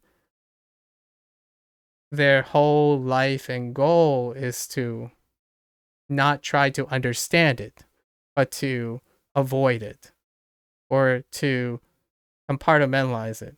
So I am one for using tools that you are given. It can be an advantageous thing just as much as a disadvantageous thing. However, the way Tsukumo presented it was clearly biased in a I almost want to say in a very Asian manner. That is a narrative that has been peddled for a really long time, and I can't empathize with that narrative. In fact, the victims of bullying, what are they, right? If what his zeros and ones, his black and white portrayal of testosterone, what is the case when a male bully bullies a male student, right? So if you're suggesting that it's always that, then how is the submissive and how are they dominant? It would really harshly imply that males exclusively bully other females because females do not have that testosterone imbalance. That's a very zero and ones. It's along gender lines. There's no dynamics in it. There's no a layer of complexity that explains, I would say, a really big part that you just choose to turn a blind eye to, which is that I would probably argue that in middle school, bullying occurs more in the ranks of males. So what I mean is, if a male is asserting dominance, somehow is correlated with testosterone, sure, fair enough. I mean, it probably is. I don't really know what the current research now states, but if it does, the idea is though, this behavior is not exclusive to males, and it's not exclusive to the male being the aggressor most of the time, because there are males who are submissive to males. And when you're thinking of dominance, it's usually just one or like a few versus the majority. So what happens to the majority? It's certainly not testosterone, is it? For example, for a male to be motivated to be submissive, if they are not expressing more of aggression somehow, if you know what I mean, like if it's only one way, then it can't explain the vast majority of people. Dominant people represents the minority in a social order like middle school. For example, you have a leader. You have a leader of a bigger group, so to speak. And the vast majority are subordinates. You can make the counter argument, like a counter argument towards what I'm saying is, well, it would be a pecking order then. So the most dominant, and then the lower are his subordinates, but there are subordinates who are dominant over the lower subordinates, and that's fair. I can't really argue with that. What I can say is it still goes down. The bottom, it's like a pyramid. The bottom represents the vast majority of applicable things you should be concerned with. So if you're focused on a hypothesis, in my opinion, that supports the top down, whatever you're investing in that narrative, in my humble opinion, would apply constantly to the minority. So even if that were true, in my opinion, it will still be applicable to less people. Not, I don't know how the oxytocin thing was interesting. That was new to me. I don't actually know how oxytocin was originally correlated with attachment, right? Of attachment and nurturing aspect. I just it was hard. I think it was really hard listening to that. Um I'm not sure if there's a place for that for me personally, but I think it's very appropriate. I don't have any gripes with why a Japanese character who is presented like a internet person who seems very well informed, who might also be the product of bullying, because it's going to be interesting if Tsukumo reveals that he's also a victim of bullying, so he can like resonate or empathize. A person like that, a character like that, would suggest that he was not the victim of bullying. To me, I would not have that perspective on bullying if I was the victim of bullying. Because that would also imply that I have the capacity of bullying others. And somehow that my test, whatever my biology is, it would make me inclined to bully others who are below me. You find the next bullying target so that the worst person is the one at the bottom of the rung. But the propensity of the bullied to bully others, you see a lot of examples of that. Like, and that's fair. And it fits, in my opinion, in the narrative. I just don't think, to me, that explains everything, or like that explains sufficiently enough that it would apply and it would be a message that you would pass. For example, you can think of stories or things in video games and whatnot. You know, you have this boss, he kicks around his lieutenants, right? What do the lieutenants do? They kick around their subordinates, and then the subordinates kick around their subordinates. Like, yeah. However, we have to give the social context here of people who supports this culturalism. That's more like a traditional patriarchal society that's ranked on merits or ranked on legacy or prioritize seniority and experience over knowledge and skills. And that's very reflective in my actually most of the Like a Dragon series emphasizes that hierarchy, right? Up to this point, it's still the hierarchy. And coming from an Americanized culture, that is rarely the case.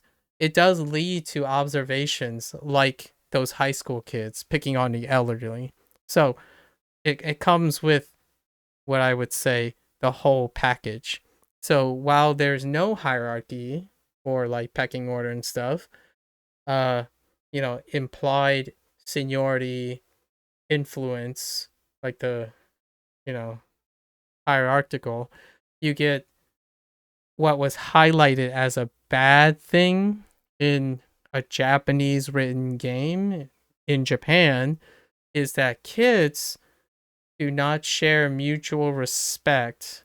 In the times are changing in which the kids do not share mutual respect or implied hierarchy to their elders and stuff. And that is a trade-off. It is like one of the consequences of breaking down this veil of like pecking order deal that mitigates or is meant to mitigate this type of behavior.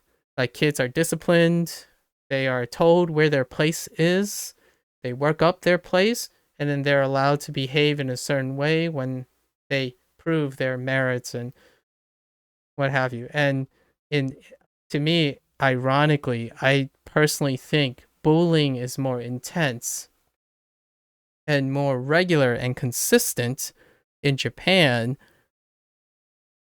is also one of the whole package deals of what makes Japan successful too, like, or the way Japanese people think their society works really well, which is, and I love it. I love that part, like the positive part where elderly are always venerated.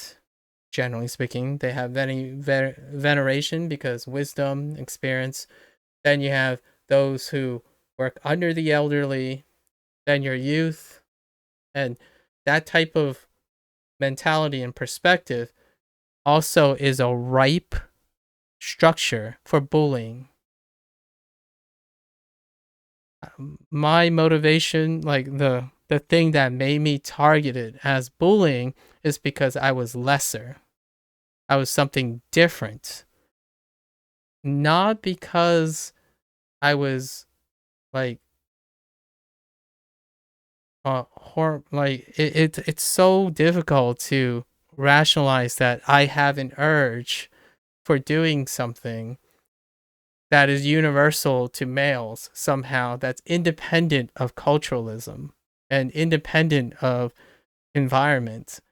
So in the United States, when it comes to being someone who is often bullied, it's not necessarily bullied because I there was a hormone thing. I was easily discriminated against by anyone who finds being an Asian alien. So that part I definitely can get behind, the behavioral analyses part, but that part is kind of like what Kaito said, where it has become conventional knowledge in a way, but it's not very insightful in understanding the source. And then the science way, that little detail, that is so dangerous. It's incredibly dangerous to think that way. And if they are good, and especially if you're in a position of power, so say you're a detective or a lawyer or a doctor or a scientist even, and you think along those lines, it's an incredibly dangerous road without, counterpoints. I mean, obviously, Tsukumo is just a kid. Tsukumo is just a kid. He's on the internet. He's closed in. Maybe we'll find out if he has a backstory in bullying or whatnot. It's unhealthy, in my opinion.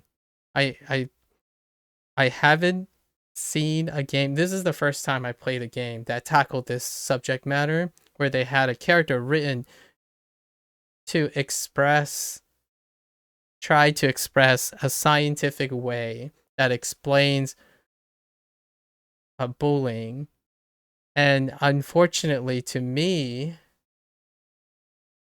this is what I look forward to when it comes to hearing. I mean, I look forward to it in a way that I don't mean it's going to make me feel good. It makes me feel pretty questionable. I'm incredibly ambivalent, and I like that the game was able to elicit ambivalence. I'm concerned when people hear that it's a thing. I don't think it's a thing. It's a very and to me anyways, it's very representative of Japan though, in my opinion. I can see that, just like they can see how bullying works with testosterone and oxytocin, like how it fits into the story. I can see how a Japanese written game would follow that type of narrative for bullying. So we'll see how this goes. It's gonna be a rough ride. I already prefaced, bullying is really close to my heart, and I just coincidentally happen to be very interested in this type of thing, both on the psychological side, as a former scientist, and someone who is the victim, or I wouldn't even say the victim, just someone who is coincidentally experienced. I'm going to use the phrase experienced with bullying. Whether I do it intentionally to others or unintentionally to others, or have been the receiving end of bullying, it normalizes things. So, for example, when someone bullies another person, it normalizes bullying to that person to another person. Well, if you're a person who is the receiving end of bullying, you normalize being submissive a lot of times. Like, I would argue probably even more than the other way. So it's very antagonistic to what he's suggesting males and maybe even females in their own respective way create bullying retroactively, or I mean in retrospect.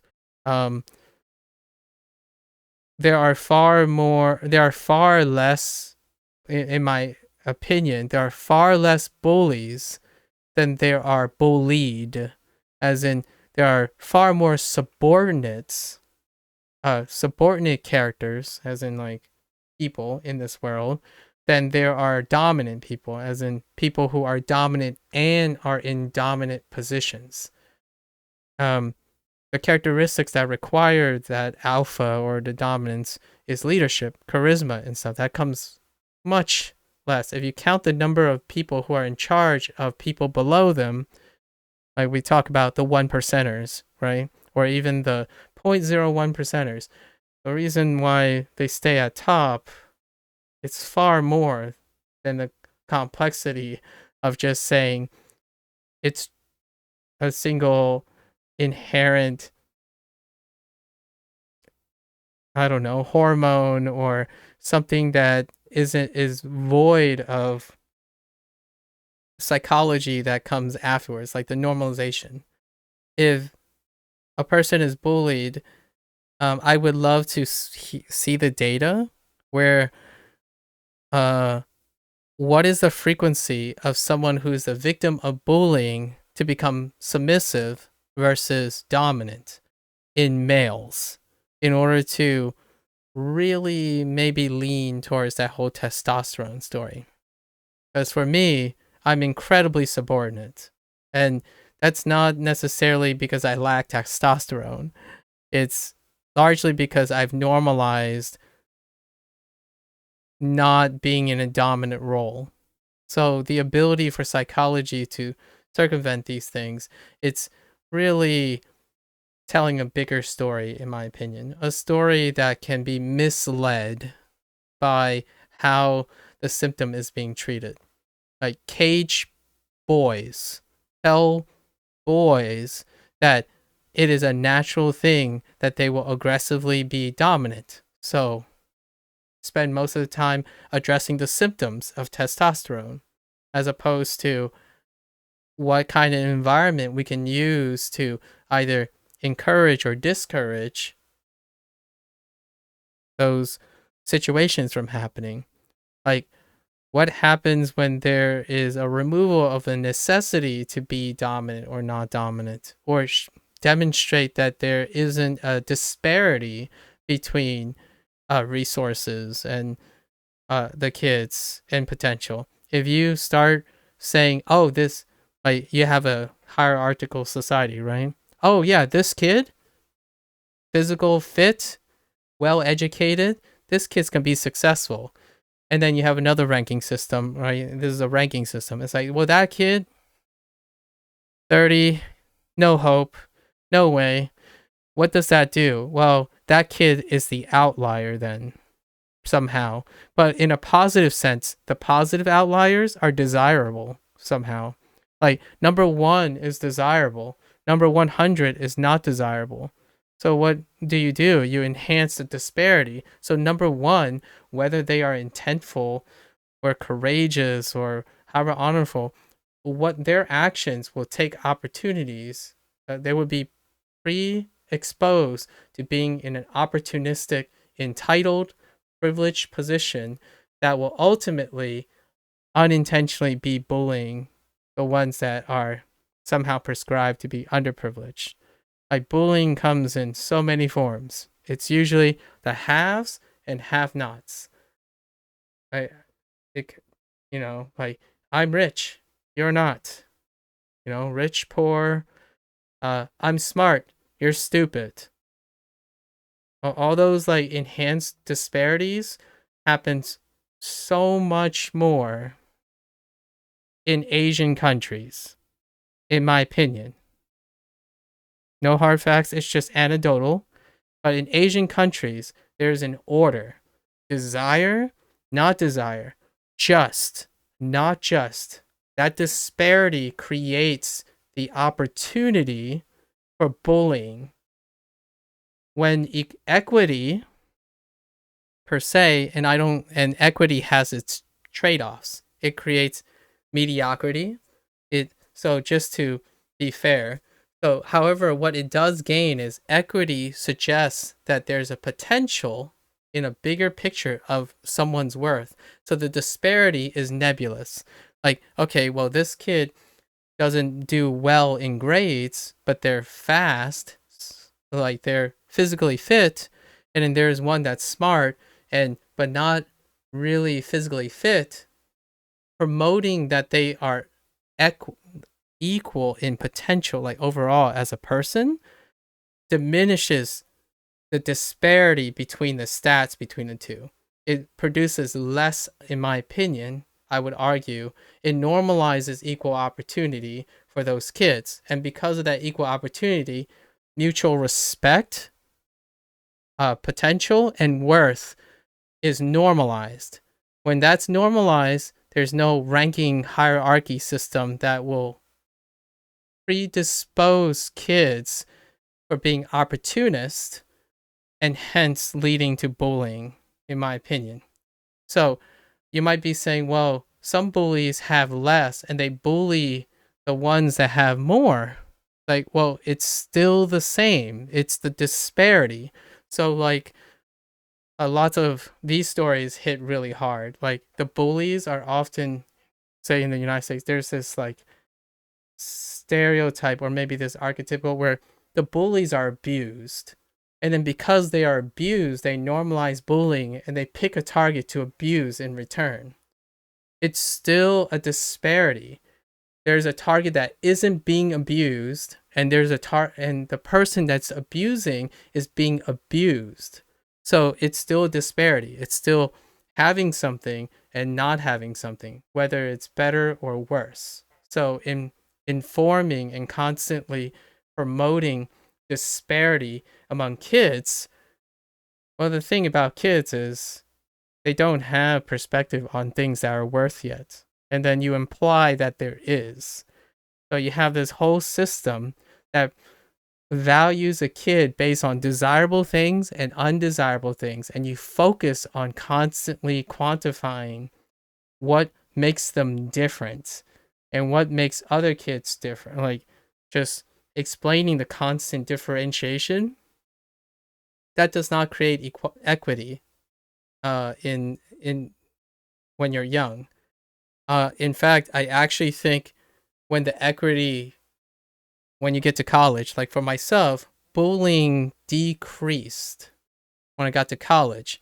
The very first event about being in college is that the equity gap diminished. As in, you have less bound by legacy resources. You go to a novel environment where it's difficult to gauge the disparity between candidates.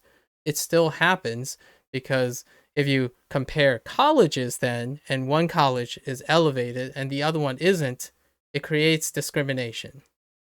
So that creates bullying. There's like what happened when I see this is, well, I go to an interview for another college, right? I came from a college that's lower in rank than a college that's above in rank, and we both go to the same place. Well, the first interaction is the unintended bullying and discrimination of the ones in higher up, and then the response, which is the pushback from the others. So bullying goes both ways. So my distinguishing factor between bullying is that the bullies are the ones in the majority. However, the ones that are being bullied can just as well be guilty of bullying in return.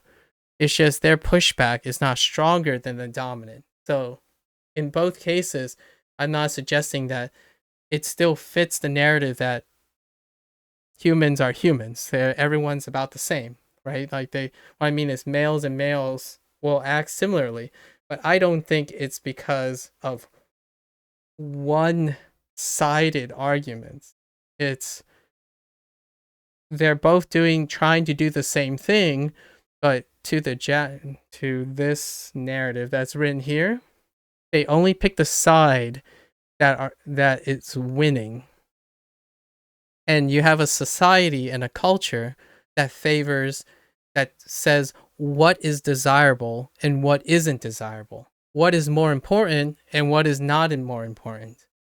And what happens is that is the source of bullying. Bullying is empowered because there are things that are desirable and not desirable. If you are more powerful, you're more influential, you are the bully. You can be a really nice person, an incredibly kind person who makes a lot of money, work a lot, but you are built over with resources that others don't. So inherently, the person that has desirable traits, qualities, the more enriched a culture is in determining what is good, what is bad. Kids, they normalize that really well. Kids really normalize that. So, for example, as a parent, you would say, oh yeah, smart kids make money, they deserve to be happy, and then you're showing it through example. Well, a kid will sit there like, okay, you're gonna say, oh yeah, this kid's going through adolescence, testosterone's raising, but all at the same time being exposed to saying, oh, stupid people are bad, they're unwanted, because you don't want to be stupid. Or like you keep telling the kid like, don't be stupid, don't be weak, always be strong and whatnot. And then they go to school, they see a weak person, or what they think is a weak person, or someone who's stupider, they bully them.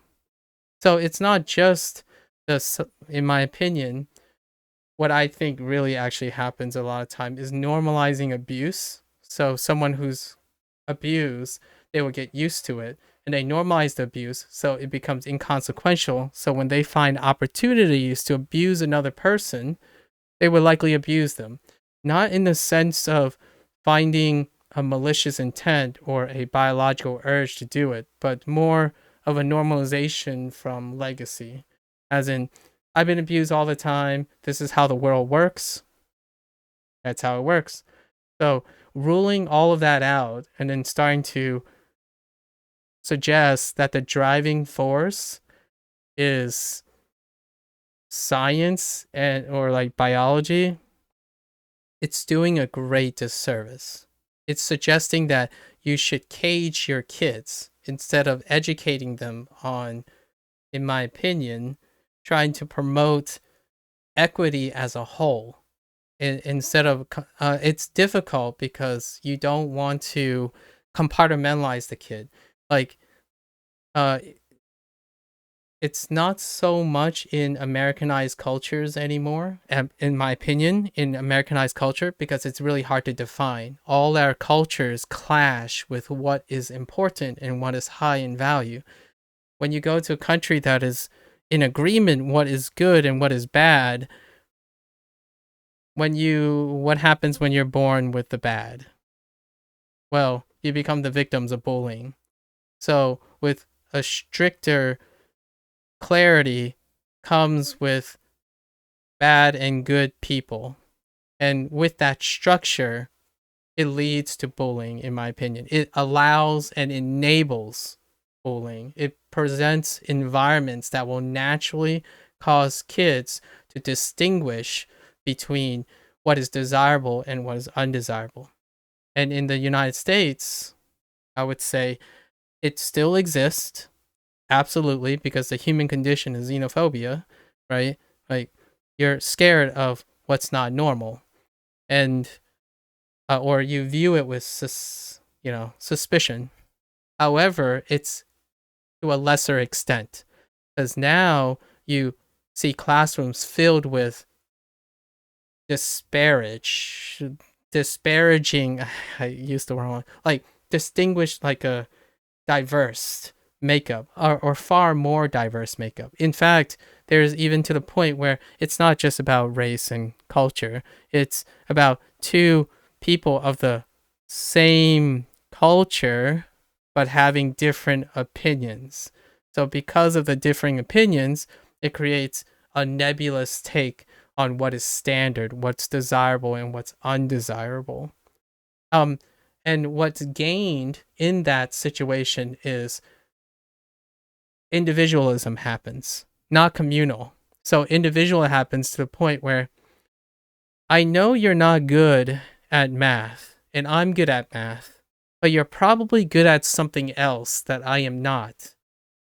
And because of that, I can't ever be in a position of power over you. So I can't possibly be encouraged to say I should bully you into doing something.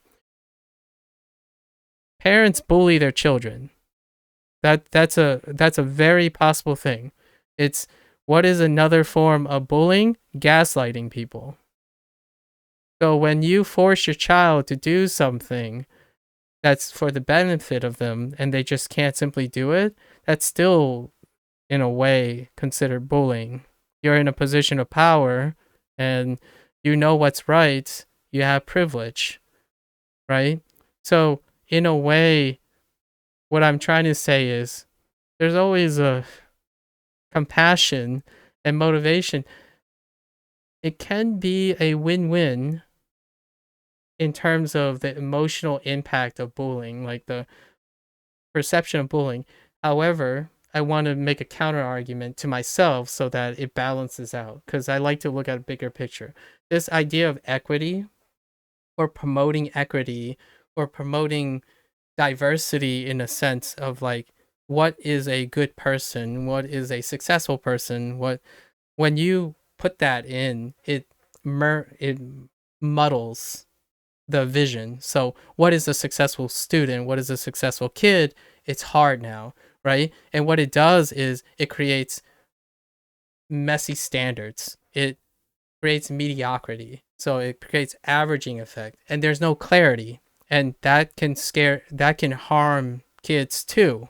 So I'm not suggesting that what I'm saying will solve everything about childhood. While you may diminish bullying by promoting equity in kids, it also causes kids to be confused, possibly, or don't have a standard to aim for. They become less disciplined, which is that stereotype you see often when you see, which is the scene right before this. You saw those high school kids like basically bullying the older person, the business owner.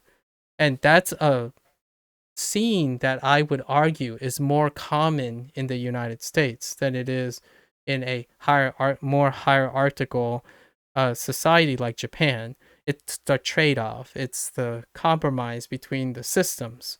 When you have murky equity where it's hard to figure out, am I doing better than you? Well, not really. You're just doing you and I'm doing me. So in a sense, standards and decorum and discipline and rules become very hard. It becomes so difficult to figure out what rule works for most people. And what I just described is what other countries think about when they see the United States a lot of times. Like, wow, you guys are arguing about this trivial thing, like which way should we drive on the road or something. Yes, it's the whole package. An individualized country tends to have a less clear standardization because individuals lead to diversity, and diversity leads to non-standardization. It creates heterogeneity in opinions and whatnot. So when the United States is often depicted, they're conflicted. Lots of arguments, lots of debates. However, it does not create a non-winnable stance, which is when you're in to me, when I see depictions, I guess I'll just say it's me as an American looking out and in to Japan and say even China and stuff. If I grew up in those countries, I would be that bully kid that never make it out of adulthood. Like there will be very few people in that society, in my opinion, that would give me the attention necessary to even survive it. Because if I'm not in a privileged state, if I'm not someone who's advantageous, I am the target of being submissive and subordinate. So I would be the one that'd be like, oh yeah, you don't stick out.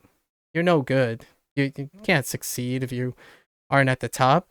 So in a system, while I'm not saying the United States have a system where everyone wins, right? That's very idealistic. I would say overall, more people win, but because more people win, the average gets lower, right? Because you have a bigger range of people. So, so what I'm saying is, yes, one of the symptoms or the fallout is that the American educational system, if you average it out, it has an incredible, first, it has an incredible range. Great highs, great lows.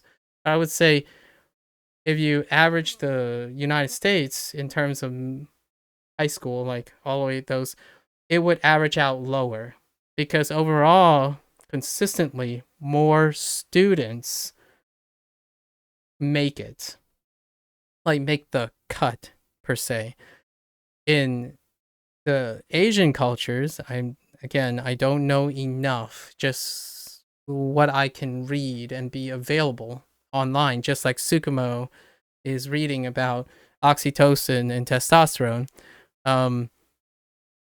I would argue that Asian countries, consistently, their average is higher, but at the expense of producing, eliminating, or removing the sampling of weaker individuals. And it's incredibly low tolerance. So you have no pick-me-ups. If you're down, you're down. Winners continue to be winners, as Josh would imply. And it's true. In this system, winners continue to be winners. Losers seldomly ever become winners. And my family, like the whole immigration and stuff and whatnot, in school, it wasn't because I was a genius or I have a family filled with professors or people who taught really well or nothing. I was given the opportunity to turn being from a loser to being a winner. Like my position today and what I'm talking now is often in a response of being a victim. And what did that make me? I think that made me pretty strong in the end. I would say I'm fairly strong in a society that believes things like this in terms of bullying. I don't think so. I don't think it turns out way less opportunities. So that's really cool. What I mean in the sense is it's not cool that unfortunately bullying exists and there's dominance and non-dominance. It's the human condition. I absolutely agree with their impression. It's a thing, each country has their own versions or regional ways of viewing and dealing with bullying. What he just described, though, it's so hard for me to believe that is the way. So here is why I think these games can teach or expose people in a way that can be very eye-opening. it's not eye-opening to me. It's just very emotional to me. So I like playing these games from people's perspectives and other cultures' perspective because it reminds me of the emotional stuff that I feel. Would say this is very run of the mill. Like I kind of was expecting the moment they mentioned bullying, I was kind of expecting this type of perspective on bullying. I would love to like see other games deal with this kind of thing. And we're not talking about Rockstar's bully. Just not that. that's a different that's that's a different story. But I don't know if anyone knows. This part deserves a nod. I've been throwing out shout outs for Legacy. One legacy about this bullying thing is Rockstar. I'm pretty sure it's Rockstar Games, right? Their bully game. There was only one of them. It was a very deep cut.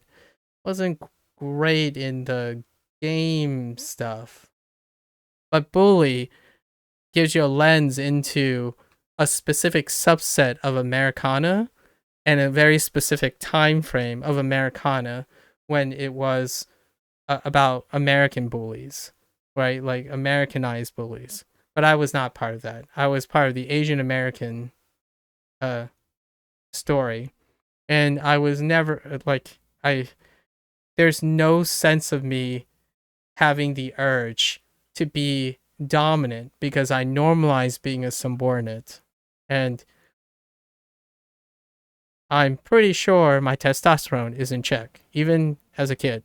So let's not trivialize something very complicated by oversimplifying corollary studies with hormones. I'm all for that. I like that.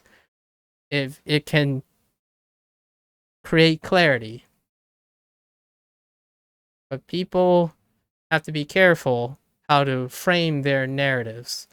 It will lead to change, I would say. I think the one thing I could say is this type of information, this type of exposure will lead to some sort of change in either Japan or United States, etc., other countries. It doesn't guarantee that it's going to be good or bad to a country that knows what is good and what is bad. I don't necessarily think the United States, at least the Americanized culture, would have an easy time saying what is good and what is bad, or having testosterone during adolescence somehow becomes bad and be associated with bad behavior. What Tsukumo just did, as a matter of fact, is associate being male, having testosterone, being more likely to be bullies. That's scary. And I just want to provide a little bit of digression on that as a bigger take on society in general. And we are talking about a society that's still predominantly patriarchal. So it fits, I suppose. One little catch is that emotional damage is something that doesn't correlate with testosterone, in my opinion. As in, how much damage can someone do is not because they're male and testosterone. Like the normalization of abusive behavior or being abused, and that hierarchy does not obey as like just males having more testosterone. It fits really well, I suppose, in a country that does have that. And with that, I have to go to the bathroom before we resume. That's the digression for today. We're just gonna keep playing though. I'll be right back.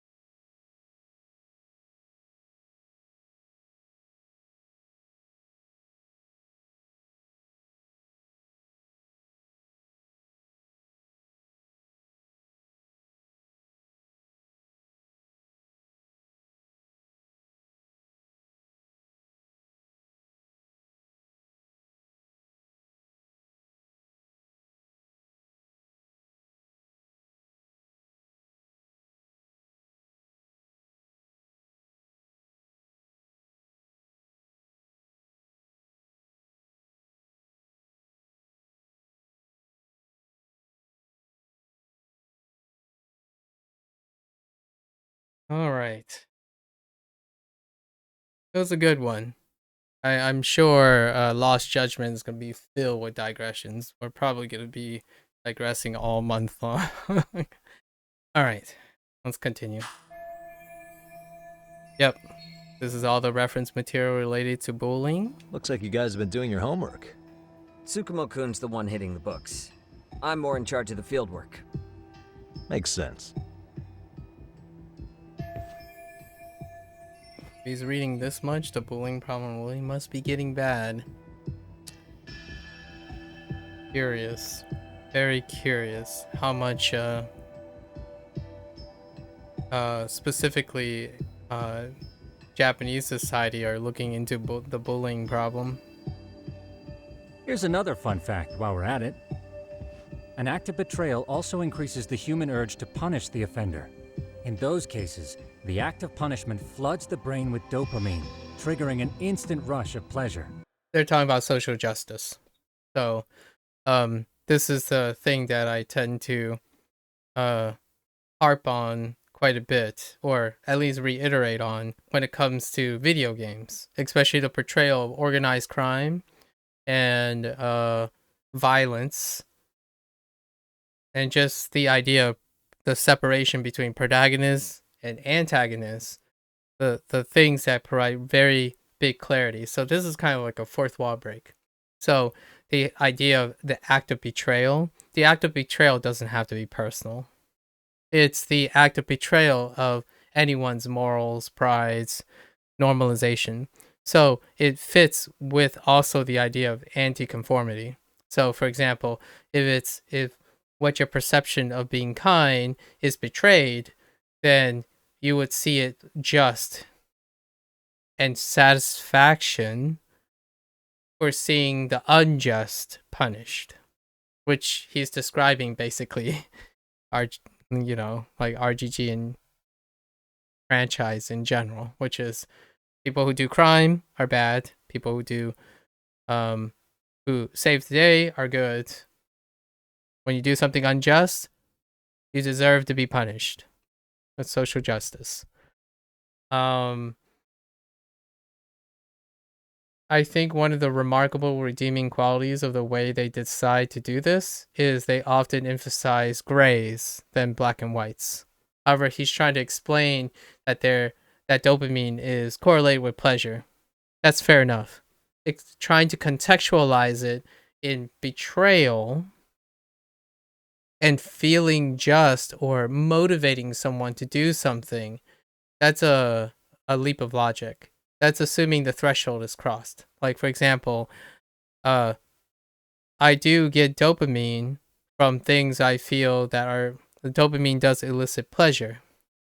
However, if I normalize what social justice is, it's generally a win-lose situation. And it's win-lose between two human beings, so it's more like a lose-lose situation to me. So it becomes bittersweet. So if I think it's bittersweet because I normalize the consequences and the source and motivations of social justice, perhaps if someone scanned my head or something, I'm probably not throwing out dopamine pleasure sensors. Maybe there's some dopamine or something, but the power of normalizing a behavior is incredibly powerful. And when it comes to betrayal, you need values first. So as a kid, which they're talking about bullying, right? As a kid, they are imparted with value systems first before they identify what is a betrayal and what is. There are emotional things that kids intuit for sure. However, when they're going at that analyses, kids are imparted with value systems. Like, what is an honest person? What is a disloyal person? Who's lying? Who's telling the truth? These are imparted a bit before the whole dopamine and like processing social justice and whatnot. As an adult, I do not get a wild amount of pleasure from social justice. So applying that theory of dopamine and betrayal can be erroneous a lot of times, especially when you pile on more and more complexity. It actually becomes more and more dull, in my opinion, as time goes on. More experiences leads to the dulling, the graying of things. So it's very true that dopamine leads to pleasure in a very black and white environment. In other words, serving justice can Social feel just justice. as good as eating or having sex. Yep. Sure, but that's where we have to draw the line. Justice can't be twisted into joy. Yagami is the counterpoint. You're writing Yagami as the counterpoint. Where it stops serving its purpose. Very perceptive, Yagami-shi. So, back to reality. What's this big case that needs all the manpower? Ah, yes. Our client is the chairman of a private school. He wants us to scour the campus for any and all instances of bullying, leaving no stone unturned. That said, he also requires us to be discreet. How big is this school? Let's see, there are 6 classes per grade, making 18 in total. So approximately 600 students. Given that, Sugiurashi and I couldn't possibly vet them alone. We'll be meeting the chairman at a restaurant tonight to lay out the specifics. How about the two of you come join us? We could use the help. Man, for a couple of rookies, you sure have it together. You guys are free until dinner. Oh, we already made the reservations in Chinatown, by the way. Think of it as a little welcoming party. The restaurant's name is Kyoinro. If you could meet us there, that'd be great. Sure. You didn't have to do that. That's a new restaurant. I'm not familiar with that name. Kyoinro. Kyoinro. That's quite a name. Might not even be Kyoinro. That's a Kyoinro. Oh, that almost sounds Korean actually. Donro? Donro? Wow, it's because it has the 2 consonants next to each other, right? So it's really weird. Like inro. Huh. We'll find out, I guess. Now, let's go. Okay. Speaking of restaurants, I've been to Kyokaku before I ever got to ramen where they have it in the game. Yeah, so me too. In Judgment, it is pricey. In the United States, it's even more pricey. When I was playing Judgment, it dawned on me that Kyokaku was a franchise that was a barbecue, a barbecue franchise that was in the Judgment series as well. I didn't realize, it didn't click with me, but there's one in Virginia, here in the United States. And it was, I want to say it was $45 to $50 a person. But it was all you can eat. Yeah. Kyokaku. Yeah, or you can eat Japanese barbecue. Yeah, they have a restaurant here in the United States, which happens to be in the East Coast. Yep. You know what? It's just a smidge cheaper there, I see. You know what's also weird? I'm surprised Ichiran didn't agree to be in RGG. Because I could also say that I had an Ichiran experience or something like that. Since they are also international. I haven't been to Ichiran. The Ichiran in the United States, the one closest to me, is in New York City, and it's like at minimum a $30 bowl of ramen. I doubt that is the cost in Japan, but there are quite a lot of big Japan branches that is kind of suspiciously absent, but I feel the reason why is their roots, like the most iconic locations have not been featured in the cities or locations that they've showed so far. And then the other ones are like slightly renamed, the ones that aren't but are also iconic, I think. But Gyukaku is so far the only one that I personally have been to.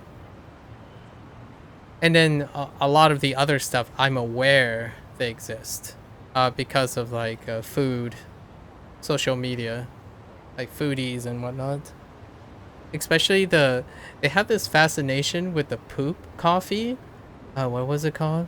Poop coffee. The Kulid Kalup, or I forgot what it is, but they have a they brought that up twice already. Once in Judgment and one in Yaksa Like a Dragon. The cat poop coffee. It came up both times as a trivia. I'm like, yeah, thank you, social media.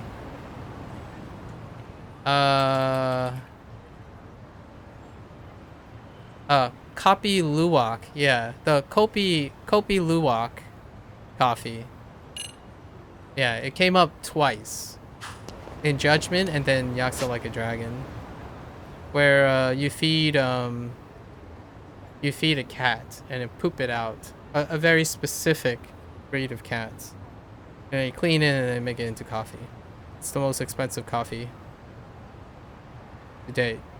I think they hit on a few viral stuff. Definitely a big focus on viral stuff.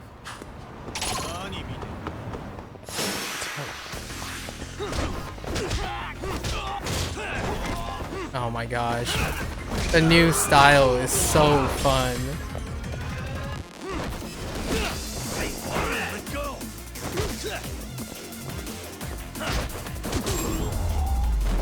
The snake style is so much fun. Let's hit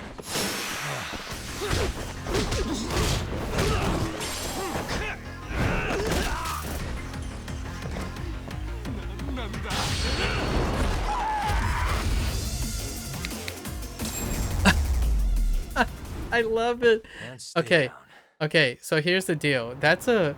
So it's a variant of the tiger stance. The tiger stance, Yagami just puts his foot to that guy's face. Instead, in the snake stance, it's about defensive. So the snake stance is about being light and, controlled.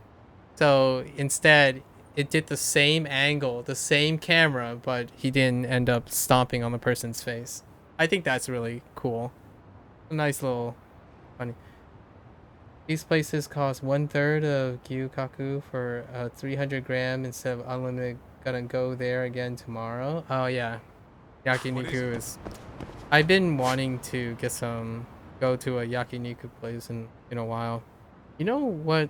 One branch that is so featured in RGG. I don't know if there's a Conrai location. I would love to visit a Conrai location. Coffers, you watched the Barbie movie.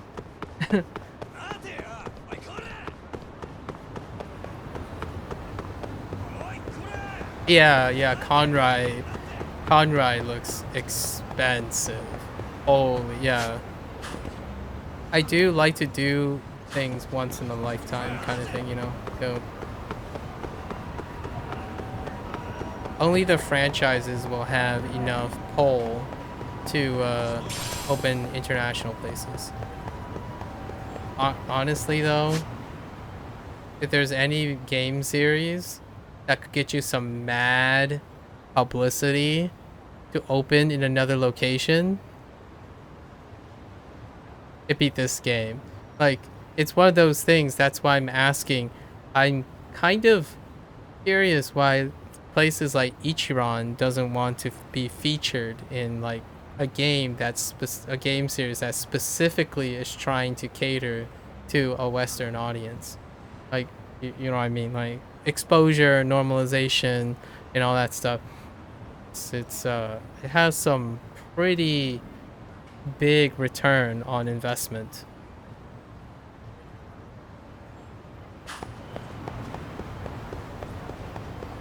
NFS games. First, I don't have a budget, alright? I don't have... My budget is gone this year. It's gone.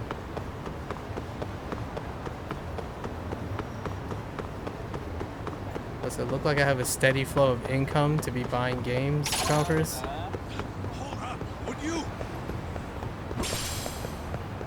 They're less than $10? You have no idea how tight my budget is right now.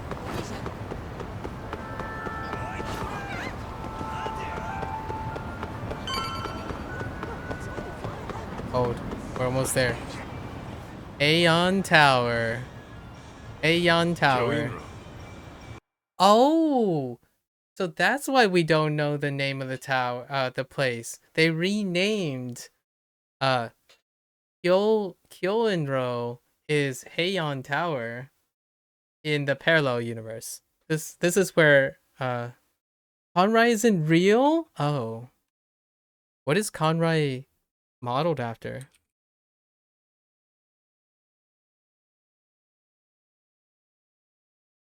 Well, tell me, if you, tell me what they are referring to then.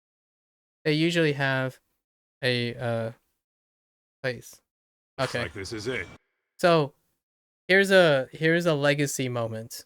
So, I have played Yakuza Like a Dragon, which is the previous game in RGG development, and this is also a location. There's a location of this in Kamurocho. Now I'm curious when it gets to Kamurocho if I can see if that location was changed, because Kyo-Inro is exactly where Aeon Tower is, which is a pivotal location in Yakuza Like a Dragon.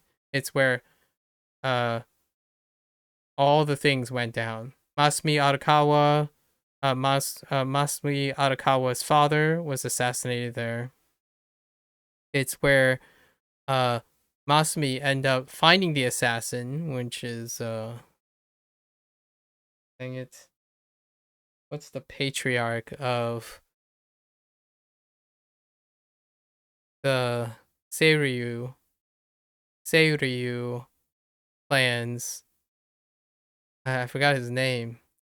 But it's the patriarch of the Seiryu clan, and then they were at a confrontation there, and it's also where Kasuga eventually finds out about Masumi Arakawa's past, and also the whole like inception about Kasuga being Masumi Arakawa's son and the Peking duck thing. It was a centerpiece. So they renamed it. It's a different location now. I'm pretty sure it's the same exact building location. I'm curious if they change it later. God, you searched up Conrai and get the Subaru car? I didn't even realize Conrai was a Subaru model.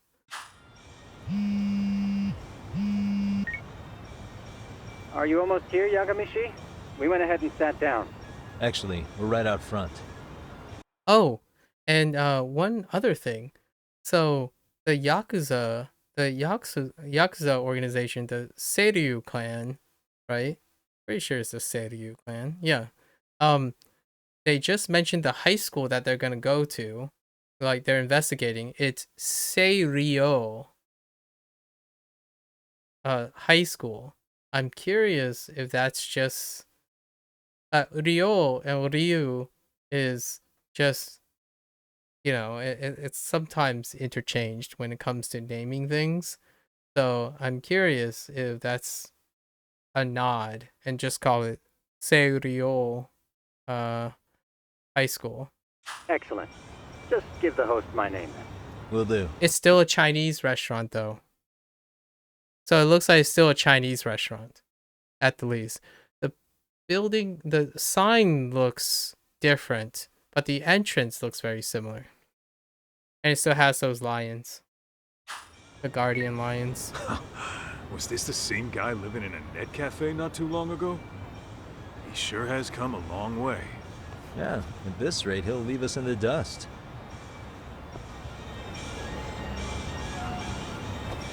You know what's funny? Kaito fits in so much with the Liu Mang. Oh, wait. Oh, I know why Kaito's reminding him the Liu Mang. Because of Jang, the bald guy. He wore orange. He wore a very loud orange shirt. And then white pants as well. But obviously Kaito's bald. But still. He fits in this setting so much. Alright, let's go in. Oh, it's a special edition 2020 only Canada? Wow, Conrai, huh? Subaru Conrai. Without further ado, allow me to introduce Yagamishi and Kaito-san, the gentlemen I mentioned before. They are, without a doubt, the finest private eyes in Kamurocho. Ah, yes. Tsukumo-san here has certainly been singing your praises. My name is Okuda. I'm the chairman of a private high school, Seiryo, if you've heard of it.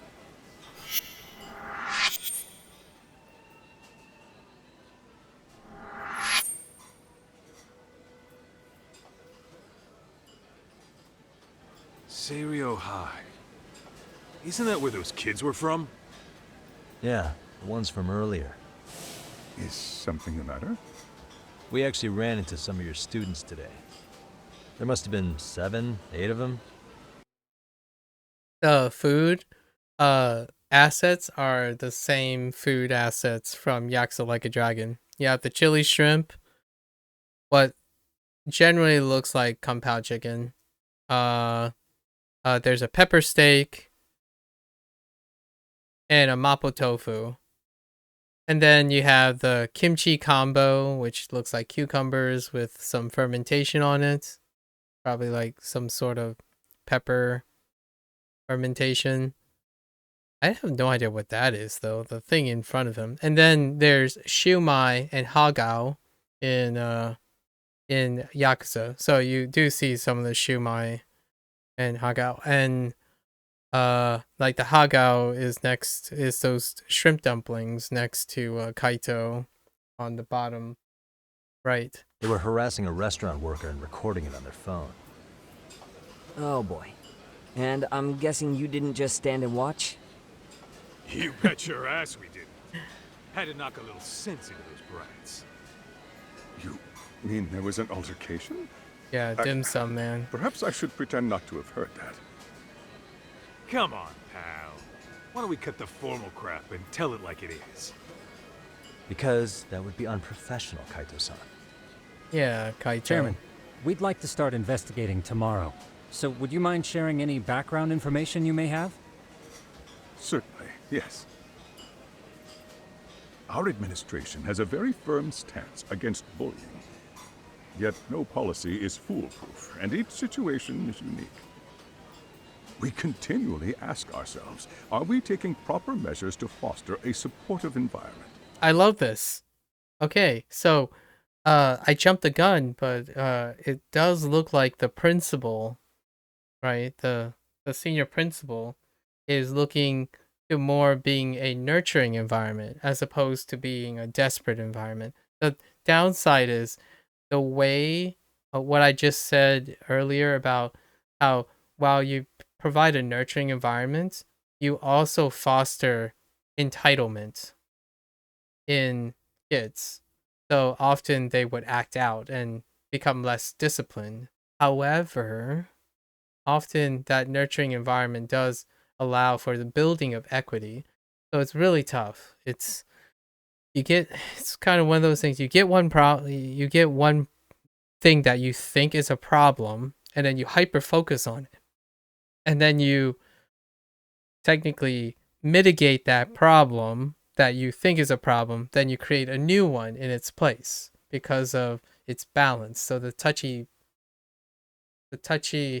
obstacle that is facing people in administration is to try to find how to pre-select and supersede different granularity of what they require.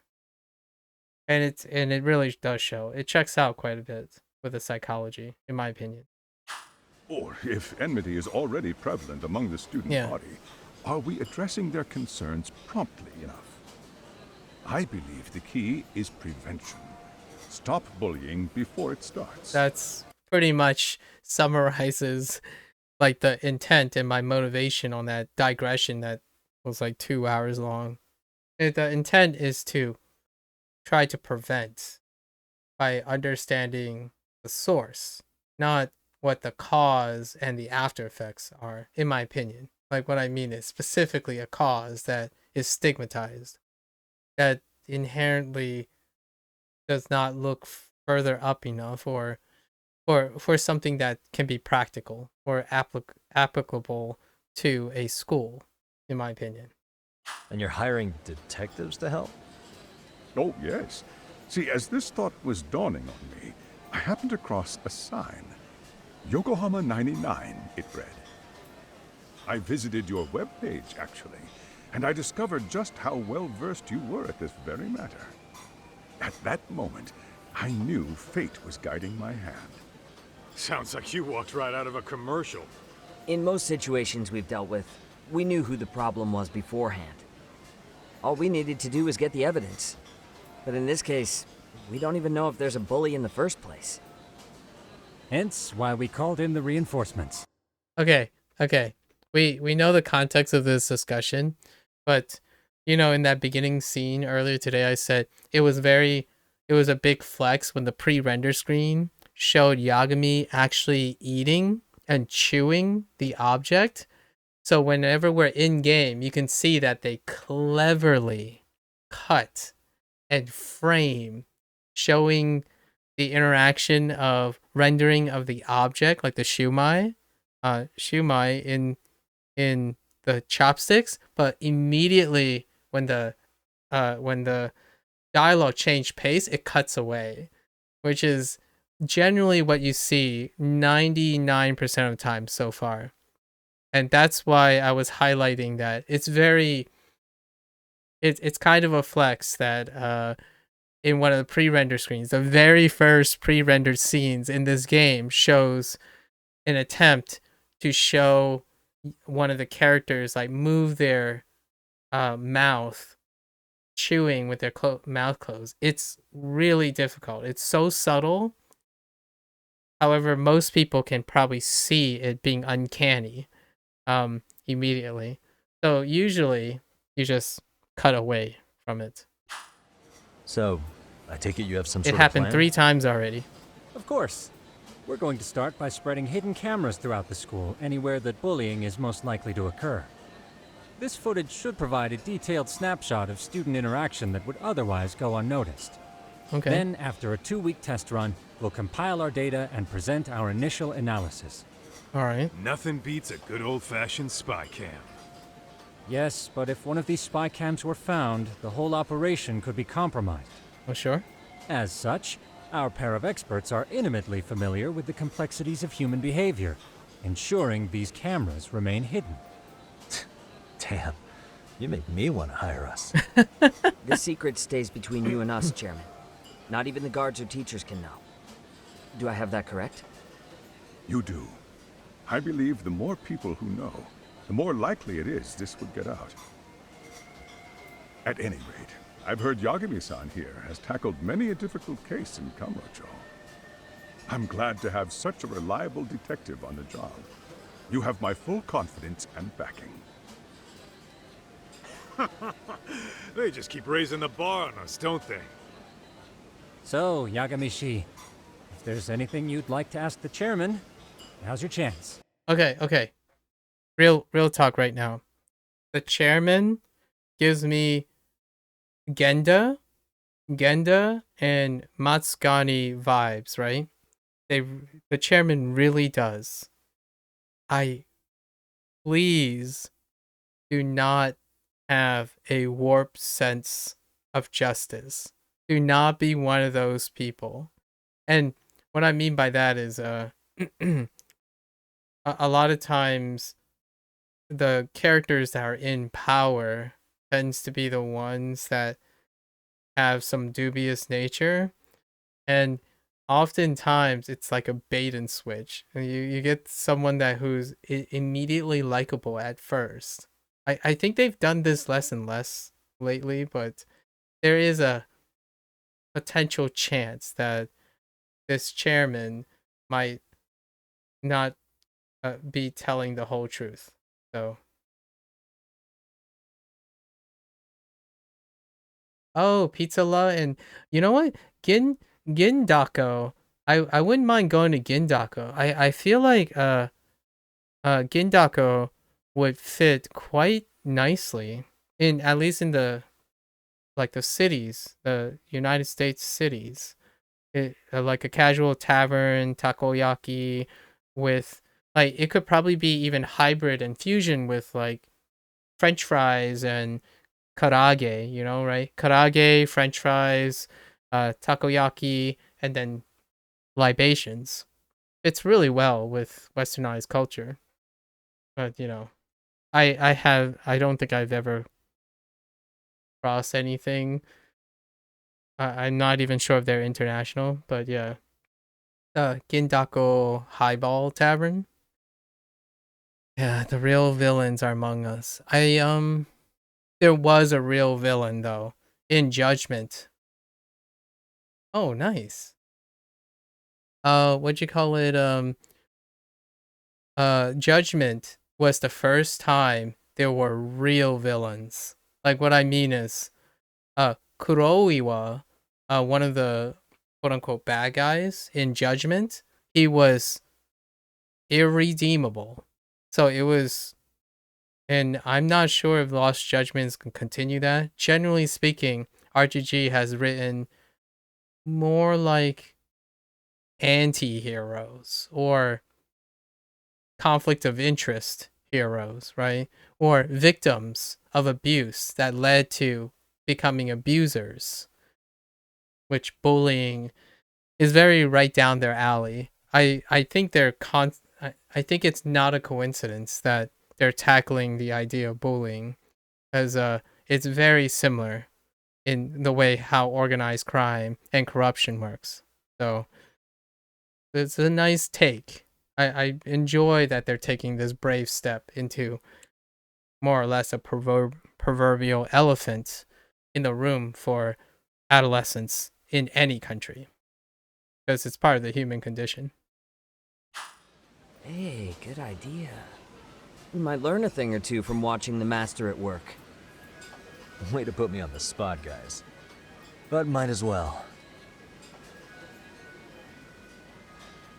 What do I ask the chairman?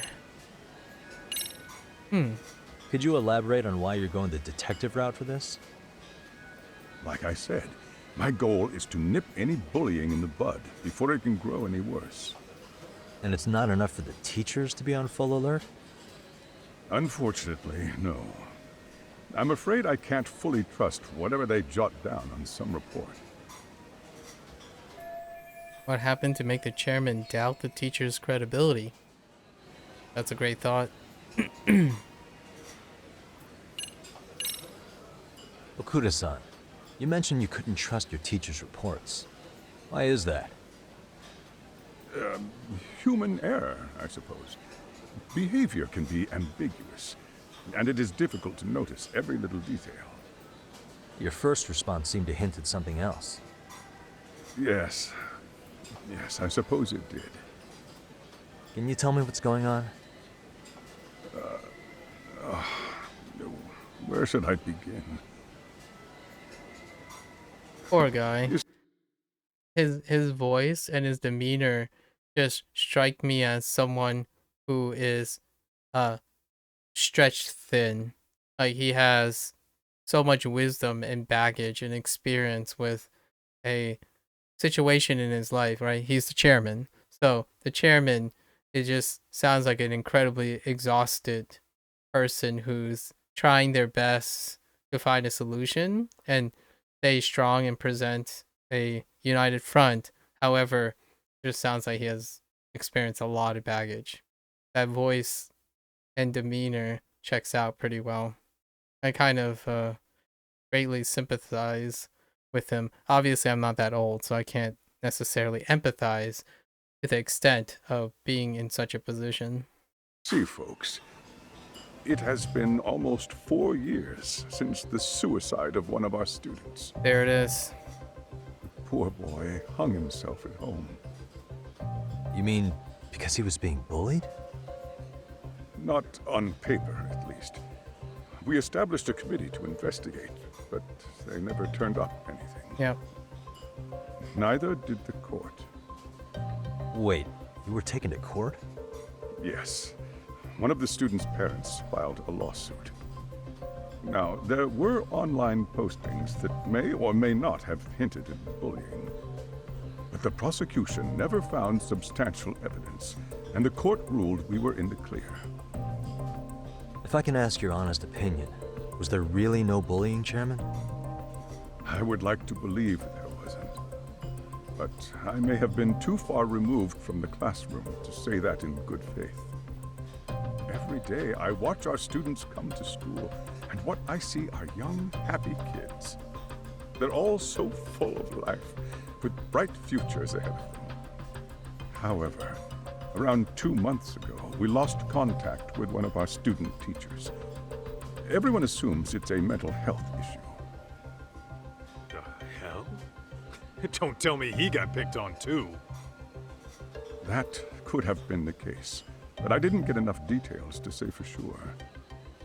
From what I'd observed, he appeared to be getting along quite well with the students. But I later heard his family had reported him missing. A suicide 4 years back, a missing teacher. Yeah, At the end controversy. of the day, I'm asking you to shed light on the darkness that's plagued my school. That is why I went the detective route.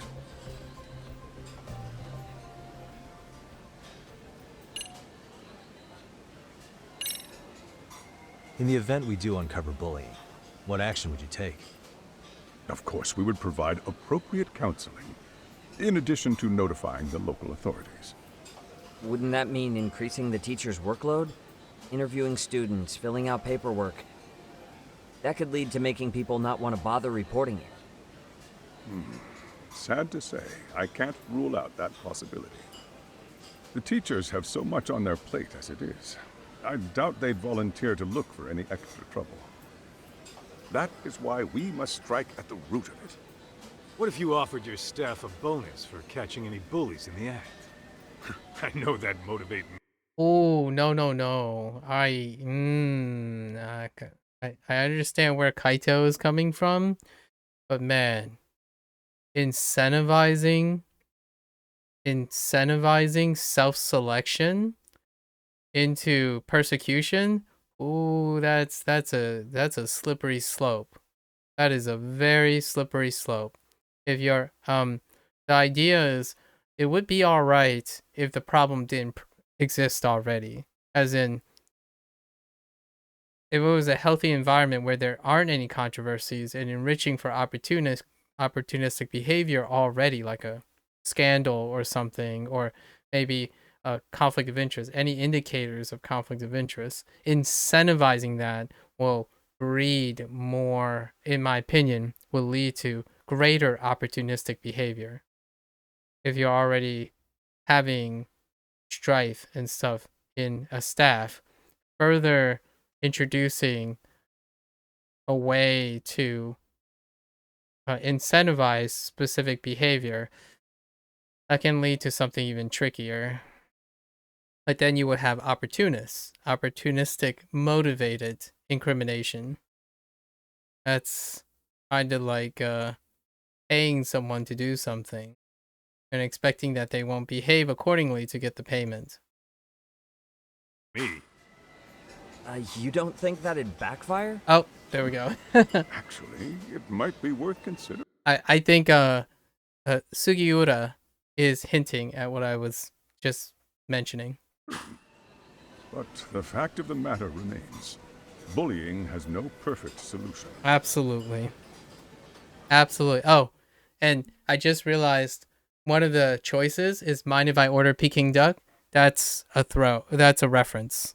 It's a throwback to Yakuza Like a Dragon, Kasuga, and Masumi Arakawa, which is what we talked about in the Heian Tower being renamed Kyo Inro.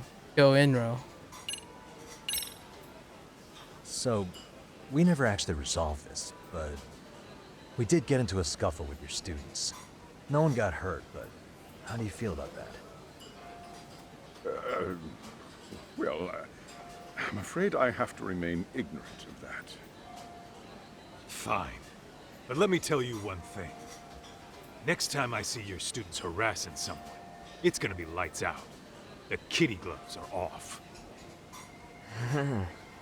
That also part of the Yagami Detective Agency package?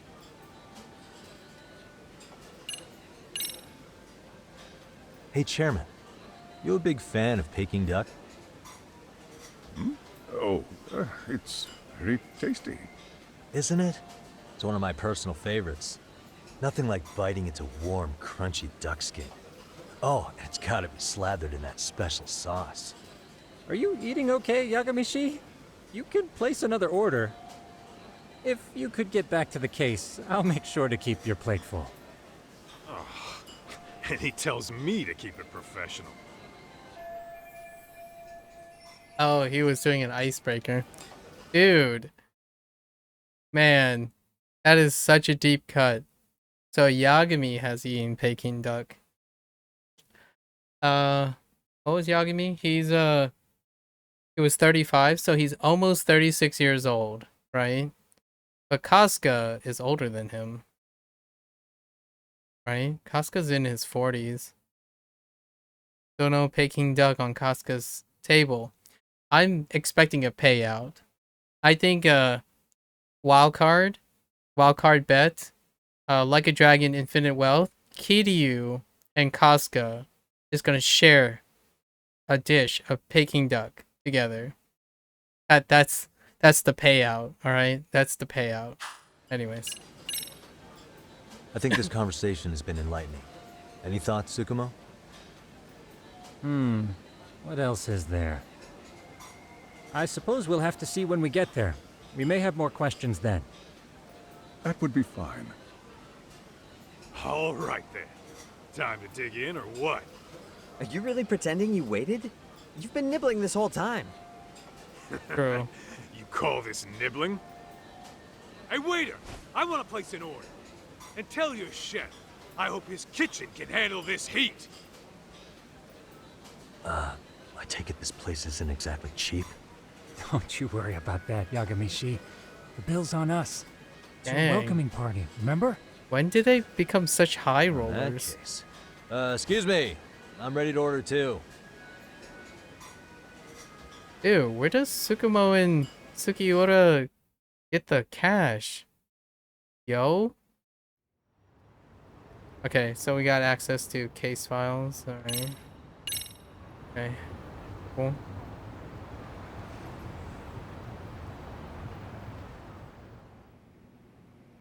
So, how was that for your first day's work? I realize that meeting was a lot to take in, but the task at hand seems pretty straightforward. Oh yeah. What was that you said about using hidden cameras? Oh, by the way, another notice. Hold up. Let's see if we can Tomorrow- catch it. Those headphones, I'm pretty sure they're suspiciously have the design that I am familiar with, which is the very popular, what is it called? The MDX series of Sony wireless. Sony is a sponsor. Like it's a sponsored brand in RGG. I'm pretty sure it's the I forgot what it's called. MDRX. Yeah. The MDRX MDRX line of Sony wireless headphones. Yeah, only tweaked though. It's slightly tweaked to make it look like it's not right on the head. It has the same design language. Oh, we'll be deciding where to put them. We don't have all that many, so you know. Oh, and we'll be dressed as AC repairmen. What? You gonna make us wear uniforms? Of course. Freshly laundered and ready for duty. As you may recall, only the chairman is aware of our investigation. We must therefore deceive both student and faculty. Sounds like a plan to me. For now, let's call it a night. You've got a point there. In any case, try to make yourselves at home. Apologies in advance if you find our amenities wanting.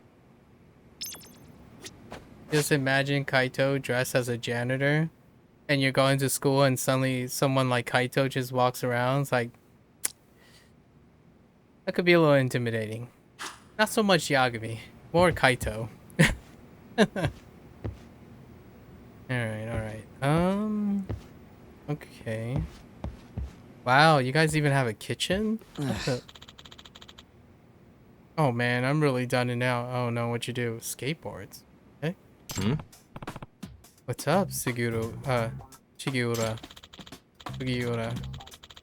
I was online shopping and I bought 2 of the same skateboard by mistake. Oh, snap. Looks suspicious. Yeah, the MDR. Yeah. It's basically the MDR line. The Sony, since Yakuza 6, have been one of the sponsored brands because the smartphones they pick are Xperia smartphones. They have something else written on it, but they're the Xperia line of smartphones.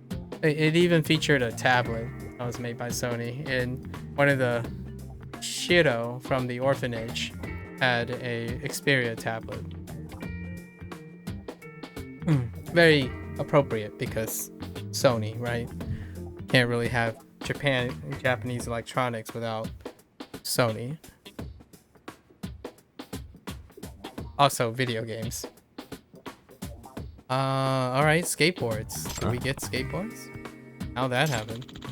It was a limited edition, only available by lottery, so I pre-ordered on 2 websites to up my chances. This sucks.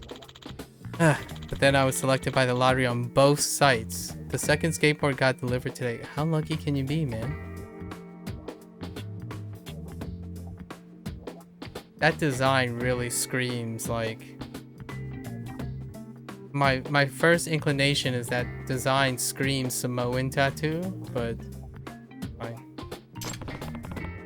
Like a Pacific Islander tattoo. Can't you just return it or sell it online? Returns aren't allowed, and yeah, I did think about selling it online. It's going for twice its original price, but... Yeah. Come on, if you're gonna sell it for twice the price, then that's even better. You're making bank. No way! You can't. I won't allow it. As long as I live, I won't buy resales. None. Of all the... Hey, what's wrong? It's rare for you to get this angry. He's totally against reselling now, because a short while ago he was trying to buy this rare figure and couldn't get it. So he had to buy from a reseller. What a dork. Tsukumo. Little dork. Oh, I didn't know. I bought a limited edition of a game at 3 times its original price. Yikes. Been there, done that. Oh, by the way, this is a quality of life change in the RGG. So Yakuza Like a Dragon had auto advance in character text, like when it's just letterboxes, and it just happened by default. You couldn't turn it on and off, and then now recently they added the RS, the right stick for auto, which was featured before Yakuza Like a Dragon, but didn't make it into Yakuza Like a Dragon, and now it's here again.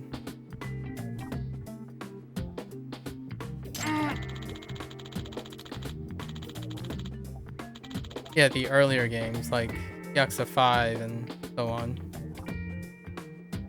Or actually, I take it back. It's more specifically like Kiwami 1, and I think Kiwami 2 might have even had it, and it just disappeared for Yakuza Like a Dragon. I didn't want to give in and support the stupid resale industry. I just had to have it. Can you understand my pain?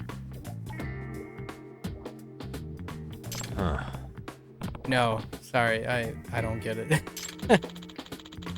You see why I can't figure out what to do with these skateboards? Sugiurashi. Oh my gosh, that's really hard to say. Sugiurashi. Why don't you let Yagamishi use it? I'm sure he'd be a handy way to get around Ichinjo. Huh? The portrait in the back, it's Sugiura's original jester mask. A little nod to Judgment, previous game. I can see him now, near the finale. He's like, it's time to don the mask again, and he just takes it off the frame, puts it on, and becomes super, like, powers up or something. I don't know. Possibly. Fan service. Give it to Yagami-san. Yeah, that's not a bad idea. Would you actually use it, Yagami-san? I really don't know what to do with it since I can't sell it, and they won't take returns. Yeah? You don't mind if I use it for free? Isn't it pretty valuable? You can just pay me back later. Next time you solve a big case and get a nice reward, treat me to something. Huh, alright. I'll ride it with gratitude. Dude, Yagami's such a punk. Honestly, now he's just basically Tony Hawk, the Japanese Tony Hawk, right? I mean, look at him. He even dressed the part. Honestly, I'm more likely to see Yagami using a motorcycle. I'm curious if he does end up getting a motorcycle. Oh, we got our skateboard though. Rad. He just said rad. Hey. Oh, by the way, even though you can ride it around city, you can't go on sidewalks. It's dangerous to skate while where pedestrians are. That's fair. Yeah. Okay, got it. I can't believe this. Oh no. Huh? What's going on? Hmm? Come on, Sugamo-kun. The Ibisu Pond in the front of the station has a 5-year anniversary limited color love star figure, of course. Okay. Sure, I read it on a random internet forum, but I don't think it's fake. I gotta buy it.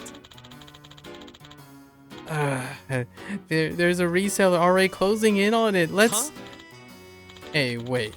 We still have stuff to do before tomorrow. Like checking to see if all the hidden cameras work.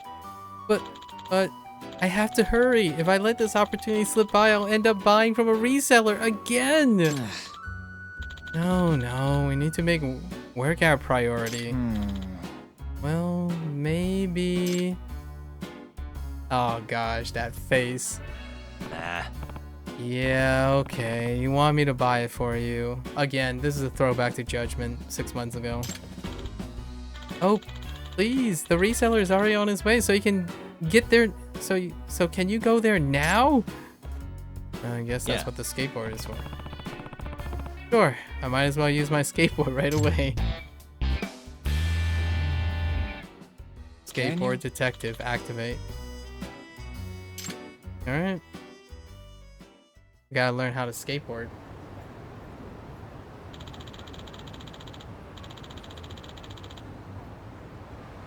Long story short, I have been on a skateboard before and I fell. And then I stopped being on a skateboard. I think it was... I want to say I was 17 or maybe younger. It might be even younger. Yeah, it was like 16 or 17. Skateboards are hard What I mean is they're hard, as in they hurt you. So that's about it. That's my relationship with skateboards. Sorry, guys. Based on the time of the reseller's last post, he's gonna be there in just 3 minutes. Gotcha. Okay, I just have to get there before then, right? I'm counting on you. Here's some money. 20,000 yen. Dang. Alright, Yagami-san. Do your best. Remember, you can't skateboard on the sidewalk, so be careful about your routes. Yeah. Got it. Okay. Do I have a guide? Hop on a skateboard. Hold down right trigger to take off running and whip out your skateboard. Try collecting coins. Oh, okay. Oh, I forgot to read the rest. Okay.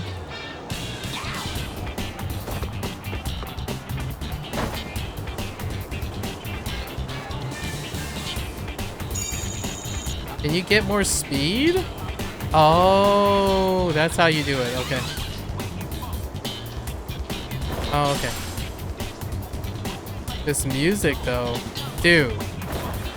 There's so much slap bassing. What the heck, dude?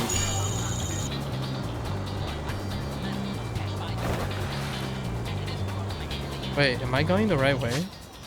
Yes. Oh, I could have taken... Nah, it's about the same. Yo, this is hip as heck. What the heck, man?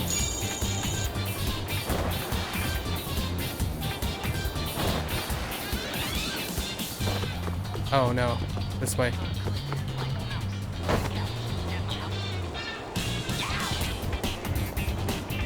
I'm not going very fast. Skateboards are weird. Oh, did I miss? Oh no, I messed up. Okay, I guess we're looping back around. I can jump? Oh, I hit A to accelerate. Oh, okay. Oh, that makes so much more sense. Oh, dang.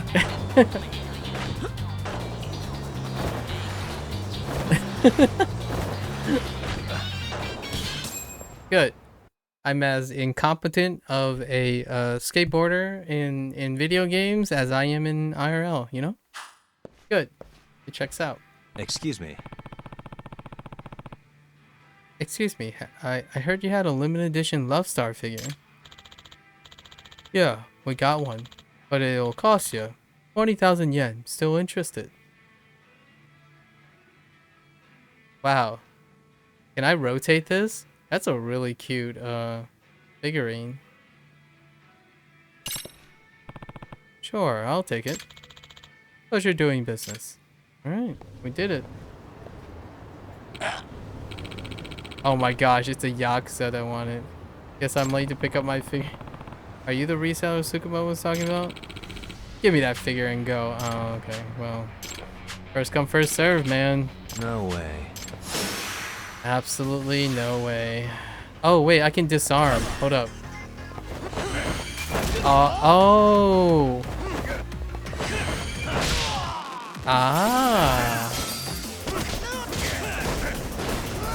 Oh my gosh, that's so good. Oh.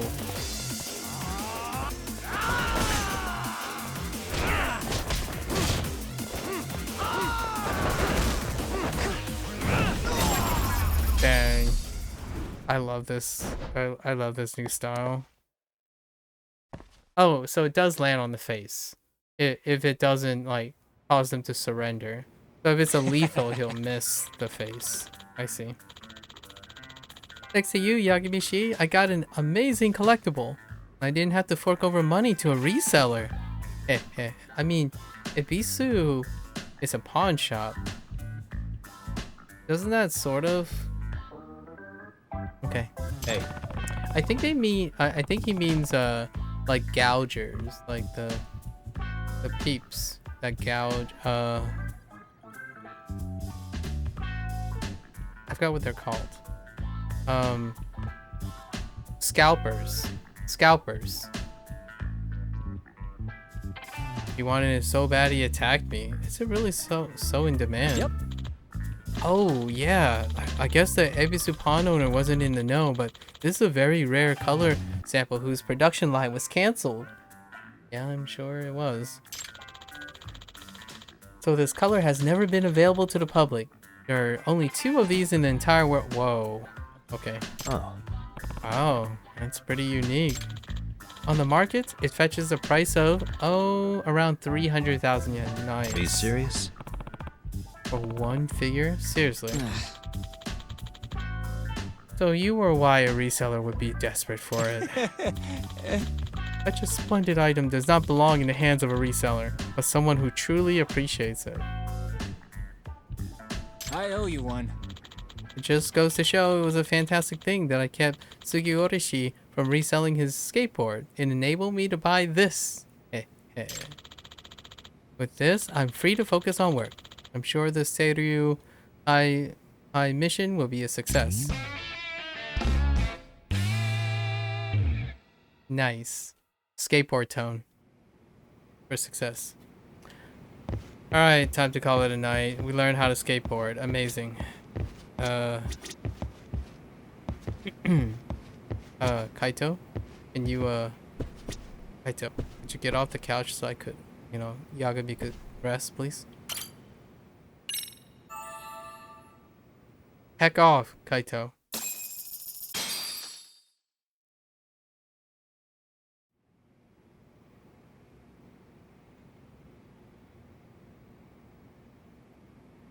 Yagamishi, remember those uniforms I mentioned yesterday? You'll need to put one on before we go. They should be a perfect fit.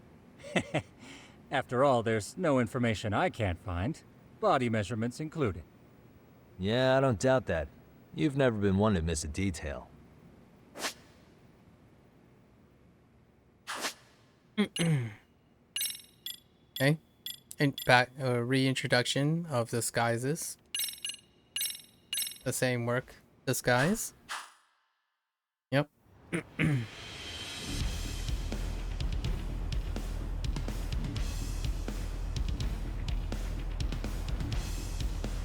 Oh dang, the walk down Isezaki Street. The 4-man walk down. Yeah, that's a throwback right there. For both Judgment, Kiryu. I'm not sure if Casca had a lineup. What's up with those guys? They sure look like men on a mission. But for what? We will now commence our journey by taxi to Seiryo High. Gentlemen, are we all ready? Remember, this case can open up a lot for us depending on how we solve it. So let's leave no stone unturned. Don't worry. No case is too big or too small. We always swing for the fences. The Ain't that music, right, though. You know it. Good. Then let's get going. The music, though. And also self-aware. RGG is totally self-aware right now. Oh, that's the high school. Wait. How come I can't?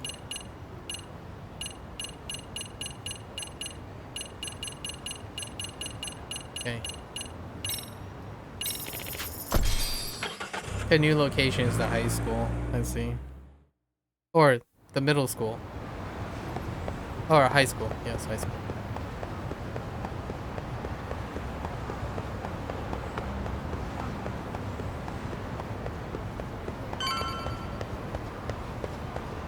Hello, folks.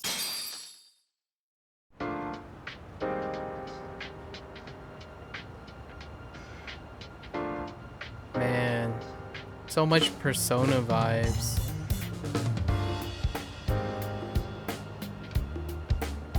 You know what? It's such a coincidence. We're gonna throw another shout out, right?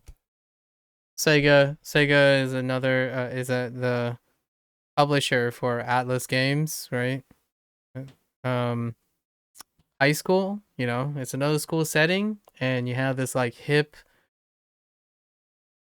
kind of hip, really nod that popularized Persona games, especially around the high school environment.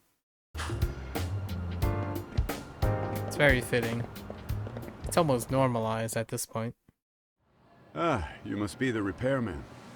The chairman said you'd be here. I take it you know where you're going? Yes, but thank you anyway. Ooh, this place reeks of money. They are a prestigious prep school. Wonder if the kids are on recess. So, our first order of business is to analyze the layout of the school. The schoolyard should provide the proper vantage point. Let's head there. Okay. Dang, this place is nice. It seems this school's design is fairly conventional. It is See, conventional. There's though, the yeah. classroom building. Yep. And that must be the gym. By the way, how many spy cams do we have? 20 in total, all of which feed directly to my computer. Think we ought to Creeper. split them up between us? We could, but that might draw extra attention. We stick out enough as is, so people will wonder what we're doing alone. But if we moved in pairs, they'd write us off a lot easier. Clever as always, Yagami-shi. Huh. That reminds me of something. When a con man pretends to be a cop, they'll usually bring along a partner. It seems the added person adds legitimacy, unless you're a natural skeptic. All that is to say, Yagami-shi knows his material. Hear that, Tom? You should have been a con man. Very funny. So, how about Kaito-san and I take half the cameras and you guys take the rest? Where are they, anyway? Right here. Now, these cameras don't see very far, but they do see wide. 150 degrees, to be precise. So let's try to set them up where we think a bully would be most likely to strike. So, we just gotta find the teacher's blind spots, huh? You're looking at a natural, buddy. You would brag about something like that, Kaito-san. Better stop before I blush. All right, guys, I think it's time for action. Okay, Tak and I'll start here. And you guys can work your way around opposite us. Affirmative.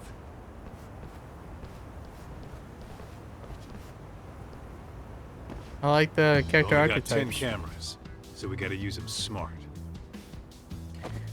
I like the banter. Kaito is a straight, grounded guy, right? That shoots the jab towards Yagami. Tsukumo is the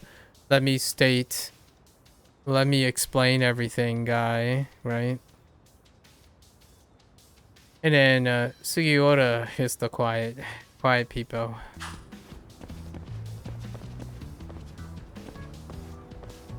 Alright. Dang. New environment.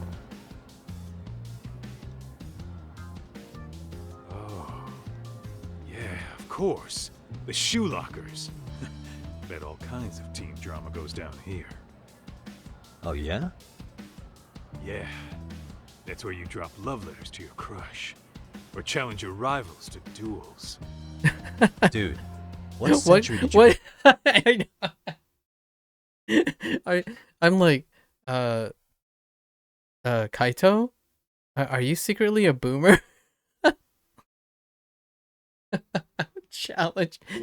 Freaking challenge to duels. Kaito is such a goober. Schooling. Look, whatever. All I'm saying is, this place is worth at least 3 cameras. That many? Just for the lockers? Yep. See, a school never has that many blind spots. So when you do find one, you make it special. And this one's pinging my radar pretty hard here. Huh. If you're that sure, let's do it.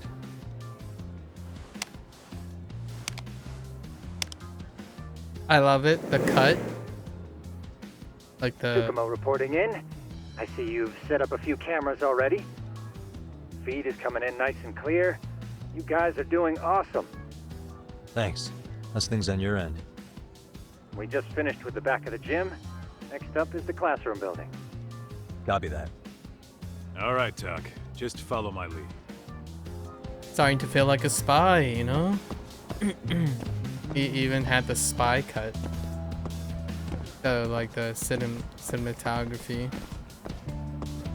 Alright, Kaito. Looks like Kaito's the man here. I kind of like it.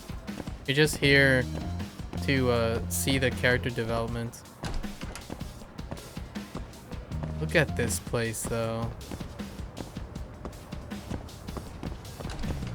Oh, you know what I forgot to look for? Going to the Himataka Park. Oh, we can't even see it. And see what the grass looks like now. If they changed it or not.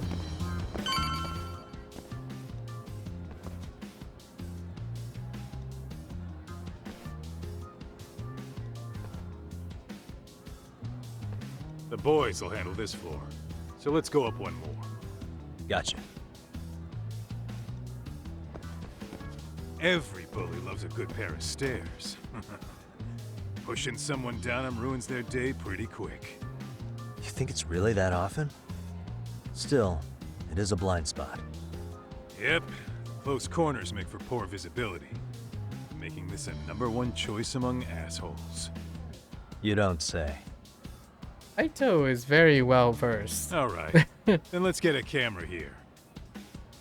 Kaito, is there something you want to tell me?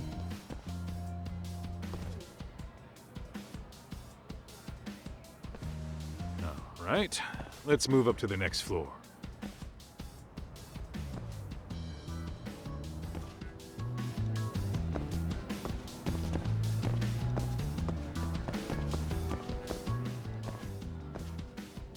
Yagamishi, are you perhaps on the second floor? Yeah, we're about to start setting up. Okay, we're almost done with the first floor, and we'll be heading to the east building after. I think we can handle that all on our own. So can you finish up the second and third floors here?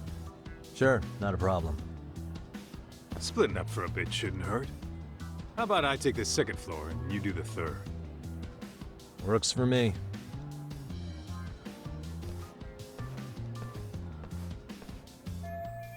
Let's see. Somewhere out of the way, hard to spot. 3 cameras.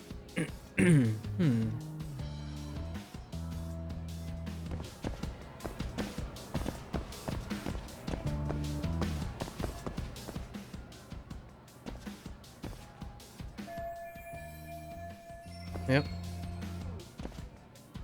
2 more to go. You can't run in the school. Checks out. I was trying to run just to see.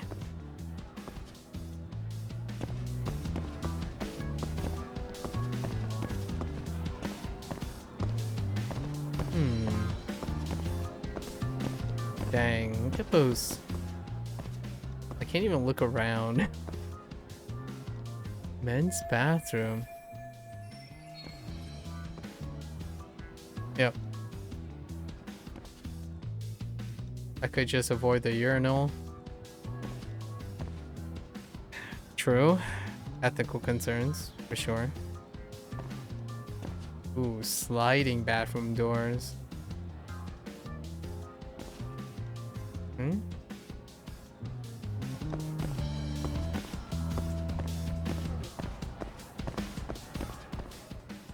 There's another one on the stairs.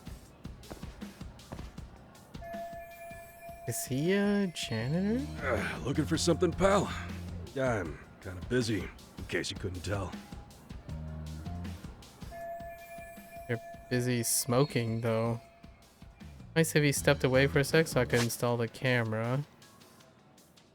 Observation mode. First press to... okay. First person, hold right to go, and then... yeah. He's probably smoking. Suspicious. Yep. Smoking not allowed on school premises. Hate to burn a fellow smoker. Have to do our job, though. I really need this guy out of the way. Time for a little negotiation.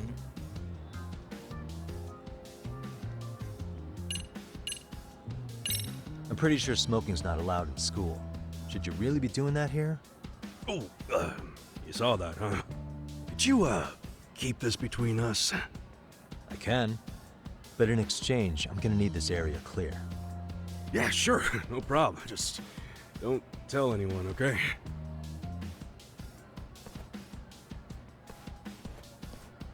Some of the dialogue's great. It feels really natural. I like it. It's not like overacting and whatnot, which can come off sometimes that way. Alright. Time to head back. Hook up with the bro. Our buddy in crime. I mean, our buddy in law enforcement. Kaito-san, I'm done setting up the 3rd floor. Same. I've hit up every blind spot I can think of. Thing is, I've still got 2 cameras left. Maybe this tight corridor might be good. The teachers probably passed by without a second glance. Hey Kaito-san, don't you think we should be installing these in classrooms? Isn't that where bullying primarily takes place? You might be right about that. But we couldn't cover every classroom if we wanted to, as far as I'm concerned. Yeah, fair enough. Nice to see you putting so much thought into this. So, as professionals, we'll just have to make do with what we've got. We should set this camera up wherever we can get the broadest view. How about the ceiling in the middle of the hall? Then we'll see everyone going in and out of class. Okay, Tuck, I'm gonna give you a boost. So make sure you find a good spot for that thing, okay? Uh-huh.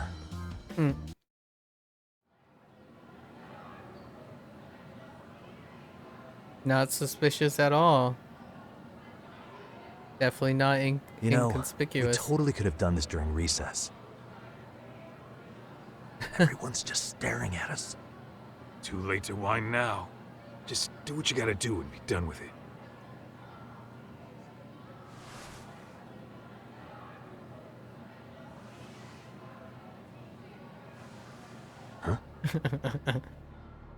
Oh, there are those kids.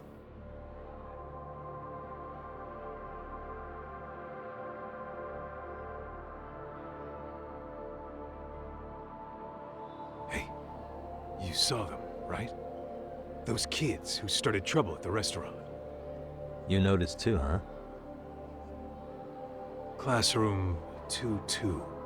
Sounds like we've got some bullies in there for sure. That'll be a prime spot for the last camera. Yep. All right. Just make sure they don't see your face. Lines up.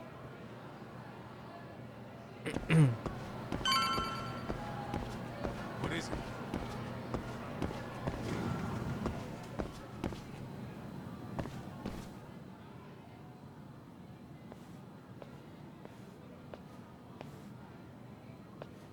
Excuse me, but I don't recall there being an inspection today.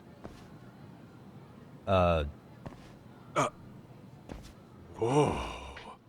Freaking Sorry to be in the Kaito. way, ma'am. We won't take long. Kaito, I please. understand, but nobody notified me we'd have any interruptions. Yeah.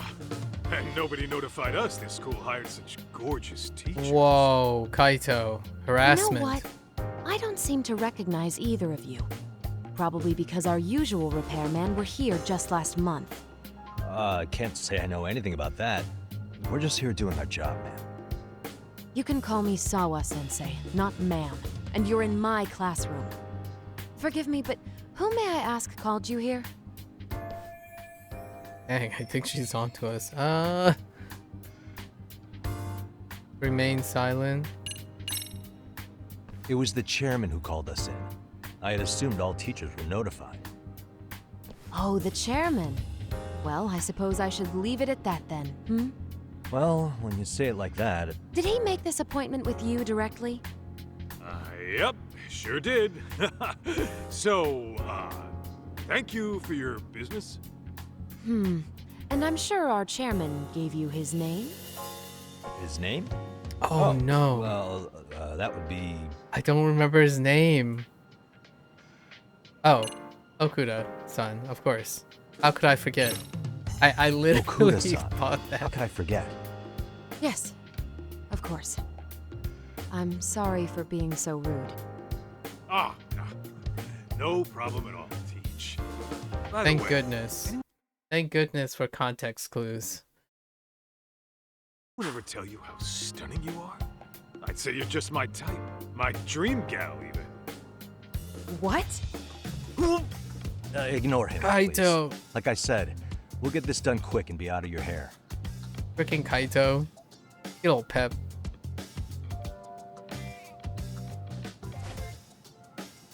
And we're done. Sorry again for the disturbance. We'll be going now. Oh man, the projectors. Man, those are the fancy projectors that project downward, or like project at a diffracted angle. You forget we're working here? Yeah, but man, that chick's the spitting image of a teacher I had a crush on. What? One of my few good school memories.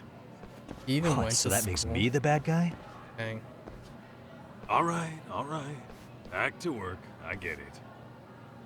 This is Tsukumo reporting in. Yagamishi, please respond.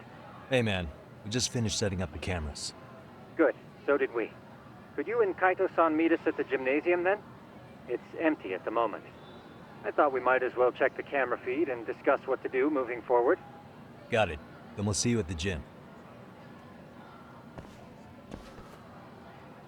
I'm gonna be real though. Is Kaito really going to like bop high school kids? I don't know how I feel about that. I'm not sure how I feel about that.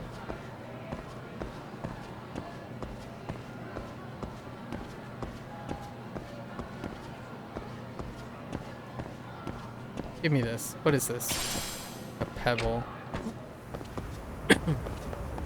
Oh, we can run outside though. Classic gymnasium.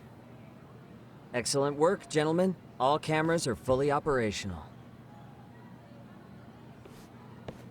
So, now all we do is sit back and watch? Something like that, yes. By the way, Yagamishi... I love the... whenever they do the rapid focal distance poll, like the focus polling on the virtual camera. I noticed you installed a camera in a classroom. Did you find a lead there or something? Yeah, that classroom had those problem kids from yesterday. Thought they'd be worth keeping an eye on. Aha. Well, nothing unusual's turned up yet. Guess we'll have to watch and wait. If there's any bullying happening at this school, this is a surefire way to find out. Wait, hold up.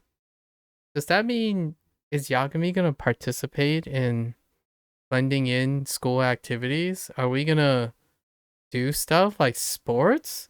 Is he gonna play like baseball or... I mean, I know he dances. I'm not sure if it's in the school context. But is he gonna play baseball? Like hang out with the kiddos? I'm gonna be real though. Yagami doesn't pass for a high school kid. He's more or less already graduated to dad status. I know spoilers too. I know he dances, but I'm gonna say baseball. Wrong as it is, there's something about smoking in school that makes it feel twice as good. Oh my gosh, Kaito, please. You're awfully nostalgic today, Kaito-san. Freaking Kaito. Yeah, well. Kaito is like he was a freaking delinquent. My school wasn't as fancy as this one. Plus, I dropped out after a year. Uh-oh. Guys, check this out. I think we may have found something. What is it? This is the classroom where Yagamishi set up the camera. Class 2-2. Oh no. Them again. Now they're picking on a girl.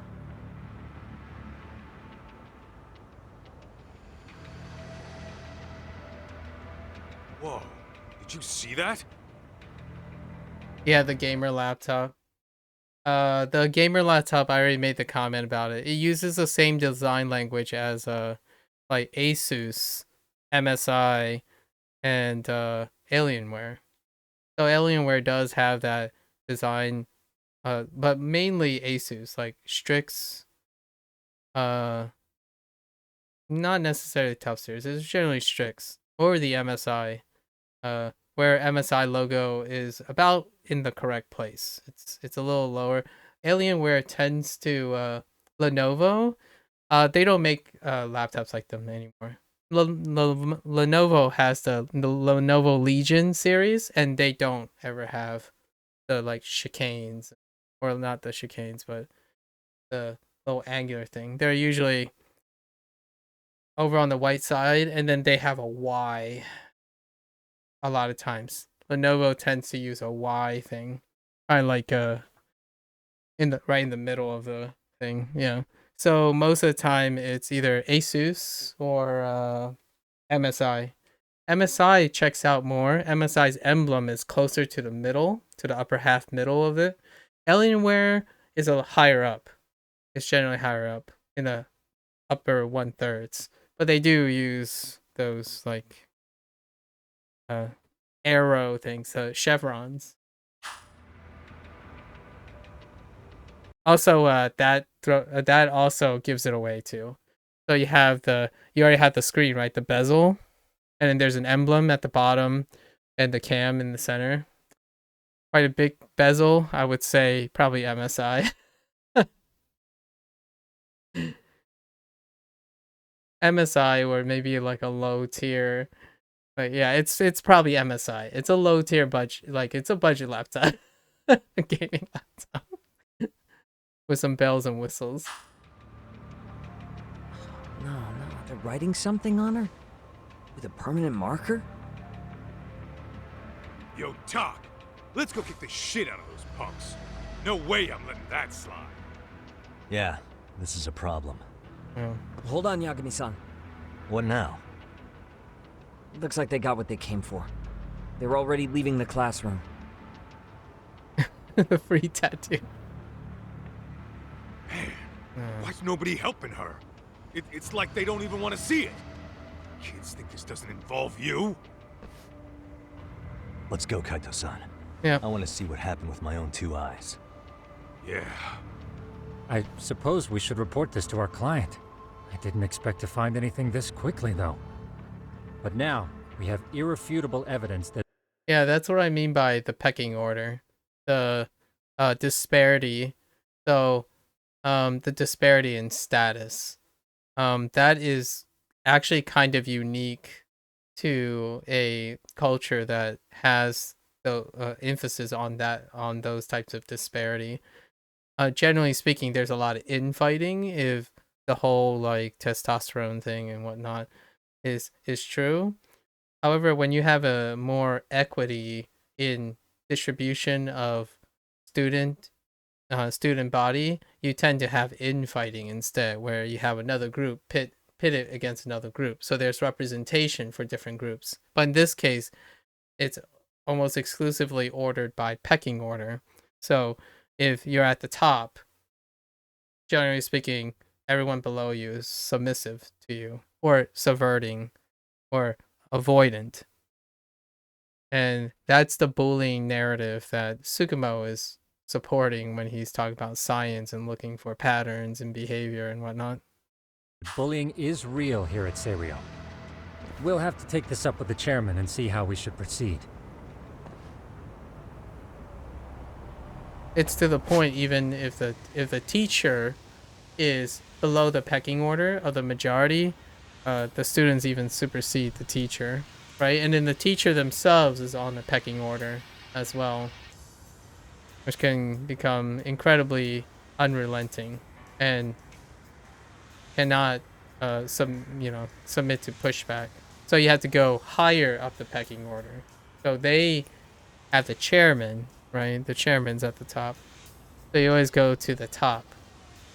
So when you're responding adequately or responding in the moment, typically that doesn't happen. It goes up the chain, and then the chain goes back down. It's a top-down approach most of the time. Oh, although our characters here, Kaito and Yagami, they're stirring the pot, right? They're the guys that are equalizing, which becomes very receptive to a Western audience. Which plays into Tsukumo's thing about dopamine and social justice. And that resonates really well with westernized society. The whole dopamine and social justice, which I don't resonate with very well. I just see lose-lose situations, an unfortunate circumstance that causes just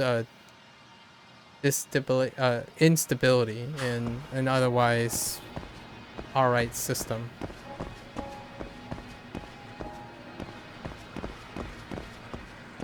And it also means that Yagami is gonna slap some kids around. Which I still don't know how I feel about it. I'm still not so sure how I feel about Yagami slapping kids around.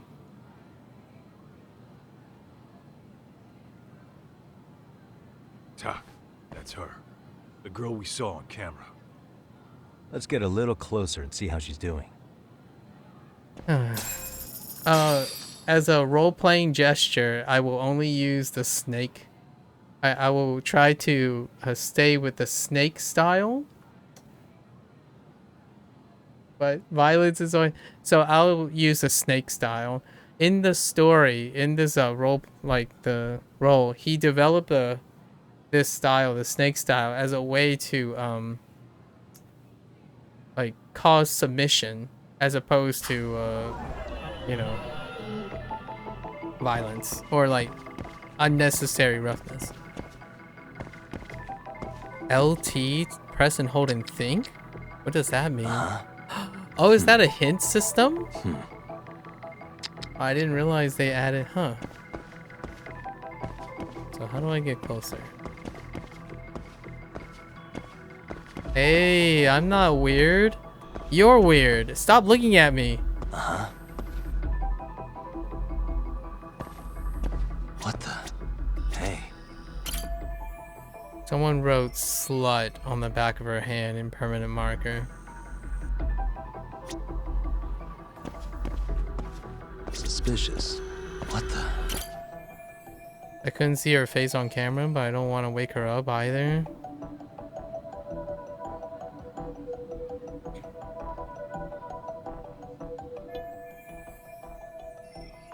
She's just a cute kid. Why do they always have to go through such, you know? I wonder if her name's written down somewhere.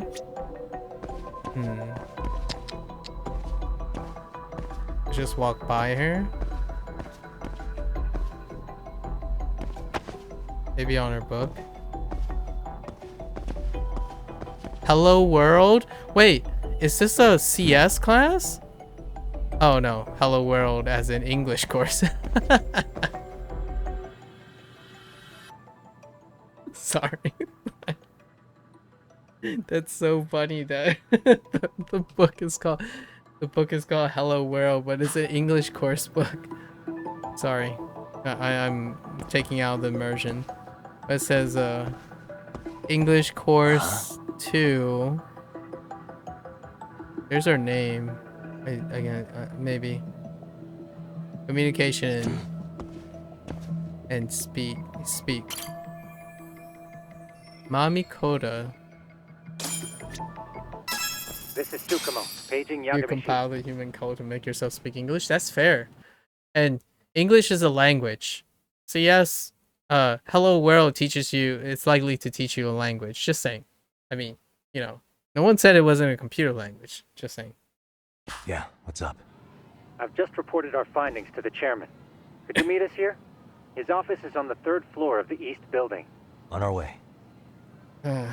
Mami Koda is our character. They're so advanced, they're learning coding in a different language. I know, right? These kids these days. So much pressure. Kaito just complained. Kaito, are you stuck?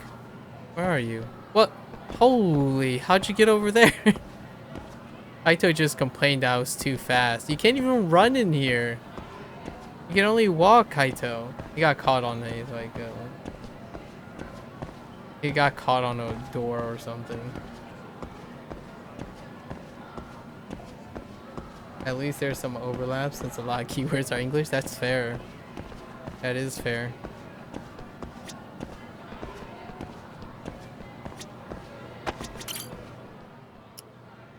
He said fourth.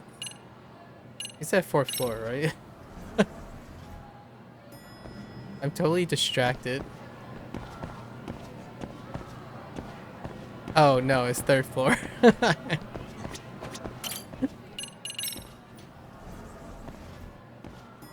Wonder what's on the fourth floor.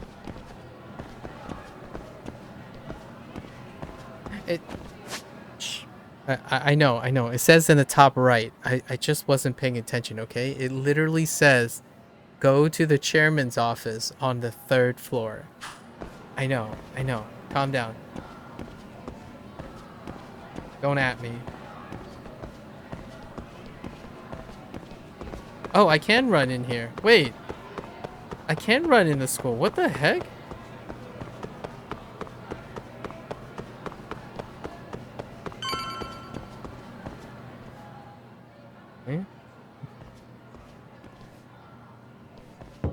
Please come in.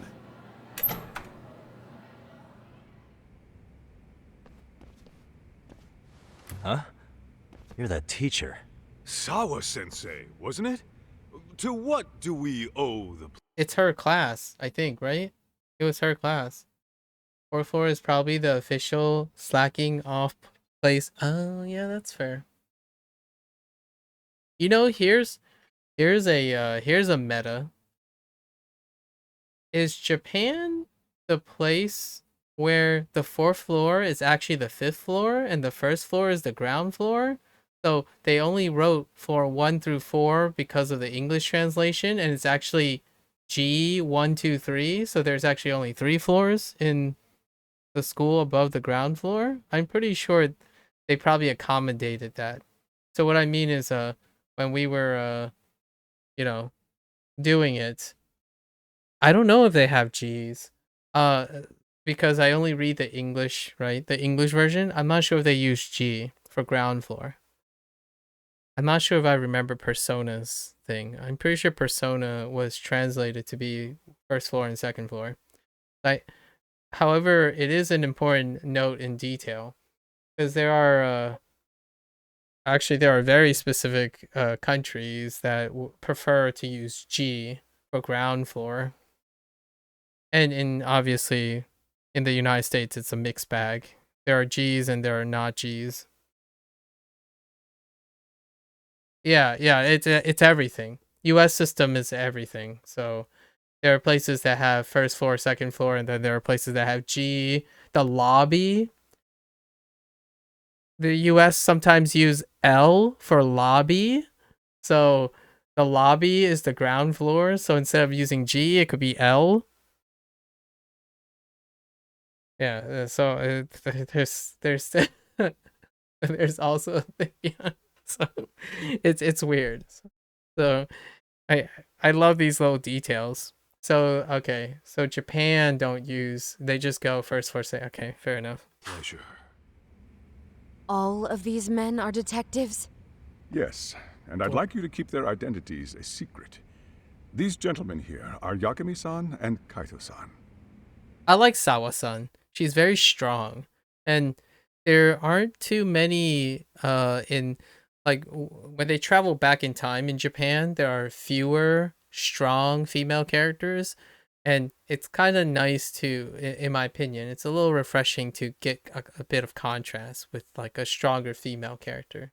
And this one seems quite forceful and caring, but in a very passionate sense, and doesn't quite strike you immediately as the damsel in distress kind of thing. Some males go easy here though. Some malls go crazy though. UG and LG? Oh, lower ground and upper ground floor? Yeah, that's right. I see. Very well then. Yoko Sawa. I really like this character. I've explained the situation to Sawa-sensei, our homeroom teacher for Class 2-2. Why don't you both have a seat? Okay.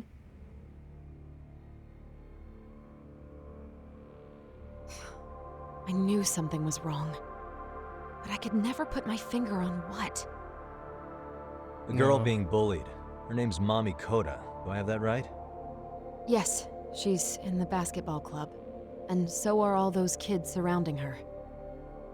Wonder if that's where the bullying started. Sawa-sensei, you mentioned noticing something was wrong? Well, only that Koda-san hasn't been herself lately. Suspend him. Expel him. Kick those bullies the hell out of here. Kaito. The video we took has all you need. Kaito, please. That's not... Let's not get ahead of ourselves. For one thing, it would be quite problematic to use It's an this invasion of video as privacy, evidence. really. True. The school can't just come out and say, we've been recording your kids without consent. Yeah, there it is. Yes, and let us bear in mind, they still have their whole lives. Oh, I love this guy. I absolutely love this guy. Kaito is like the social justice guy, right? He's a dopamine addict. And Yagami is there for the ride to weigh the stuff. Tsukumo is probably going to try to explain everything, but not really make a decision. Sugiura is just the passive guy who sits there and wait to come in clutch. But I love this chairman because he's doing the nurture thing. Basically, if you like expel them immediately and whatnot, what it does is it offloads the problem elsewhere. And not only that, you become the source of the problem as well, and at a young age, they at least have a chance. They are more impressionable at a younger age. When you show a gesture of kindness or a gesture of empathy and compassion, you have a higher chance at an earlier point in a human's life to leave an impression before it becomes normalized. So if to appease to the Japanese about the communal value of offering second chance, offloading them like that would inherently drag the community down, right? So I really like that he's being the voice of counter, and they're using all the character archetypes to represent the different perspectives, which is great because Kaito's he's a dork. Double it and give it to the next person. Double it and give it to the next person. Ahead of them. We cannot treat this lightly. Yeah. You're not saying we should look the other way, are you? No. Hey, That's last avoidance. night you said the total opposite, man. If you intend to cover this up, let me just begin by saying... No one is suggesting we cover it up. Then we need to act now. We have no idea how close to the edge Koda-san could be. What if there's a chance? What if she does something drastic before tomorrow? She's definitely a passionate teacher. I would give her that. But she may be jumping to conclusions. Yeah. This can be rough. Pardon me for saying so, but bullying is rarely resolved by the victim and the perpetrator coming to a mutual agreement. There it is, Tsukumo. That is fair. I don't think the chairman is suggesting that there should be no intervention. It's the method of the intervention. So Tsukumo is the kind of guy that represents the archetype. I know this information, but I have no idea what to do with it. And that's knowing, not being proactively offering solutions.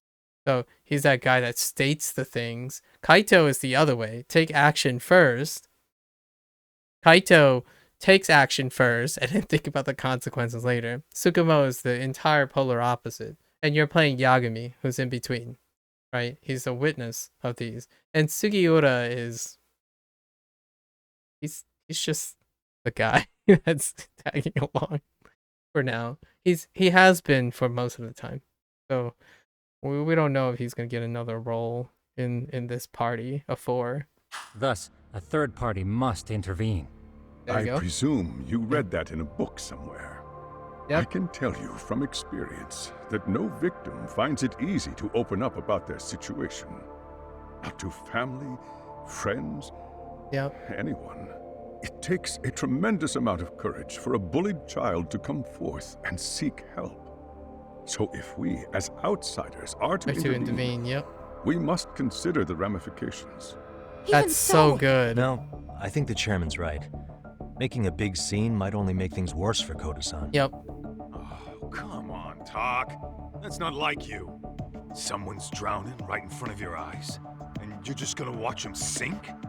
What I'm saying is, we have to put a stop to the bullying without getting the whole school involved. Yeah. What started in that classroom will end in that classroom. Uh-huh. I'm sorry, but did you say you were a detective? The name's Yagami. And you want to put a stop to the bullying, like it's that easy. Tell me, where does all this confidence come from? Wow, better not bungle my words around here. You think there's a real chance we could pull this off, Yagami-san? I do. Can you bring up that video again? Sure. One moment.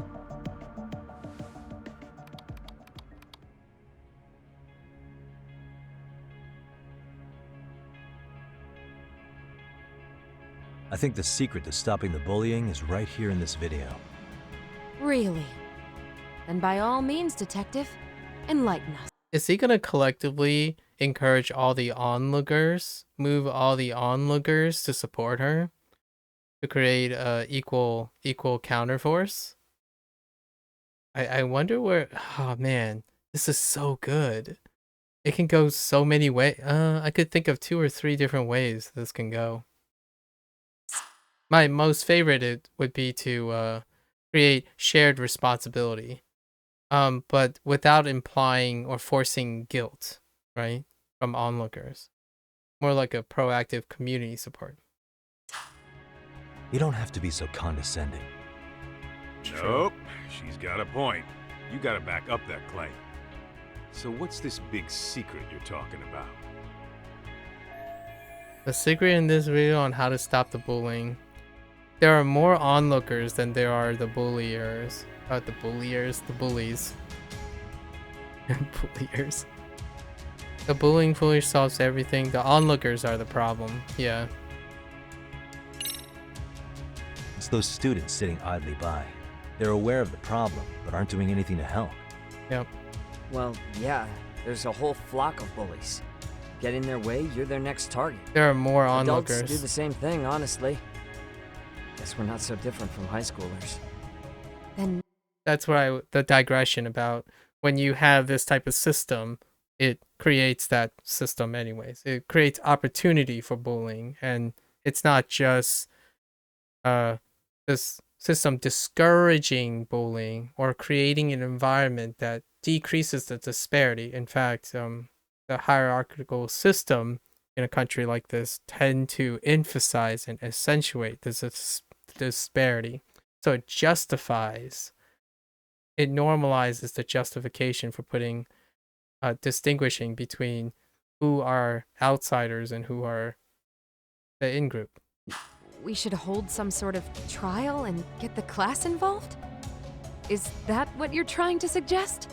Why is she so Something condescending? like that would only spread the issue. And that would only bring more pain to Koda-san. Tell me, what is your suggestion, Yagami-san? What I'm getting at is that it's the silence of all her classmates that's empowering these bullies. Yep. On the surface, we only see students turning their eyes as one of their own gets tormented. They feign disinterest or pretend not to notice because remember, that's the safest thing to do. But deep down, kills them to see it. Yeah, no shit. So if the class could just express that, the pressure would then shift to the bullies. We have to tip the social balance in that classroom. There Become it the is. voices of justice, of social law. Then, it's the bullies who become the outcasts. Yeah. Would they keep running the risk of bullying if it meant social exile? I can see how you arrived there. All right, so where do we come in? Gotta plant the seed. We come in by giving the bystanders a voice. We're gonna be the spark that lights a fire. There it is. After all, the first voice matters the most. Mm-hmm. Okay, so what's the plan here? It's a incredibly, I'm gonna be real here. It's incredibly Americanized approach.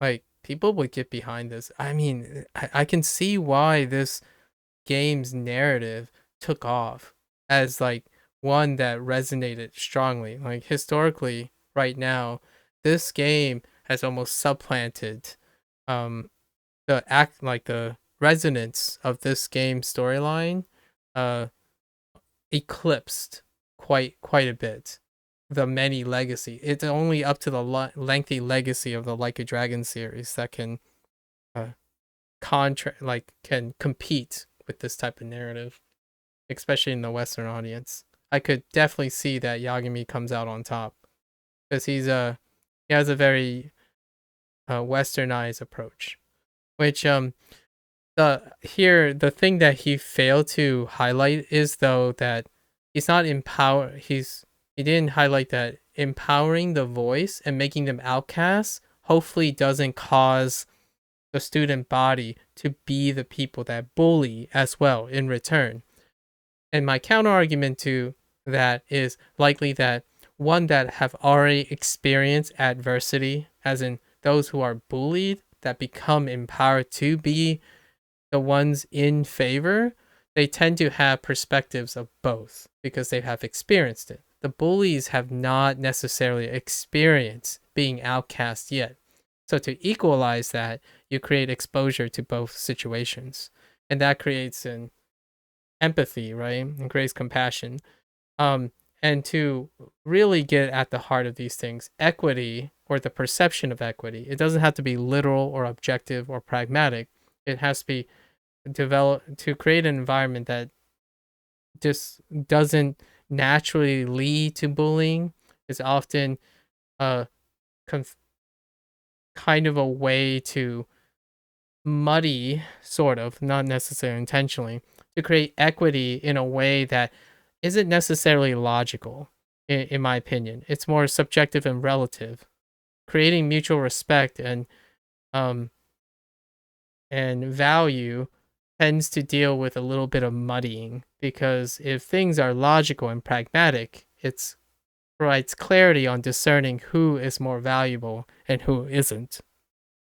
So in a way, it's a culture that's based on merit, quantifiable merit, especially how Tsukumo defines relational status and explainers, right? A great amount of clarity. But that clarity also makes it easier to identify who is submissive and who is dominant. And in this way, that's why I also feel that it's a counter argument to the whole testosterone and oxytocin and the gender bias of biology. Because when you normalize experiences in human beings, it can naturally feed back on the way you respond hormonally to things. Like, how can 10 people eat a food and they disagree on if it brings them pleasure? It's certainly not just the hormonal natural output. It also deals with normalized behavior and response. So they're connected. Tsukumo's constant iteration of reductive reasoning based on statistics, it's dangerous. It's a lot of information. It's useful information. Doesn't necessarily resolve problems. And Yagami is basically my poster child right now, after my long digression earlier. He's representing pretty much where I'm going most of the time. So it's gonna be great to see how resonating it is to my concerns about the high school environment versus everyone else who has very traditional things. Like Sawa is very traditional. Kaito, Tsukumo, the chairman is a little different, which is nice. And then Yagami is throwing the curveball. Tsukumo, how fast can you get your hands on a couple of mini speakers? I want to put them in the classroom where they can't be seen. I can have them here momentarily, but I admit I don't really grasp the plan here. I don't blame you. I honestly can't say it'll work, but I think it's worth a shot. That's exactly what I would say.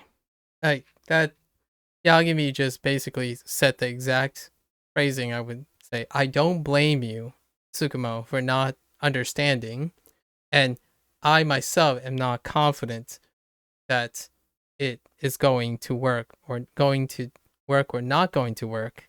However, not doing anything, like Sawa suggested, was angry about, not doing anything doesn't precipitate change.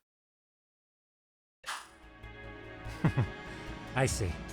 In that case, I'll be back before school's out. Chairman, I don't know what these detectives are planning, but I'll tell you this right now. I refuse to stand idly by while a student gets pushed to the breaking point. Sawa is a great example of someone who is incredibly kind, but she's expressing it passionately, which it becomes what I have used terminology-wise, like for myself, toxic compassionism, which is a passionate caring that can lead to very rash decision-making. And because of the rash decision-making, it can often lead to a lose-lose situation, which not only devastates the person that the person's helping, it will devastate the person that made that rash decision. I call it toxic compassionism because a lot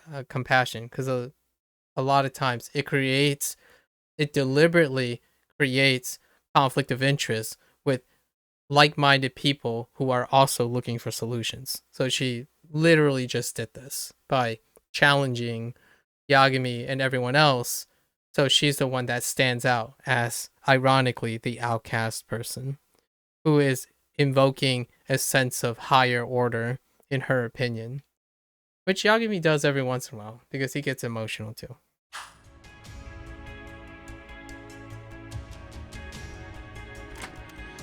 She basically just superseded everyone. It's like, I don't care what all of you think. I told you about the student who committed suicide. That affected Sawa-sensei profoundly. Yeah. Perhaps she blames Trauma. herself for being unable to prevent it. That's it. Whatever the cause may have been. Checks out. I can see that. As the chairman of this school, I don't want to let her down. So please, help her, Yagami-san. Help us all. The writing is great. Like the dialogue, the writing, how the characters interact and resolve How's it things. coming along, it's Yagamishi? great. No complications, I presume? So far, so good. Looks like most of the students have gone home. Do you have the speakers I gave you? Yep, and they're just what I needed. You're the man, Tsukumo. How about we save the praise for after our plan works out? Anybody in the classroom right now? In class 2-2? Let me check. Now that's odd. What's wrong? Well, that one's fine, but there's something wrong with the camera in the classroom building. The one on the second floor by the stairs. Is it broken? No, still getting a signal. Something might be blocking the lens? All right, I'll check it out on the way.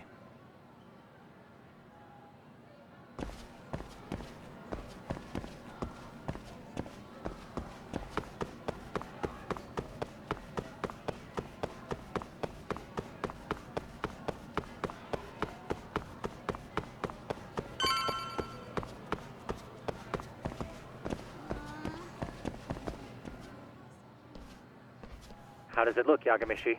Anything unusual? Let's find out. Huh? The heck is this?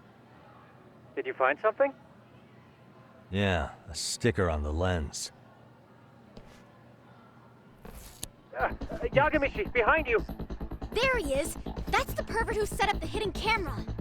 Oh no. Endo. See, when you find a hidden camera, your first thought is to take it down. That's wrong. What you do instead is block the lens. That way, when the perv finally notices, He goes back to fix it, and bam! Caught in the act.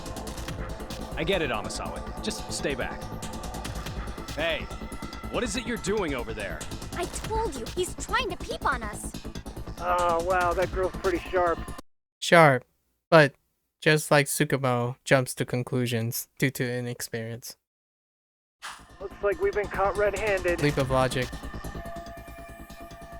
Leap of logic, but based on statistics, right? So what I mean is that girl was probably exposed to something that probably occurs fairly often, or is ubiquitously exposed, like merely exposed to all of that, so she normalizes that, and that's her leap of logic, right? But just because you know a lot of information and it's a likely case, it doesn't guarantee that that is the case. So that leap of logic can create situations like this. Average peeping Tom. Come on, let's catch him already. Stop! Hey, wait!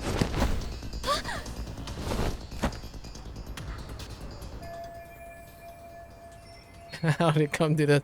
That's how I climb my... Oh yeah, parkour. That's right, Yagami can parkour.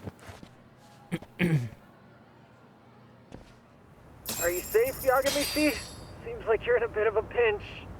Yeah, you think? Classic, yeah. Classic, traversal mechanics. You have the subtle highlighting and stuff. Wait. Oh no. The camera swap. It caused me to go the other direction. Alright. That's like Resident Evil level. Shoutouts. The camera swap in perspective. Oh no. Oh no. Oh no.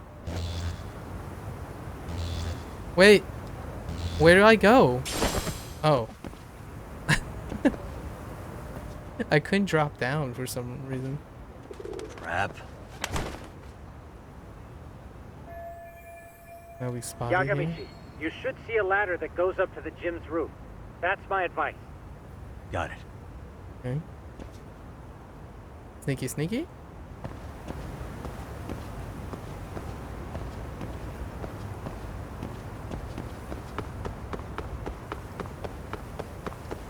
Don't panic, but the school just contacted security. Several guards are en route to your location. Great. Just what I needed. What the... Yo. This view, though. So weird. It's a nice view. Looks like Drone? you've made it to the rooftop. Where have you been watching from this whole time? From the drone, Yagami-shi. I found a spot that's pretty inconspicuous. From here, use the drone as a guide and jump from that roof toward the classroom. You're gonna have to clear a big gap. Wait, what? Right. I'll try not to die. Parkour long jump. Okay.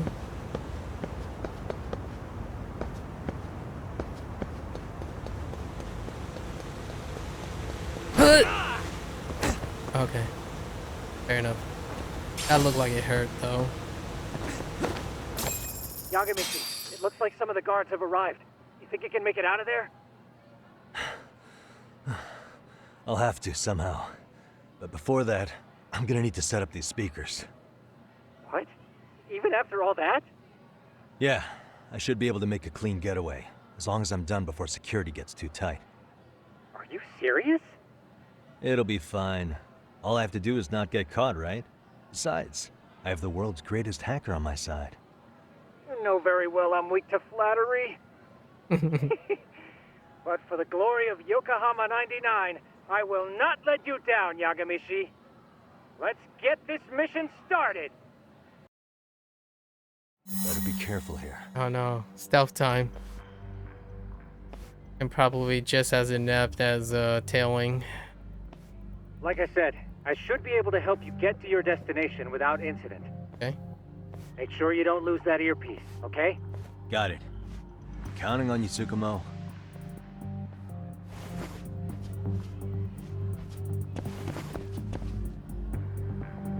What was the button? Oh, I think it's Y. Yeah.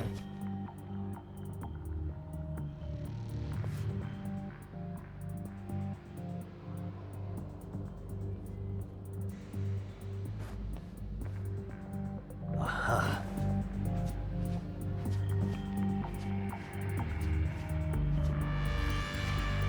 Okay.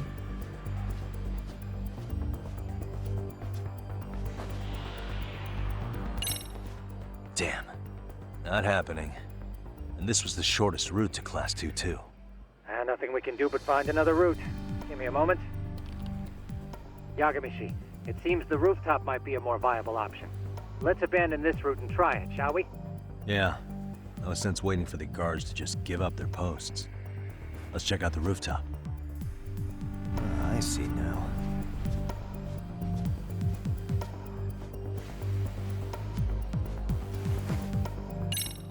Dang. The hell, another roadblock? My apologies. I'm afraid that was a blind spot. Well, shit. Yagamishi, how many guards are there? There's just one. Just one? Well, in that case, let's just get that guard out of your way. Yeah. You got a plan? Of course. Yagamishi, it's time to put that thing I gave you to use. You mean this ball or whatever? What does it even do? It's kind of like one of those anti-theft balls, actually. You fill that ball with powder or liquid and throw it at your target to blind them. Right. So what's inside this thing? Smoke? Oh, just some peppers. Peppers? Is this really gonna work? Now, don't doubt the magician. Just take my word for it and let it fly. Okay. It's just a smoke ball. Okay, that makes sense.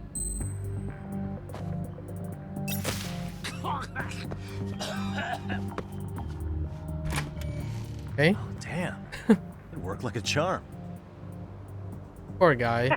What did I tell you? Dude, powdered peppers going into someone's eyes. Ooh, that feels like it's gonna burn for a couple hours, man. Yeah. But, Yagamishi, that only works once. You'll have to procure a refill on your own. Yeah, I got it. Oh, what the heck? Why is that? How much code? There's no getting. Okay. So, what?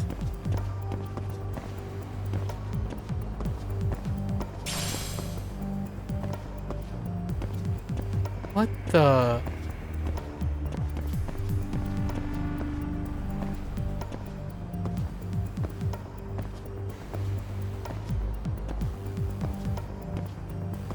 Too close. It's fine. It's fine. Don't worry about it. There's one over there too.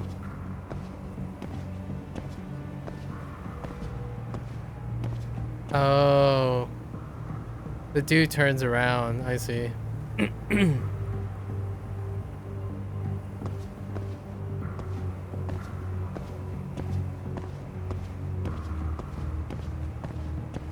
Don't mind me.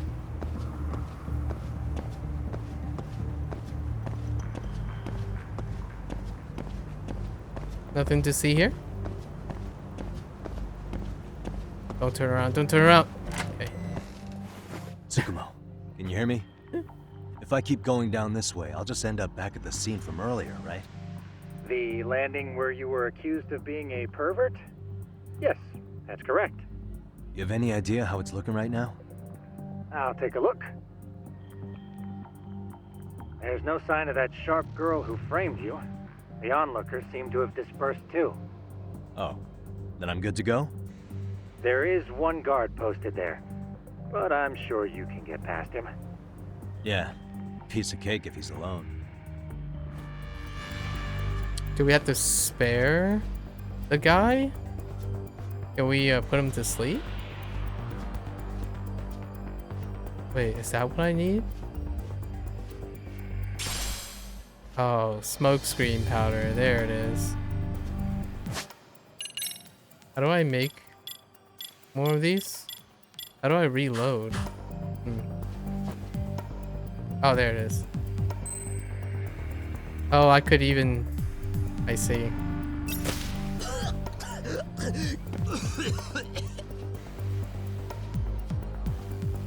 Poor guy. Oh.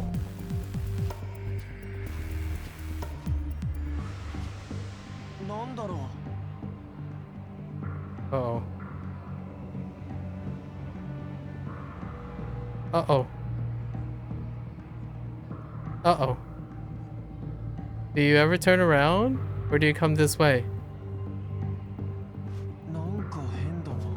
Oh my goodness. Okay, let's walk in here. Oh. Is this what I think it is? Pocket tissues. What the? Okay. Alright, not what I was thinking. I can't see. Oh my gosh. I'm having night flashbacks to MGS. Oh. What up? Wait. Okay. I can't. Oh, I literally use... Oh, I can't take him down. Oh no. Oh no. Oh no, go back. Is this okay. Alright.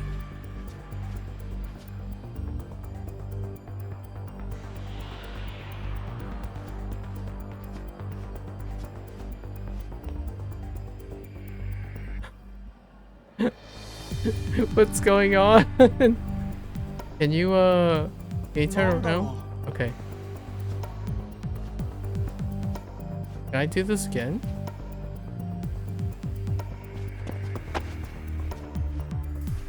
I can't? I can't do it again. What?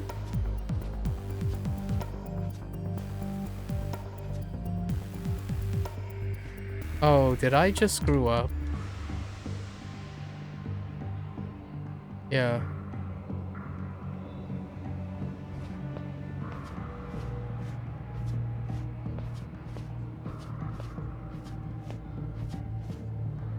Can you turn towards the...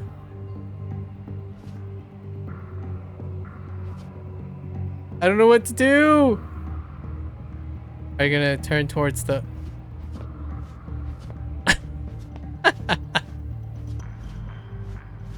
Make a run for it!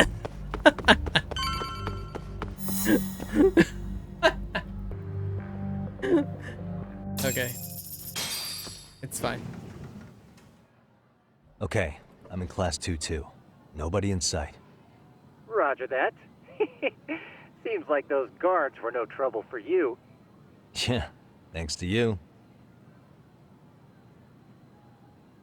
Well, better set up those speakers while I can. Good luck. Alright. Her desk was right here.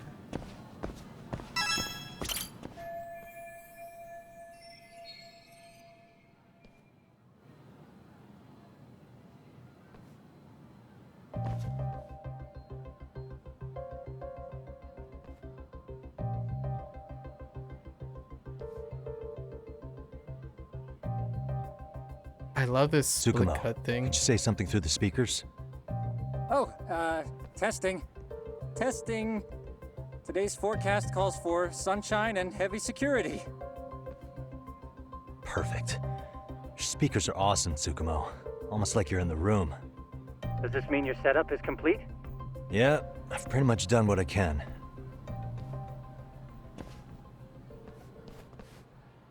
Oh boy. Huh? Oh, no you don't. You stay your ass right there. Go get Yakun and the boys. I see you got security all riled up. They've been looking all over for you. Didn't think you'd be dumb enough to stay. Could have sworn I saw you earlier at lunch. Now where have I seen that face? Oh, you're the guy from yesterday. The guy who stole my fucking phone. I'd say it's time for some payback. Don't lose heart, Yagamishi. Already come this far. Right. I can get through this. What the freak? Yo, no, no, no, no, no, no. Listen, no, no. Those guys are not in high school. Oh, heck no. What the that guy looks like he's in college or something. What the heck? Who the fuck are you and why are you in our school?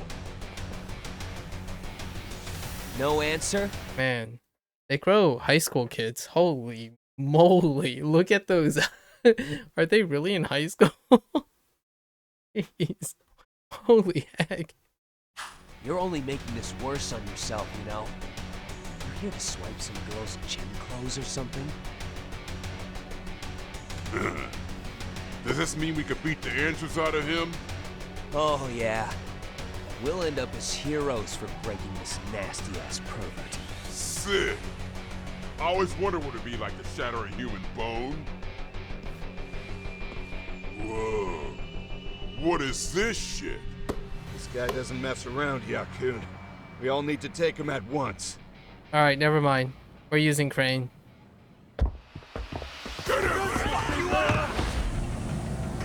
What? Oh. Holy shit! Oh, never mind. Oh. Don't let him go!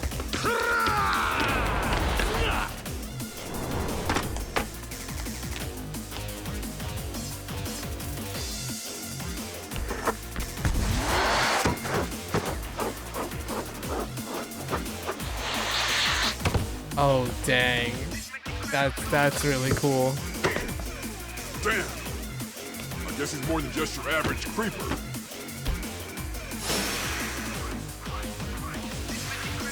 Yagamishi, you can't get caught now. They'll label you as a sex offender. You don't want that on the news, do you? No, can't have that.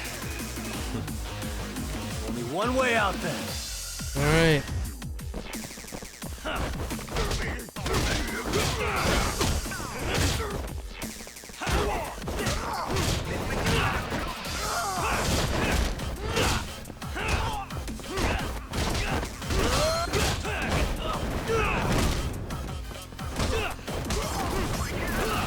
Oh my gosh, that feels so satisfying. What the heck, man?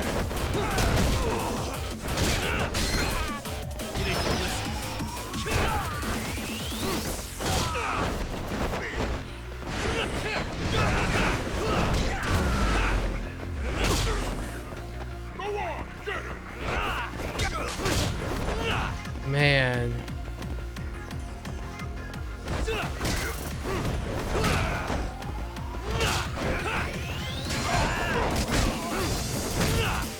Oh, I don't know if that's as dangerous as...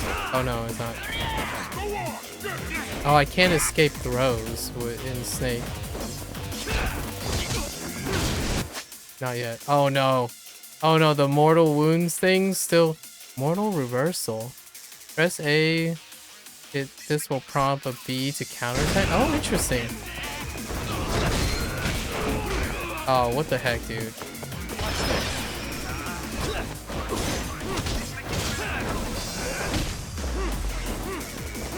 Oh, I can't throw them.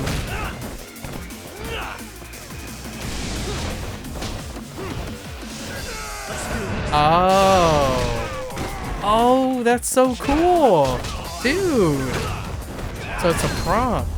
Oh, dang. That's awesome. Oh, man, that's such a great change. Instead of running around like your head cut off. Should I have gone easier on them? So, let's take a tally.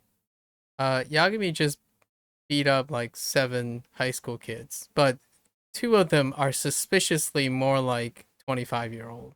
Jacked up 25-year-old. Never mind those guys. You need to make yourself scarce. Unfortunately, you're on your own from here. The 3 of us need to make our exit now, too. We'll all regroup at the office, okay? Got it. Okay. Alright. Do we just automatically get back? Nice. Alright. I mean, that's a good place to stop for the day. We got some good, good digression in, you know? Getting close to that battle bonus. Man, there's gonna be so much to talk about in this game. Really wonderful writing. So many things to see and think about when we see the MSQ unfold. Alright guys. Thanks for hanging out. Thanks for chilling. For sharing. If you're gonna watch this later, thanks for watching.